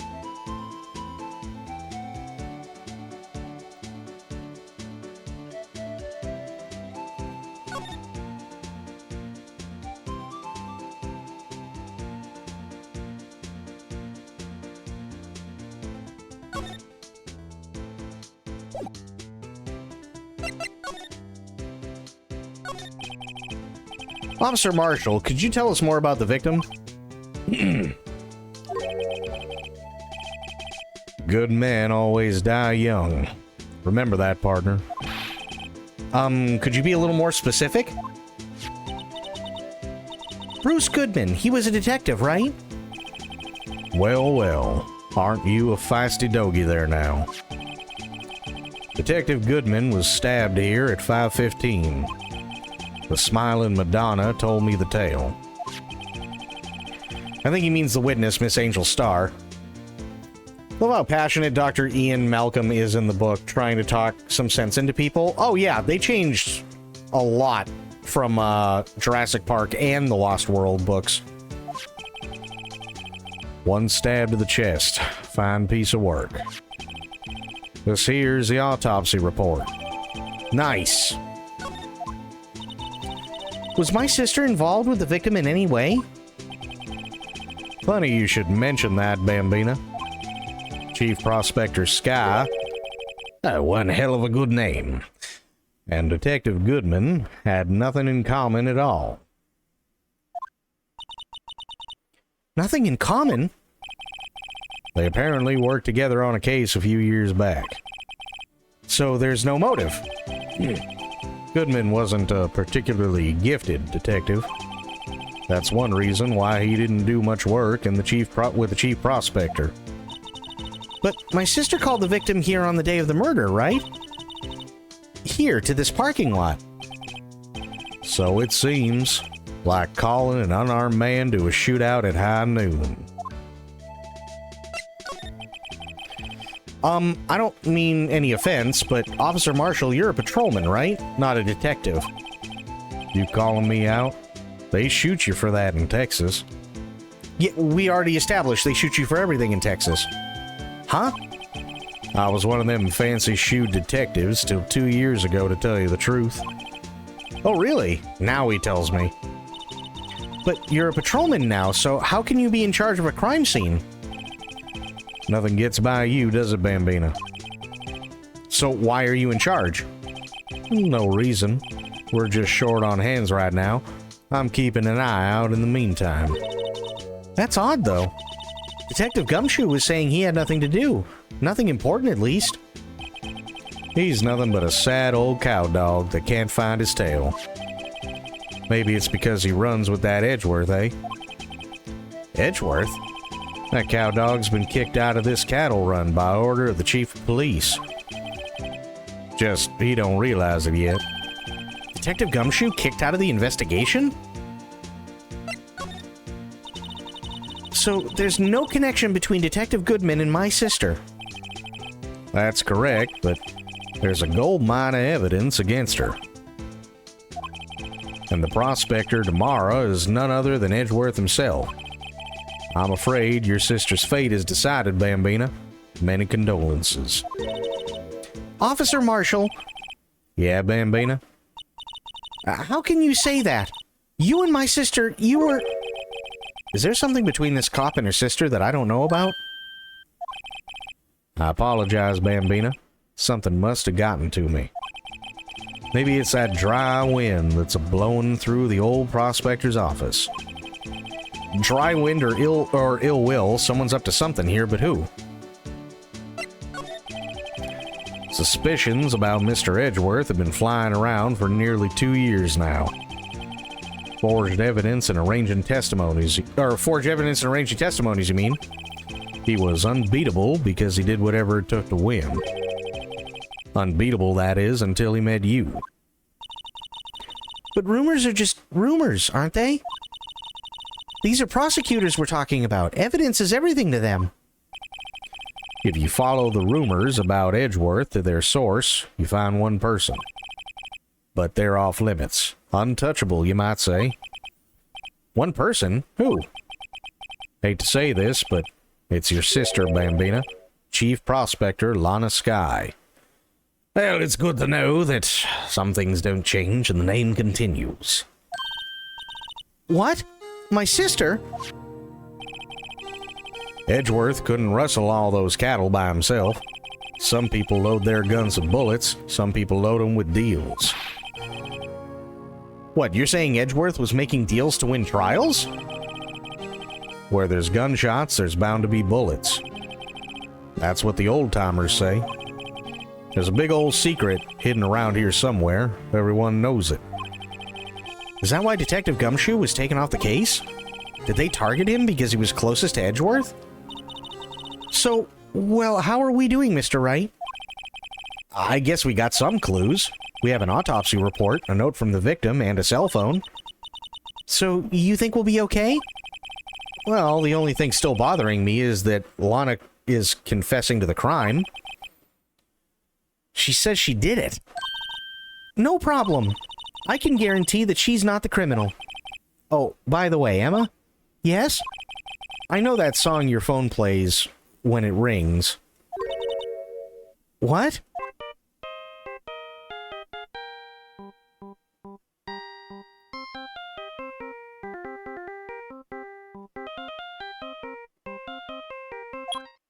Nice.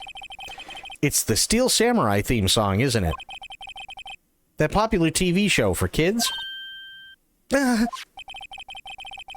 phone that rang earlier wasn't mine. It was yours. At 5:18, just after the murder took place. Your sister called you, didn't she, Emma? I'm sorry. Can you tell me what you talked about? She hung up right away. I see. A detective is murdered, and the suspect is the top prosecutor in the district. I got a bad feeling about this. Like, maybe I still don't know everything that went on here. I mean, yeah. Yeah, I could see that. Yay! Something tells me this is going to be a long one. Like, really long. And I think Lazy said the other day, this is the longest out of all of them for the first game, right? Something like that?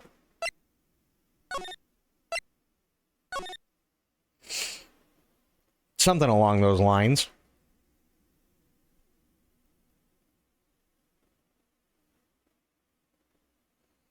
But yeah, Core, to answer your question while I give my voice box a small break here. Yeah, the movies were definitely more action-oriented and definitely condensed, for sure, to fit into like a 2-hour format. Absolutely.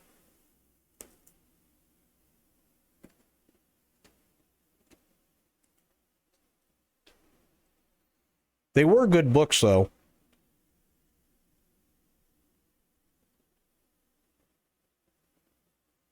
They were really good books. And I like a lot of Michael Crichton stuff anyway, so.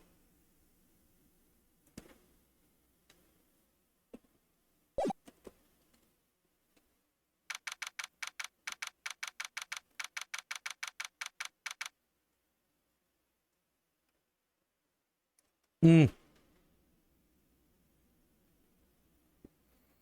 several Crichton books, are all well written. Oh, yeah. They really are. They really, really are. Jurassic Park, The Lost World, Andromeda Strain, Sphere, Timeline, all really good.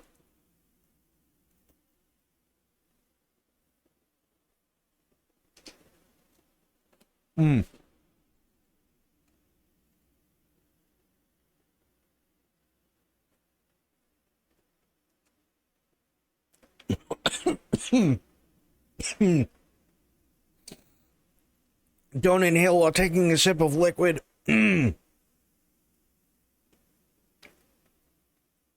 ever do that. It's a bad thing. It's bad.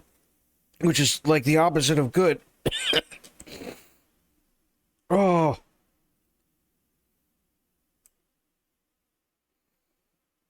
I can see it now.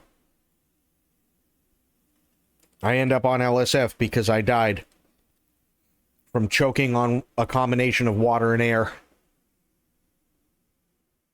And the worst part is it would get me banned.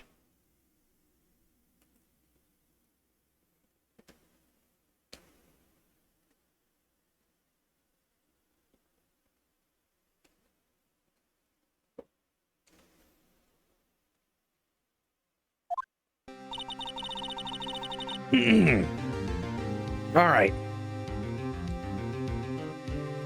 How did the investigation go yesterday, Mr. Wright? Frankly, there's still a lot of gray areas. Or rather, the whole thing is one big gray area. Ooh, thank you for the stretch, Aelin.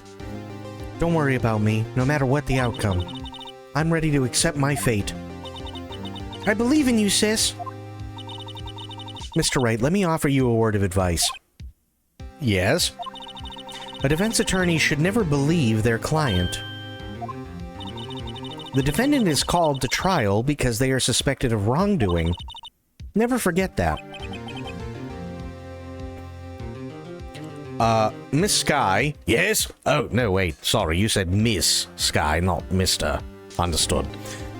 You remind me a lot of Mia. But there is one decisive difference between you and her. And that is? You're not a defense attorney. I believe it's almost time for the trial. Good luck, Mr. Wright. Yeah, I kind of feel like I'm gonna need it. And I'll stretch before we do this. My first trial without a Fae helping me. Yeah, that's not good.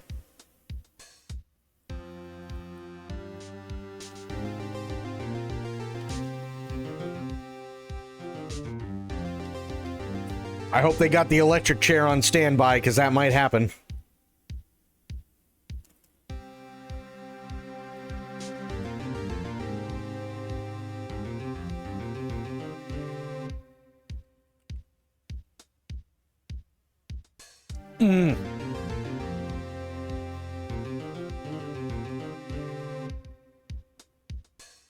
Oh.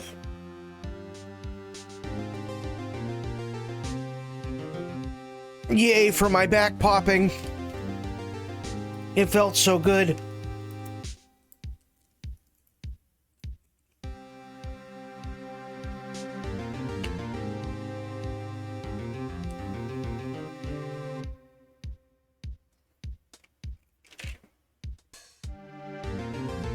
All right.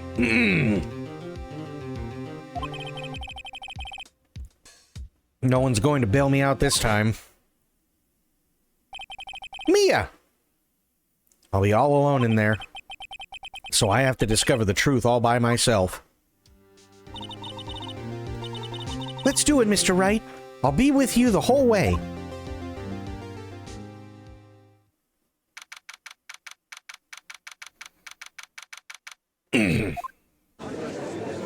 Oh, damn, I can't do Christopher Walken anymore. Shit. Well... isn't that bad news? You hate to see it. You have a character like Von Karma, and he's got the perfect disposition for someone like Christopher Walken, but we put him away.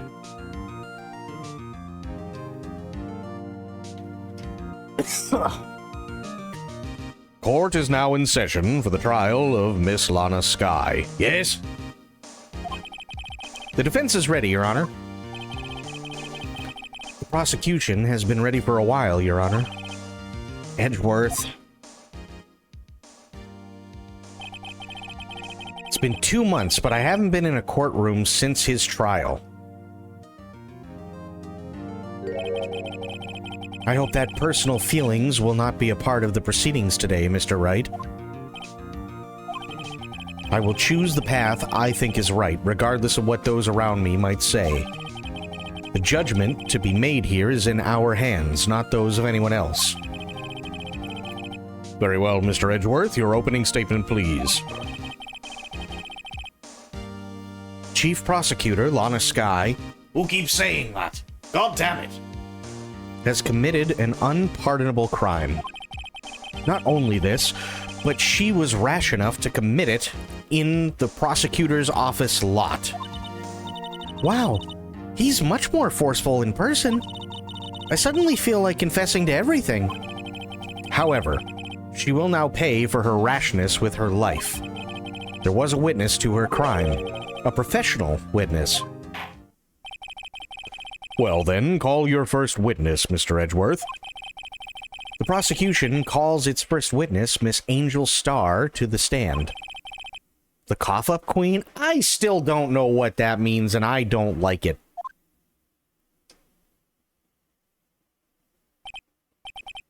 Haven't I seen you somewhere? You ordered the caviar lunch, right?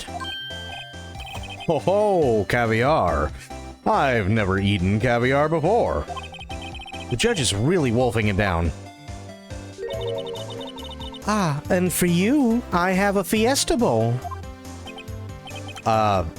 Thanks. Will the witness state her name and profession? And you, sir? Did you order the fingerprint lunchbox? It is too early for lunch. Your name and profession, please. Well, Your Honor, how does it taste? So this is why everyone raves about caviar. It's so tasty it hurts. I always thought caviar would taste like pickled tapioca. Ew, dude. What? The heck does pickled tapioca taste like? Name. Profession. Now. Yeah, why? Well, pickled tapioca is just tapioca that went bad. You don't... No, that's awful. Ew. Me? The name is Angel Starr. Don't go forgetting it. I find myself running Lunchland these days. Is that what you wanted me to say, Mr. Edgeworth? Very well, witness. Please describe the incident to us. The prosecution will wait. I'm not finished eating. This judge needs to be disbarred based on that comment. Yeah. Hurry it up. Very well, Mr. Edgeworth. As you know, we usually call on the police to provide a description of the crime. Your Honor, as Mr. Edgeworth has said to the court, I am a professional. Huh? What exactly does that mean? Until 2 years ago, Miss Angel Starr was a special investigator with the police. She was a first-rate homicide detective. What? Miss Starr was a detective? Aha! I know who you are. Cough up? Oh no. Yeah, literally Booba Detective. And also, why does everybody keep calling her Cough Up? I think I need an adult. Cough Up Queen Angel Starr, Your Honor. Long time no see. Very well. You may continue with the description, Miss Starr. Just who is this lady? If I might have the court's attention over here. The parking lot at the prosecutor's office is divided into 2 blocks. A block is for the prosecutor's office personnel. B block is for visitors and clients. A chain divider separates the 2 blocks. I suppose that's to keep visitors from taking up prosecutor spaces, yes? Oh, that's supposed to be the judge. Shit. The crime took place by a car in the back of A block in the car's trunk. The killer stabbed the victim with this knife and went to drive the body out. Unfortunately for her, there was a witness, and an arrest was made on the spot. And who was this valiant witness? Why, it was me, Your Honor. Witness, did you see the very moment of the crime? Of course, Your Honor. Immediately after that, I apprehended the chief prosecutor. It seems rather cut and dry, doesn't it? Well, Mr. Wright? I can't agree on principle, Your Honor. It seems that some poor losers are unwilling to accept the truth, Your Honor. Oh, God. Here we go. She's called Cough-Up Queen because as a former detective, she was exceptionally skilled at getting people to reveal crucial information or cough up their secrets during investigations.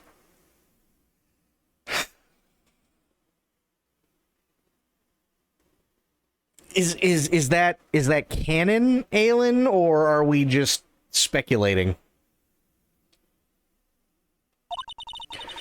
Shall I proceed to crush what little hope they have remaining? Yup. Totally canon. Okay. If you can, then give them your worst, Miss Starr. Wait, are they talking about me?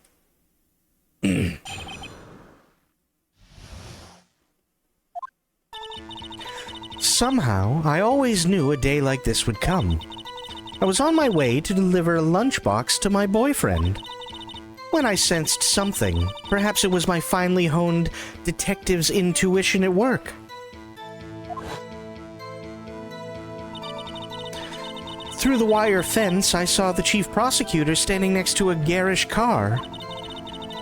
The chief prosecutor was holding a knife in her right hand. Then she thrust the pointy tip of the knife into Detective Goodman's chest. Bringing a lunchbox to your boyfriend. How touching. I never said it made sense. I'm just... Listen, we've experienced some weird stuff here, okay? So I'm... You know, I'm just a little skeptical. As you can see, there's no room for doubt. The key point of your testimony seems to be nothing other than the point of the knife which you saw being stabbed into Detective Goodman. So, how does it feel to be so utterly crushed? I'm still thinking about that. It's merely a flesh wound, Mr. Knight. Very well, Mr. Wright. I said Mr. Knight, Mr. Wright. You may cross-examine the witness.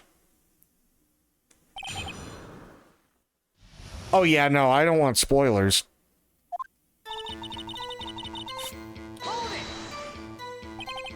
How did you know? I respect the prosecutor's basic abhorrence of crime. Yet their methods are ugly and twisted. Twisted methods will always lead to tragedy. The lunch lady's uninformed opinion is duly noted. Given that they are used to erasing inconvenient evidence at their whim, killing off a detective that knew too much is merely an extension of that. Miss Starr, do you have something personal against prosecutors? I felt that I had found my dream job when I became an investigator. And if I hadn't been laid off by those prosecutors over there, I'd still be one. Laid off? She was fired. To me, prosecutors are nothing more than worms. That said, I am a pro, as you know, My testimony is unbiased and flawless. Very well. You may continue, Miss Starr.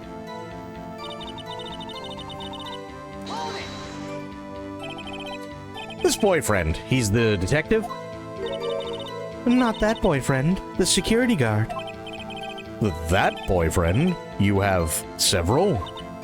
Yes, this boyfriend and that boyfriend and the other boyfriend. Care to join? The yet another boyfriend position is still open for applicants. I'll stick with the lunches, thanks. Note to self, the judge had to think before replying. The security guard room is in the lot in A block. It's up on the second level, so you can see everything from there. That would be the room with the security sign. Incidentally, did you bring your lunchboxes by car? Since I'm a visitor now, I'm parked in B block. So, she was in B block when she witnessed the crime.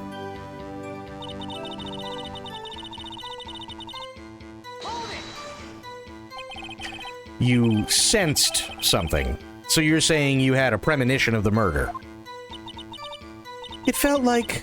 how would you say? Oh yes. It was like the feeling you get when you view a pumpkin chock full of seeds. What? I have no idea what that means. Thank you, Judge. None of us do. Speaking of a detective's intuition, wasn't the victim, Mr. Bruce Goodman, also a detective? Yes, well, he was like a young cheese. A young cheese. A pale white cheese, not yet tangy, with experience on the streets. A greenhorn. Then I must be hard-yellowed and sharp as a tack. Yeah, with the odor of an old cheese to match. In any case, there, in the lot, I felt something stirring in the back of my mind.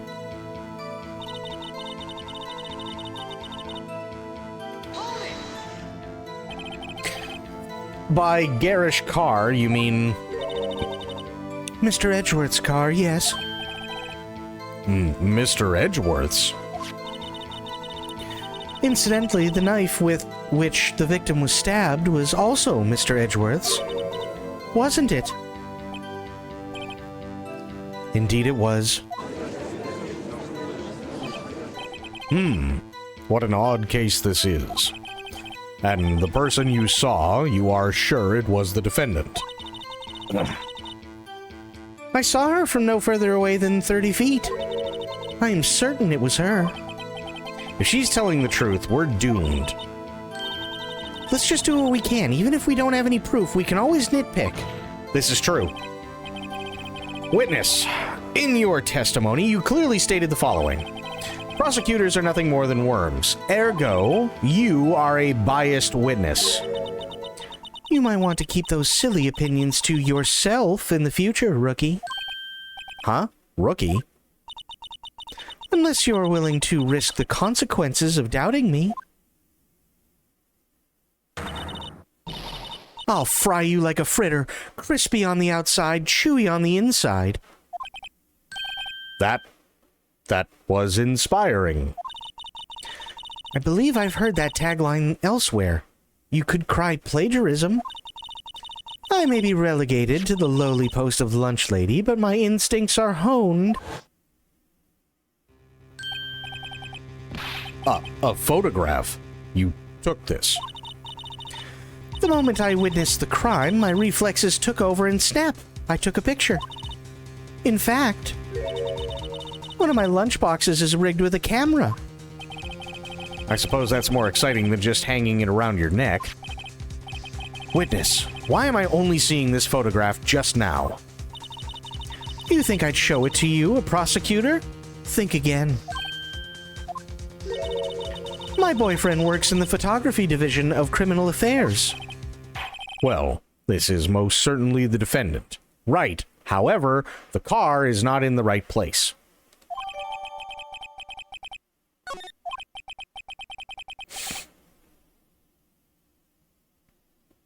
Actually, no, it might be. No, it isn't. It isn't in the right place. There's too much space. Yeah, it's backed up. Uh-oh, that is unmistakably Lana Skye. So, what was the defendant doing at the time?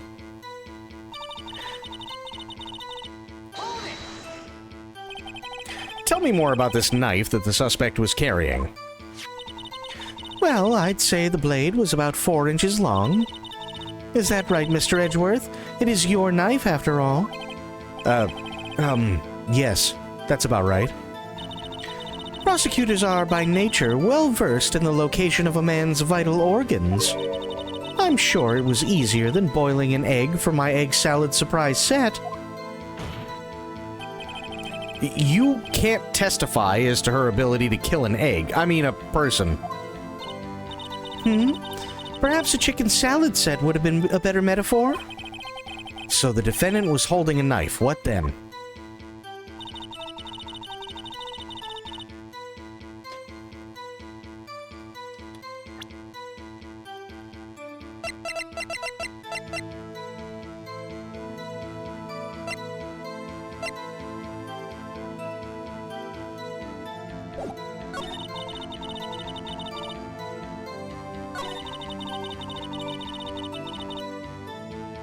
Is it the garish car one that I want to use it on?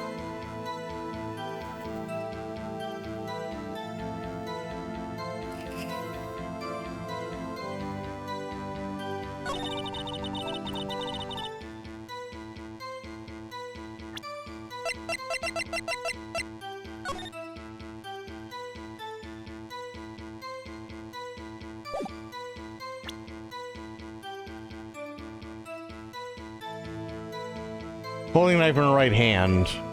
Oh, okay, gotcha. Gotcha.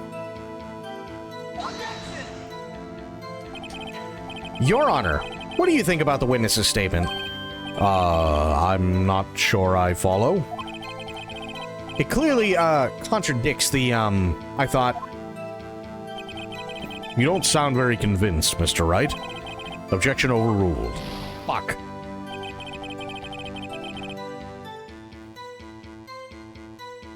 I don't think that won me any points with the judge.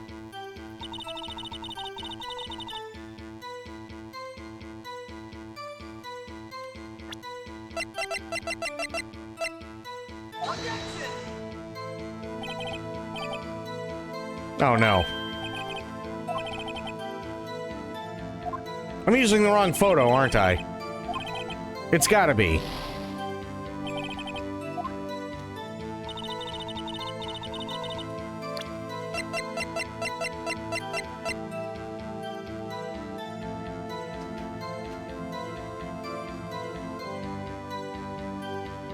Damn it. Okay.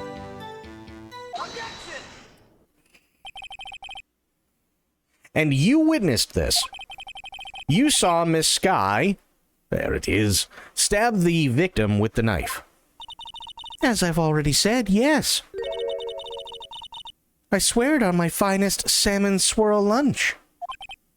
I'm sure that is a fine lunch. But isn't that odd? Look, God. Look at this photograph. This is the photograph you took of the very moment of the crime, is it not? This is when Miss Skye not... then why is Miss Skye not holding a knife? Mr. Edgeworth, your thoughts? Objection. That had to be the weakest objection ever, Edgeworth. Ugh. Yet it was still stronger than your ever-feeble mind, Mr. Wright. What do you mean, Mr. Edgeworth? This photograph was not taken the moment before the stabbing. This was taken the moment after the stabbing. And how can you tell that? Blood splatter. Huh?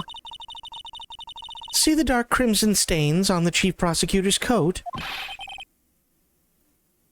But it's black and white.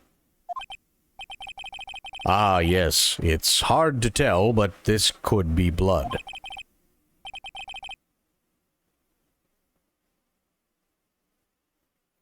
Well, Mr. Wright, I see no problem here. No problem, except you. Mr. Wright, are you going to just sit there and take that kind of abuse? You got a better idea? Sure. Wait, that contradicts what the witness said in her testimony. Namely, that she took the picture the moment she witnessed the crime. Well, it seems I was slightly unclear. My apologies.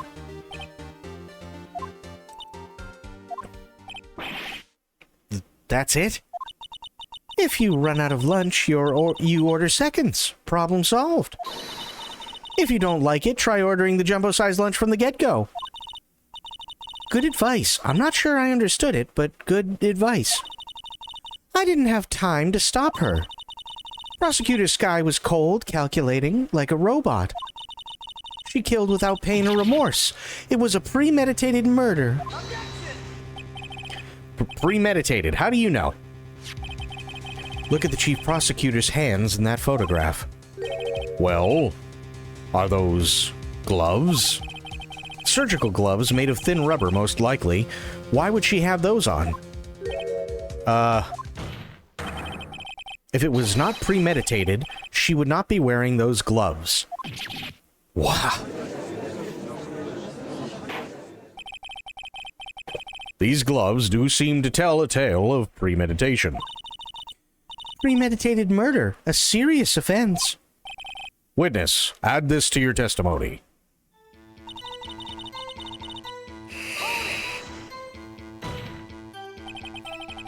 What if she was just in the habit of wearing gloves, like driving gloves? Okay, gotcha.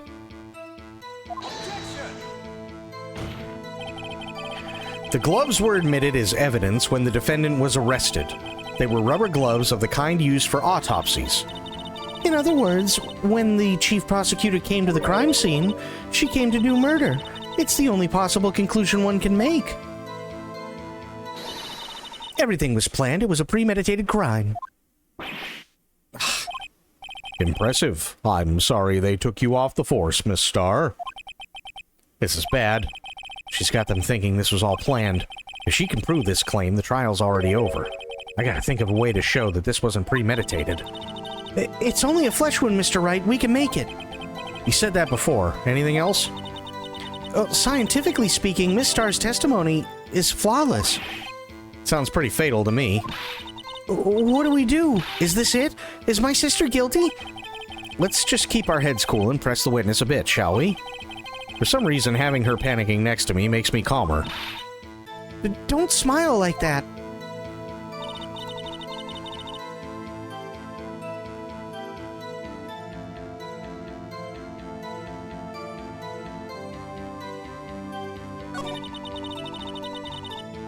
Yeah.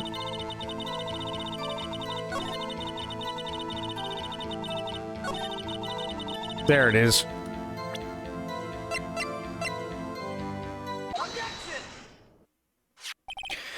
Witness, do you know what this is? Are you trying to test me? I sell boxed lunches for a living, you know. That's a knife. The knife. The knife that was in Mr. Edgeworth's trunk. Indeed, it is my knife.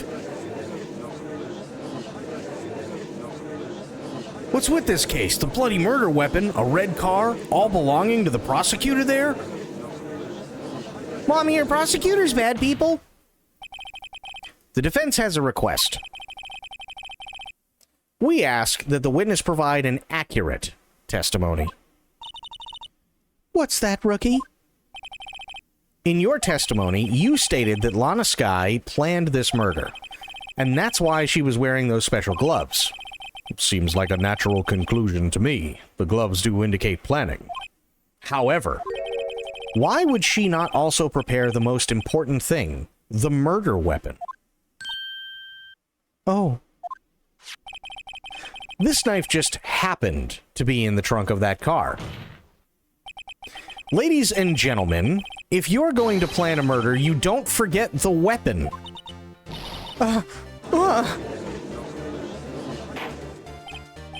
Order, order, order.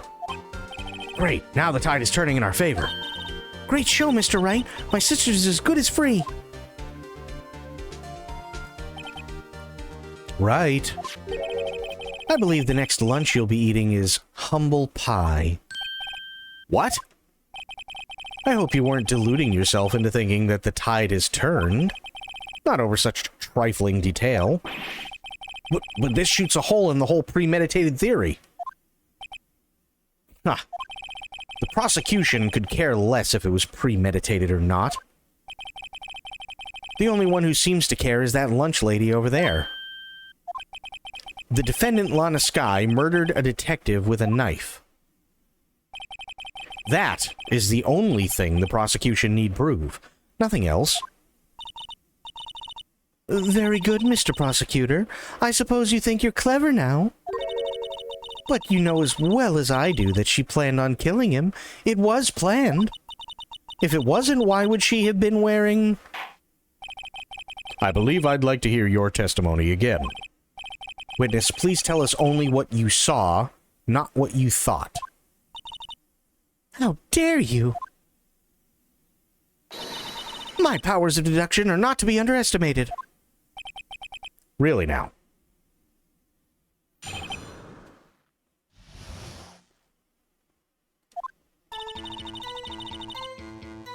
Lana Skye intended to murder Detective Goodman. That's why she called the victim all the way to the prosecutor's office. I'm sure the chief prosecutor had a grudge against the victim. Nothing else could drive that human machine to plunge the knife in again and again. Yeah, that's what I was thinking. That's not... Yeah. The victim was summoned from the police department to the prosecutor's office. It does sound a lot like premeditation, doesn't it? So, if I ordered a pizza, does that mean I'm planning to kill the delivery boy? In any case, the defense may now cross-examine the witness. You're damn right I'm gonna.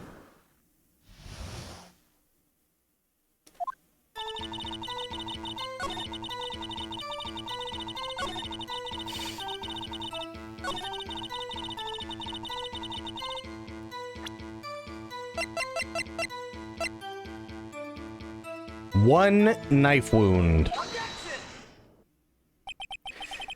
You say she stabbed him again and again, but you couldn't have witnessed that. Are you testing me? Then I'll test you. With my moss surprise. I'm afraid the moss is growing under our feet as we wait, Miss Starr. What do you mean? I shouldn't have to explain this, but take a look. The autopsy report states that the death was due to a loss of blood from one stab wound. Aha! You're right. Good show, Mr. Edgeworth. What a hunk! He's my hero, really. What about my objection? No one noticed? Well, witness. You got the crime scene set, right? Oh, thanks. I always believed that no one would ever mistake ketchup for blood. But now I realize that such mistakes are possible. So, you're saying you mistook something for blood? When she lifted her knife, I thought I saw blood at her breast. Splattered blood from her victim.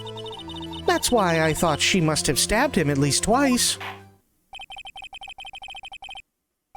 Then tell us what you saw that you thought was blood. Testify.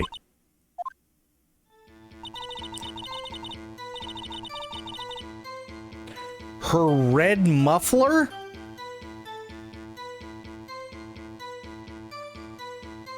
Her red muffler. What? Red muffler.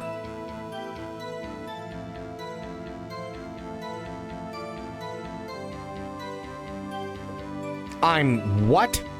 We are talking about literally the tip of an exhaust pipe, right?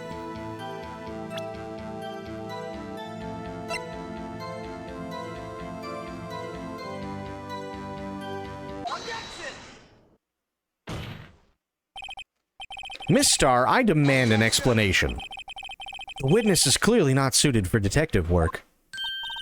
What? The suspect was not wearing a scarf or muffler of any kind when she stabbed the victim. And you've proved it yourself with this photograph. Huh? But that... Only a professional lunch lady could be so utterly clueless. Like a scarf or whatever. Yeah, just say scarf. A muffler?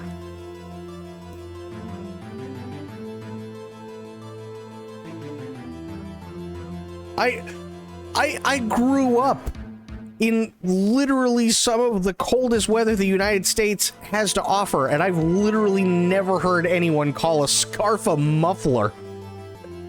Like, what?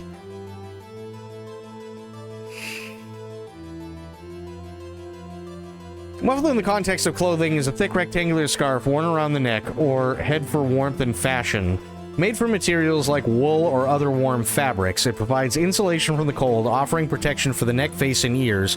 While sometimes used interchangeably with scarf, which is how I've heard it, a muffler is often implied to be heavier, more substantial piece of neckwear. No, it wasn't, but that's why I was worried, because I'm sitting there and I'm like, this is clearly a Japanese game, so what went wrong in translation? Because that literally, this is the first time I have ever heard anyone refer to a long scarf as a muffler.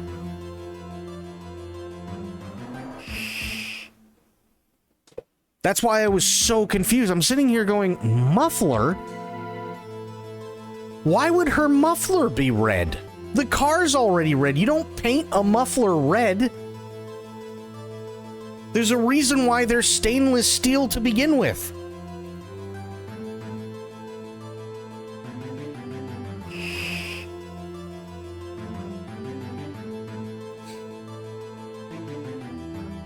I mean, yes, now thinking about it, it makes sense why they call it a muffler. Because it is heavier, and whenever you try to talk through it, you muffle. Maybe you're just not cultured. No, I'm not cultured at all. I'm classy as fuck.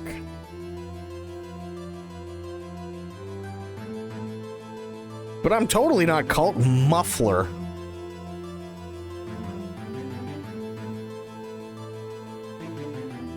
Like, I couldn't get past it. I'm like, why the hell would she be wearing a tailpipe?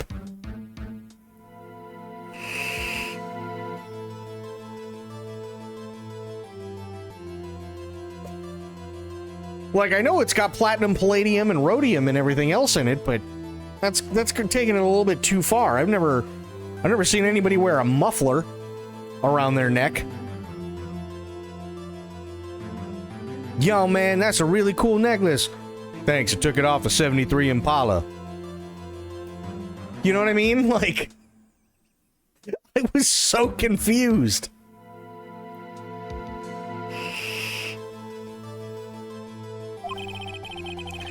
Congratulations, perhaps you finally found your true calling in life. Harsh words, but good. In the end, Mr. Edgeworth prevails. What was my objection? Chopped liver? But it was there, a scarf. You could have just said scarf, lady! Sweet Jesus. No, not that, but something red. Really. Well now, where were we? The witness has given us an entertaining interlude, but back to business. What? Very well, witness. Continue your testimony. I can see that being slang, though. Honestly, I don't think it is slang. I think us calling it a scarf is probably more slang than anything, because it looks like a scarf, but it's a really long, heavy scarf. We always just called them long scarves, right? A lot, like, for when I was growing up, if somebody gave me a long scarf and it was one, like, it almost looked like the ribbon that you put on, like, your graduation outfit, the really long one, those were, it was automatically understood that those were longer and a lot heavier, so that you could wrap it around your head, ears, and face, and everything else, and then you'd usually put, like, a hoodie over the top of it, right? So you got protection, and so the scarf doesn't get wet. I've just literally never heard it called a muffler. But it makes sense because when you talk, you're muffled. So, yeah. Very well, witness. Continue your testimony. You saw the crime and apprehended the suspect. Tell us about that. Very well. I do remember some things accurately, at least. Ultimately, we couldn't shake the most important part of her testimony. Most important part? The part where your sister stabs the victim. This next testimony might just be the moment of truth.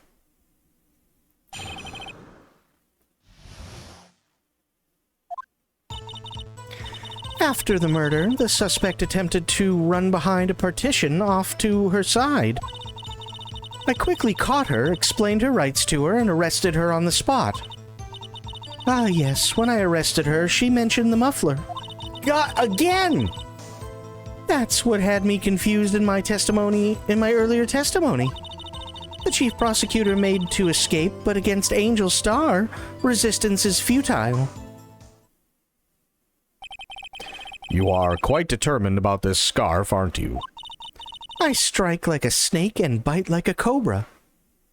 Which is also a snake. So, she's a snake. That's me, Angel Star. That wasn't a very good metaphor. First of all, a cobra is a kind of snake. Thank you, Phoenix. Don't bother me with details unless you want to get bitten. No thanks. Note to self, Miss Wright is weak against poisonous snake bites. The chief prosecutor tried to resist, but her efforts were in vain. She knocked my hands aside, kicked over an oil drum. An oil drum? Hard to imagine. Oh, she's beautiful but deadly. A predator, this one. A leopard woman. Rawr. Sweet Jesus. Very well, Mr. Wright. Your cross-examination, if you will.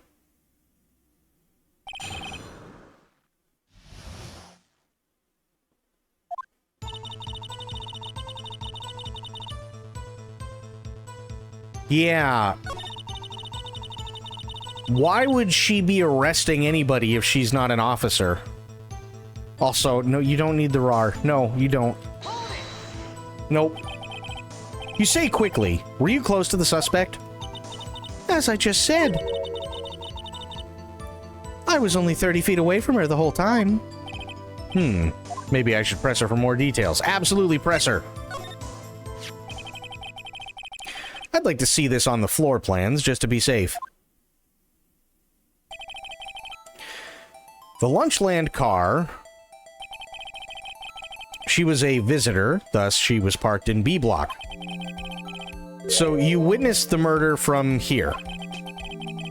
That would make it about 30 feet from the car, yes. Is that correct, Miss Starr? Yes, that's right. But there was a chain link fence in front of you. I went over it, of course. Amazing. The cough-up queen lunch lady athlete indeed. It would have taken her a little time to climb over the fence. So she couldn't have gotten to my sister that fast. Yeah, that fence was about 9 feet high, too. So how did Miss Sky not get away? Oh, damn it.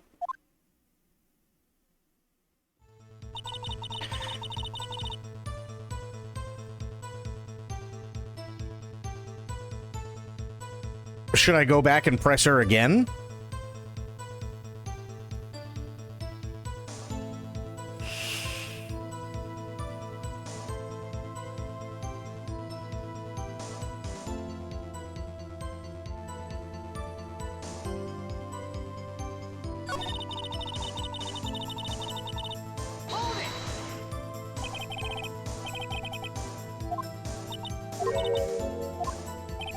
Okay.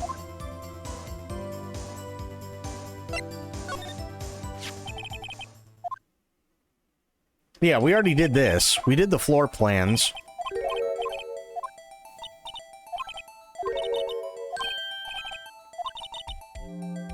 Would have taken her a little time to climb over the fence, yeah.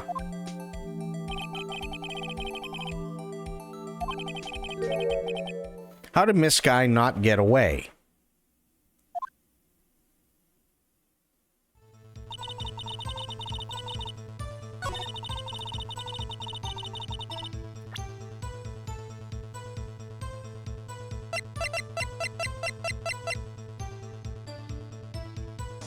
And you can see the fence too in the photo.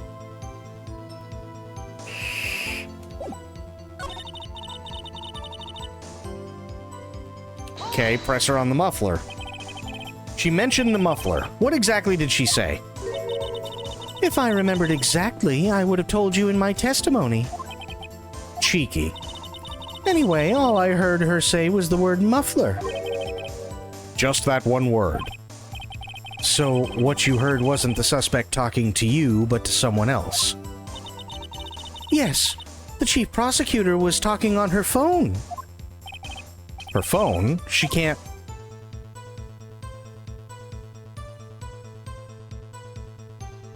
Got it. So there's something in the muffler of the car. By phone, do you mean this cell phone discovered at the crime scene? Yes, ultimately. Ultimately? My memory. It's like a salmon heading upstream, you see. I'm not touching that one. Nope. No, the court doesn't see, Miss Starr. The chief prosecutor first attempted to use the phone hanging on the wall. On the wall? That's right. Near the car. There was an emergency phone on the wall. Apparently it was out of order. And so she used her cell phone. Indeed, the emergency phone was out of order that day. Good witnessing, witness. Good witnessing? Whatever happened to good testifying? You should, of course, add this to your testimony. The things I do to please this rookie defense attorney.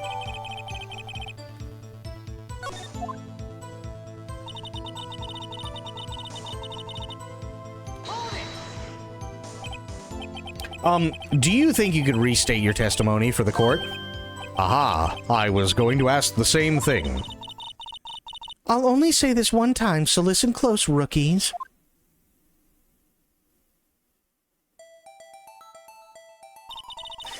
The chief prosecutor stabbed the victim and ran behind the partition. Then she picked up the emergency phone on the wall, but it was out of order. So she pulled her own cell phone out of her pocket. And during that time, you climbed over the chain link fence. Yeah, during the time she went to go supposedly use a phone that you couldn't see because of the partition. Then, when I boldly grabbed her arm, the chief prosecutor hung up her phone. And you saw her doing this. What is it, Mr. Wright?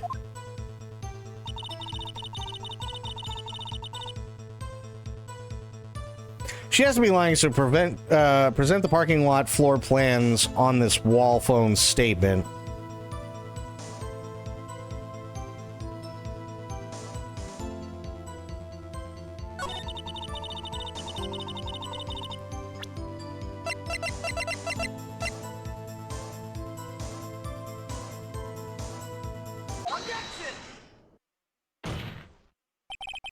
Miss Starr, I have to conclude that you have a personal grudge against Miss Lana Skye. The witness is a former detective. Her testimony is unmarred by personal bias. Well, who would have thought you would be my knight in shining armor, prosecutor? You who, together with the chief prosecutor, kicked me out 2 years ago. Well, Miss Starr, this is a fatal contradiction with your testimony. How do you explain this? I don't know what you're talking about. Mess with me and I'll make you cough it all up. Let's look at the floor plans. You said you witnessed the crime from this point. However, if that's true, you couldn't possibly have seen Miss Skye making that phone call. I believe you see what I'm getting at. That emergency phone was on the backside of this partition. If indeed you were in Block B, you couldn't have seen it. What? Order, order. What is the meaning of this? It's simple, Your Honor. She's not coughing up lunch, she's coughing up lies. That's quite a claim, Mr. Wright. Perhaps you will allow me a question? Tell us exactly what lie this witness has told the court. Can't afford to get this wrong. The witness lied about where she saw it, I would assume.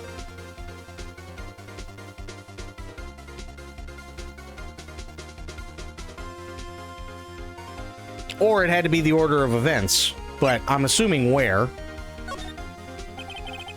Miss Sky tried to use the emergency phone, but it was out of order. What is significant about this fact? Nothing. Therefore, it would be pointless for Miss Star to lie about it. Pointless to lie, I see. But say the witness did actually see Miss Sky using the emergency phone.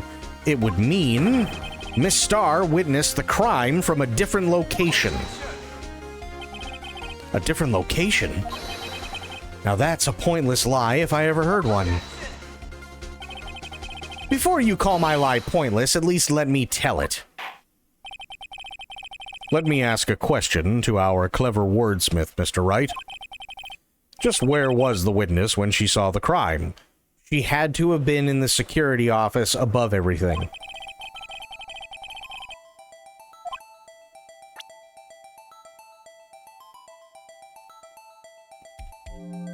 Yeah, because she couldn't be over here because she wouldn't get over a 9-foot chain link fence in that dress, especially in those heels.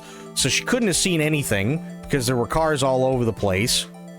She'd be more than 30 feet away if she was at an angle that would even give her a slight amount of seeing it, but even then, so she had to be in the security room. It's the only way she could see it.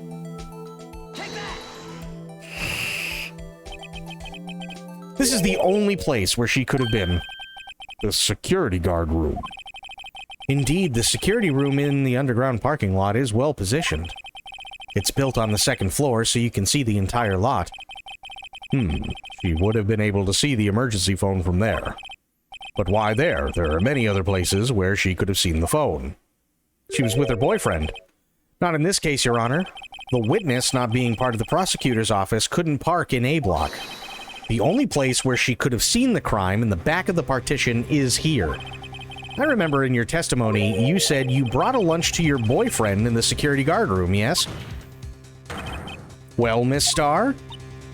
How many years have I been getting the better of men? To think that the tables could be turned. Today a man has got the better of Angel Star. Order! Order! Witness! What have you done? You used to be a detective. You should know better. I'm not turning back. The guilty will be punished. And I'll do what I must to make sure justice prevails. The guilty? Is she talking about Miss Sky? Mr. Wright, doesn't this strike you as odd? Why did Miss Star lie? It doesn't make sense. Huh? She could have just said she saw the crime from the security guard station. It wouldn't change anything. Exactly. This photograph tells all. It was the defendant who stabbed the victim.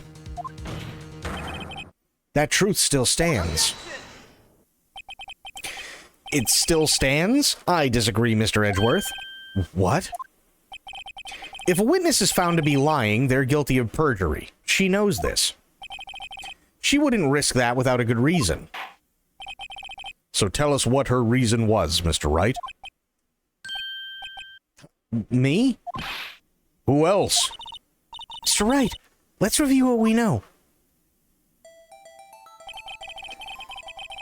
Miss Starr witnessed the crime from the security guard station. Yes. But she lied and said she saw it from B block. Must make a vital difference, but what? What would change?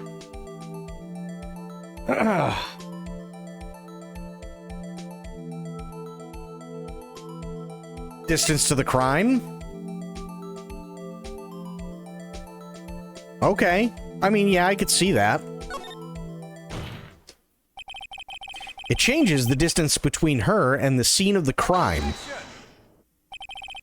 My condolences, Mr. Wright, but one look at the floor plans and it's quite clear. The distance between the scene of the crime and the guard station is 30 feet. Right, but she'd have to back out of the security room, go down at least one flight of stairs, and then out the door to where Sky was, which would probably double the distance, if not triple. I don't see how that would change what she could see.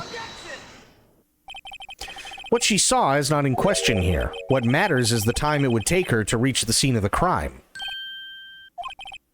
Miss Starr, you witnessed the crime from the security guard station. Now, how long did it take you to go from there to the scene of the crime where you arrested Miss Sky? Well, witness. You. Yes? You ordered the squid wheels, right? The quality of my lunches has gone from low to inedible. I was bringing a PB&J lunch with fresh boysenberry jam to my boyfriend. Boysenberry for the boyfriend. He wasn't in the station, so I waited. I witnessed the crime from the glass-walled station. Yeah, so that at least doubled. And before I knew what I was doing, I found myself running toward the scene. In heels? I mean, listen, I know that this is like a simplistic view of court, but I'm a guy and even I know running in heels is a bad idea, especially on steps. I also know for a fact that there's no way in hell she could climb a 9-foot chain link fence in that dress in those heels. She probably would have ended up as a bug on the windshield of one of the cars.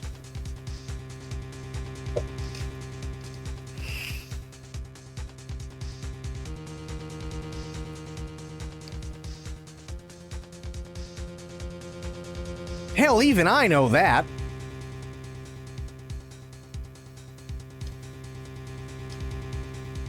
I'm just saying, like, seriously, if anybody doesn't believe me, fucking steel high heel. No, it's not even steel high heel. It's not about how high the heel is. It's about balance. That's the whole thing.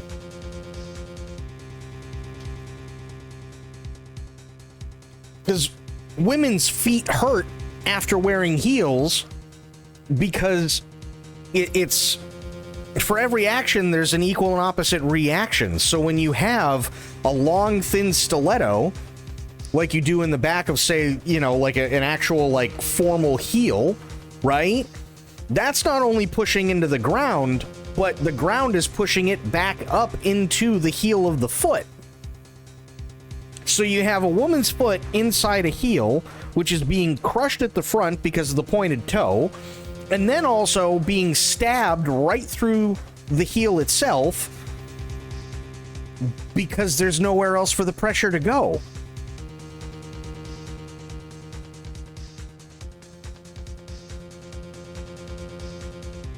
It's about balancing the thing in the bottom, not giving a fuck, and just braking.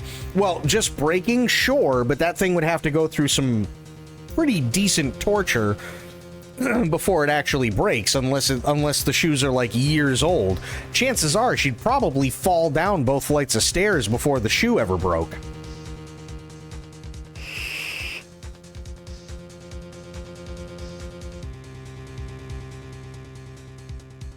She'd be lying at the bottom of the stairs like Peter Griffin.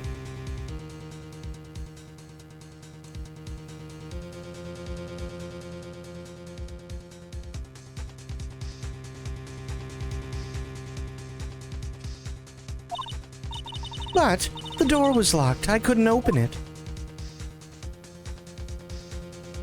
So she ran all the way around?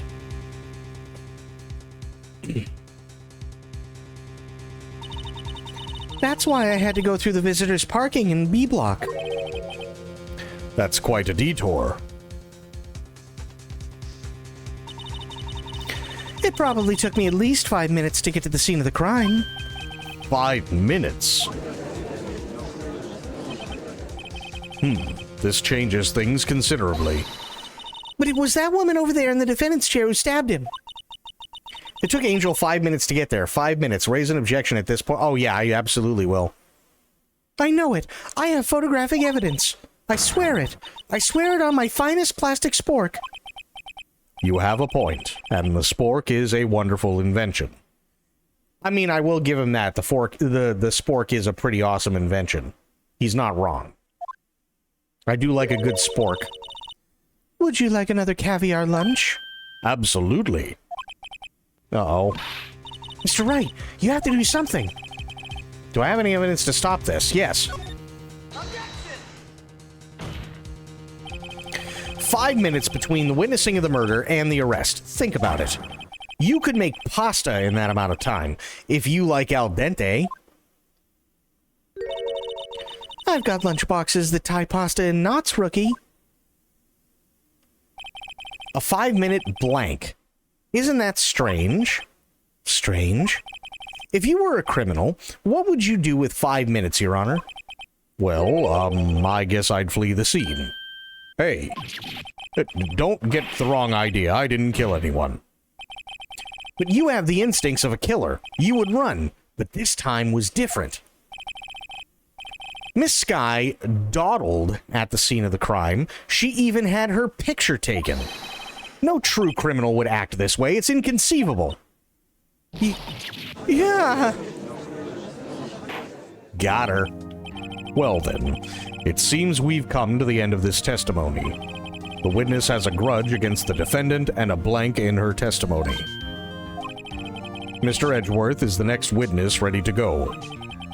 Unfortunately, I appear to have overestimated this witness on account of her professional history. We did it! We screwed that can shut, Mr. Wright. That was too close. I'm afraid that the cough-up queen has been dethroned. And with that, court is adjourned.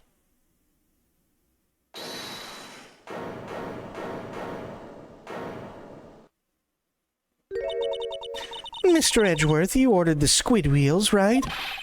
That's the one she tried to foist off on me. I prefer to not take the defense team's leftovers. Anything else to say? I might be able to save you. I have decisive evidence. What was that? Is this another one of her trick lunchboxes? My apologies, but we have no further questions to ask of you, Miss Starr. Ah. Is this your jumbo lunchbox? Ooh, a triple-decker. Out of deference to the witness's determination, I'll allow one more testimony. Let's hear about this decisive evidence. Like the Lunchland motto says, you won't be disappointed. What's she going to pull out of her lunchbox this time? Damn it. Okay. I should have mentioned those 5 minutes when I wasn't looking at the crime scene. And now, to the matter of the victim's shoe. Did I not bring this up? 2 types of blood were found on this shoe. One was, of course, the victim's, and the other blood type matched that of the defendant, Miss Lana Sky. This shoe proves it. It's flawless, decisive evidence. No, it doesn't. Why would Lana Sky be bleeding? What? There was blood found on that shoe. Try Lunchland for all your lunch and decisive evidence needs. Witness, what's the meaning of this? Why is this the first time I've heard of this evidence? Simple, as I've already said. I don't trust you with evidence, Mr. Edgeworth. That's why I took the liberty of investigating this myself. And you had blood tests performed? Didn't I mention I have 3 boyfriends in forensics? In any case, Your Honor, I can't accept this as evidence. What? You must know the 2 rules of evidence law.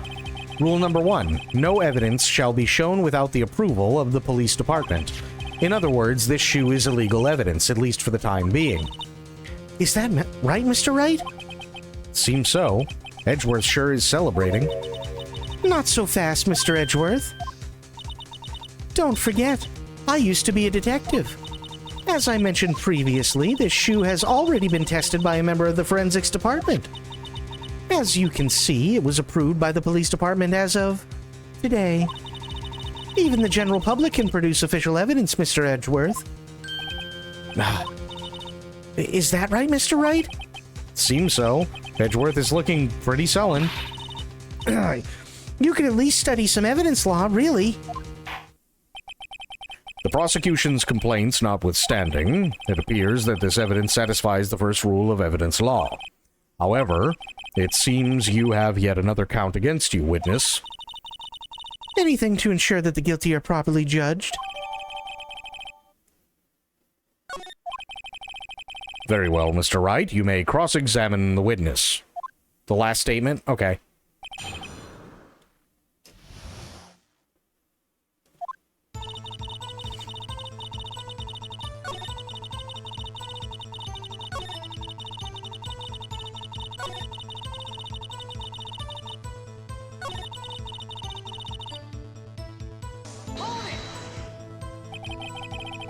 Can't let this evidence go through without a fight.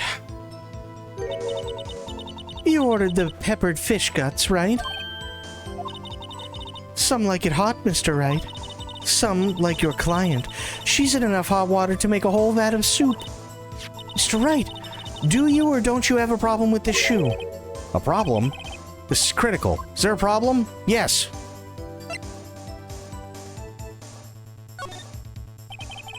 If I'm not imagining things, I'd say there's one critical problem with this evidence. A clear contradiction. That gleam in your eyes. You're still young, rookie. I'd give you a peppered fish gut now. But you couldn't take the heat, could you?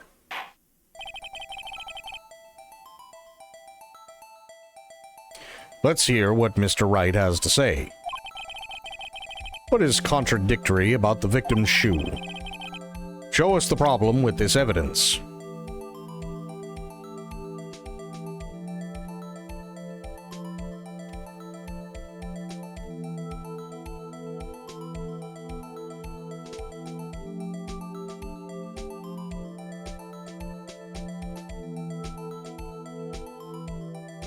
It's not coming up. Or am I just waiting for something that's never coming?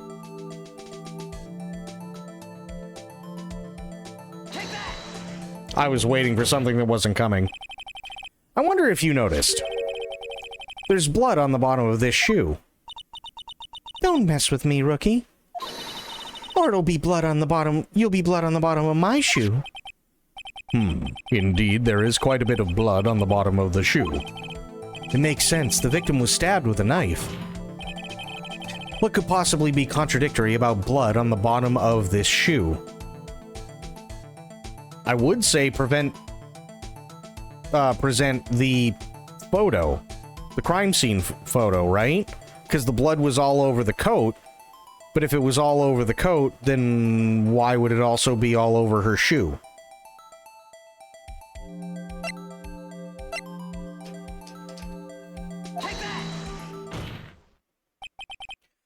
The problem lies in the footprint. The footprint? Note that the bottom of the victim's shoe is covered in blood. Then, isn't it strange? Why weren't any bloody footprints found by the scene of the crime? Aha! As you can see, there were no traces of any such footprints at the scene of the crime. That contradicts your claim about this shoe. This picture only shows part of the floor, so there could have been bloody footprints. Then where are they, Mr. Edgeworth? Because we checked the scene and found nothing of the sort. Order, order, order. Well, witness? Huh? Going great, Mr. Wright, but it's true that the lack of a footprint is a contradiction. But then we have to ask why there wasn't a footprint. Oh, that's true. There has to be a reason why there wasn't a footprint. Think, Mr. Wright, think. Hey, I don't know why it's not there. I'm just good at finding contradictions. What?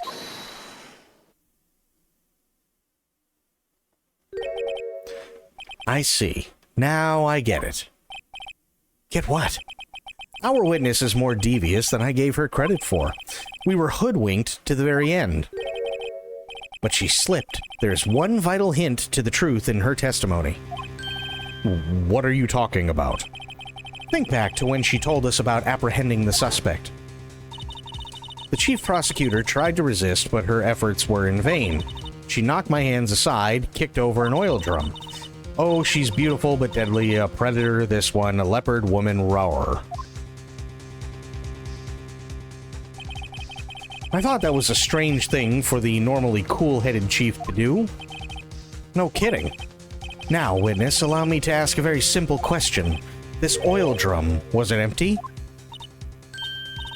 Oh, that, I'm not sure I like your attitude, Mr. Edgeworth.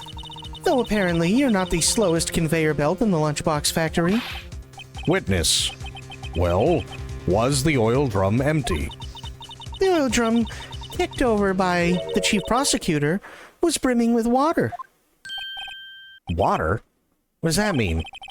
Still don't get it, Mr. Wright. Do you want to know the reason she knocked it over? The real reason? Aha! You don't mean... Yes, the suspect knocked over the oil drum for one reason and one reason alone. To erase the bloodstains that would become evidence against her.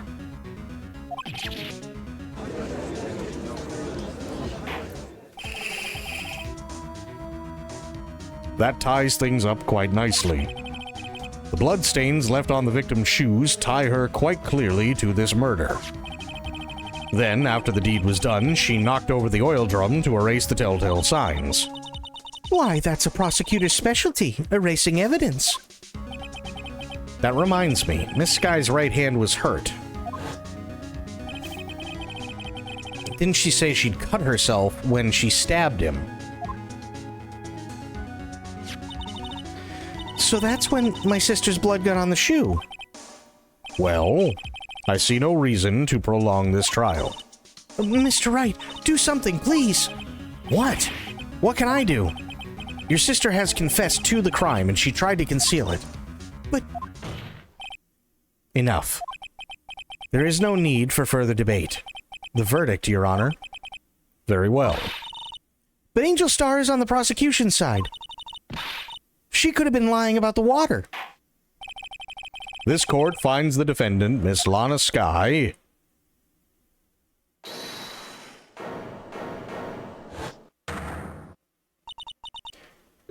Little girl, what did you just say? Huh? Me? Did you say that I, Angel Star, was on the prosecution's side? Well, yeah, you are. You're saying my sister hid evidence by erasing the bloody footprints. Well... I thought you'd had your fill, but here you are demanding a second helping. Another lunchbox. A lunchbox called evidence. Wait. Witness, don't tell me you have something else. The time for deliberations is past. Any further comments and you will be held in contempt of court. Your threats don't scare the cough-up queen. Look at this.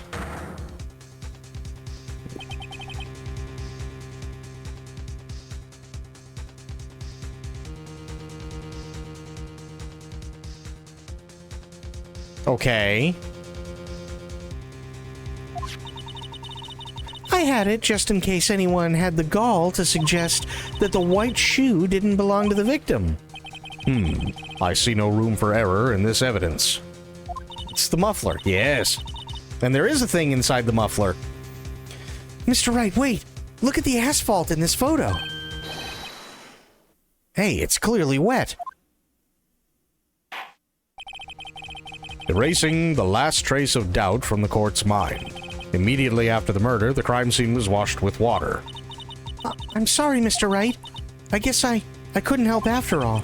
It's not your fault. I knew I couldn't win this case from the beginning. And it seems this is what your sister wanted anyway.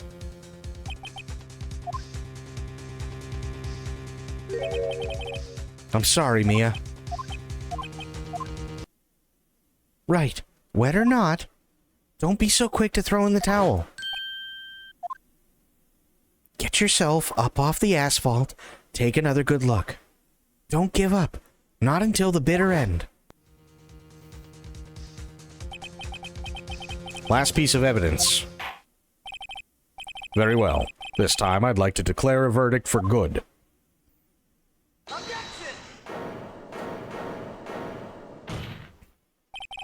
Your Honor, wait.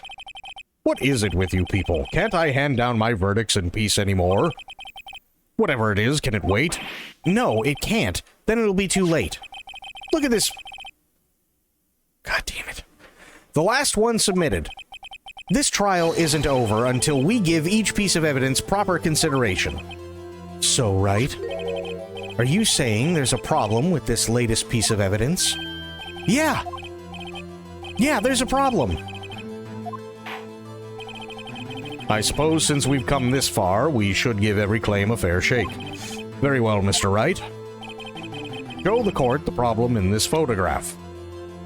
The floor's already wet.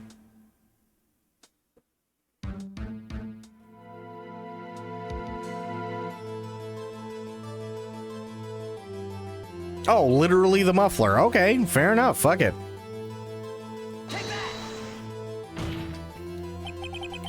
The problem in this photograph is here. What's this? There's something poking out of the car's muffler. Wait just a moment, Mr. Edgeworth. Your Honor? You just said muffler. However, I see no trace of a muffler or scarf of any kind in this photograph. A muffler is also a part on a car or motorcycle, Your Honor. Just think of it as a part of the exhaust system, a pipe. I see, and I see. What's that suspicious-looking cloth sticking out of the car's muffler? So what if there is something sticking out of the muffler? What does that have to do with this case? Nothing. Absolutely nothing. Sorry, Miss Starr, but it's not going to be that easy. In fact, you've already told us why this is important to the case. You said as much in your testimony. What? Let's hear what Mr. Wright has on his mind. Tell us why you think this piece of cloth in the muffler is related to the case. Because of the phone. Makes sense. Miss Starr, recall your testimony for the court. Ah, yes, when I arrested her, she mentioned the muffler. That's what had me confused in my earlier testimony. Muffler.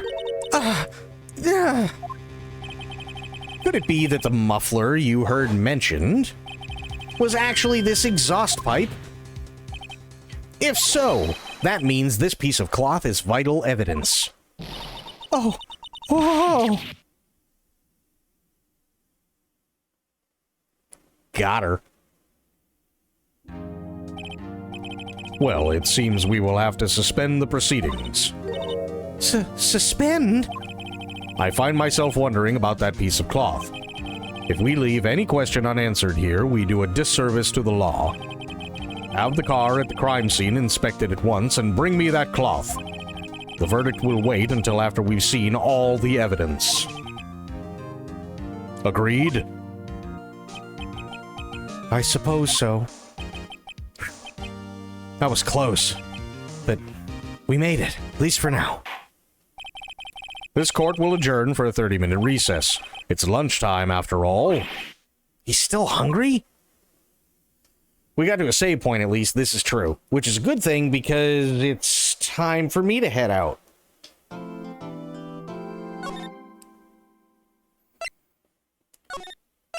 Boom. And that is it. And I do want to thank everybody for being here and watching and hanging out. And we also had Flickerclad coming in with that raid. Flick, it was so good to see you. Hope you have been doing well. And I'm glad you're having fun with Ghost of Yote. I can't wait for it to not be a timed exclusive for Sony anymore so that I can get it on PC. That's definitely one of those that I really, really, really want. But we had Aelin, we had Nightshade, we had Flick, we had Spectre. Corgi was here for a little bit. We had Alpa, we had Core, we had Trader Nikki. We had a bunch of awesome people tonight. We really, really did. So thank you everybody for hanging out. I really, really appreciate it. And thank you for watching. I will be back later on today, but until I see you all then. Oh, we also had Bloop. I can't forget Bloop. But until I see you all then, have yourselves a great day, great night, wherever you are.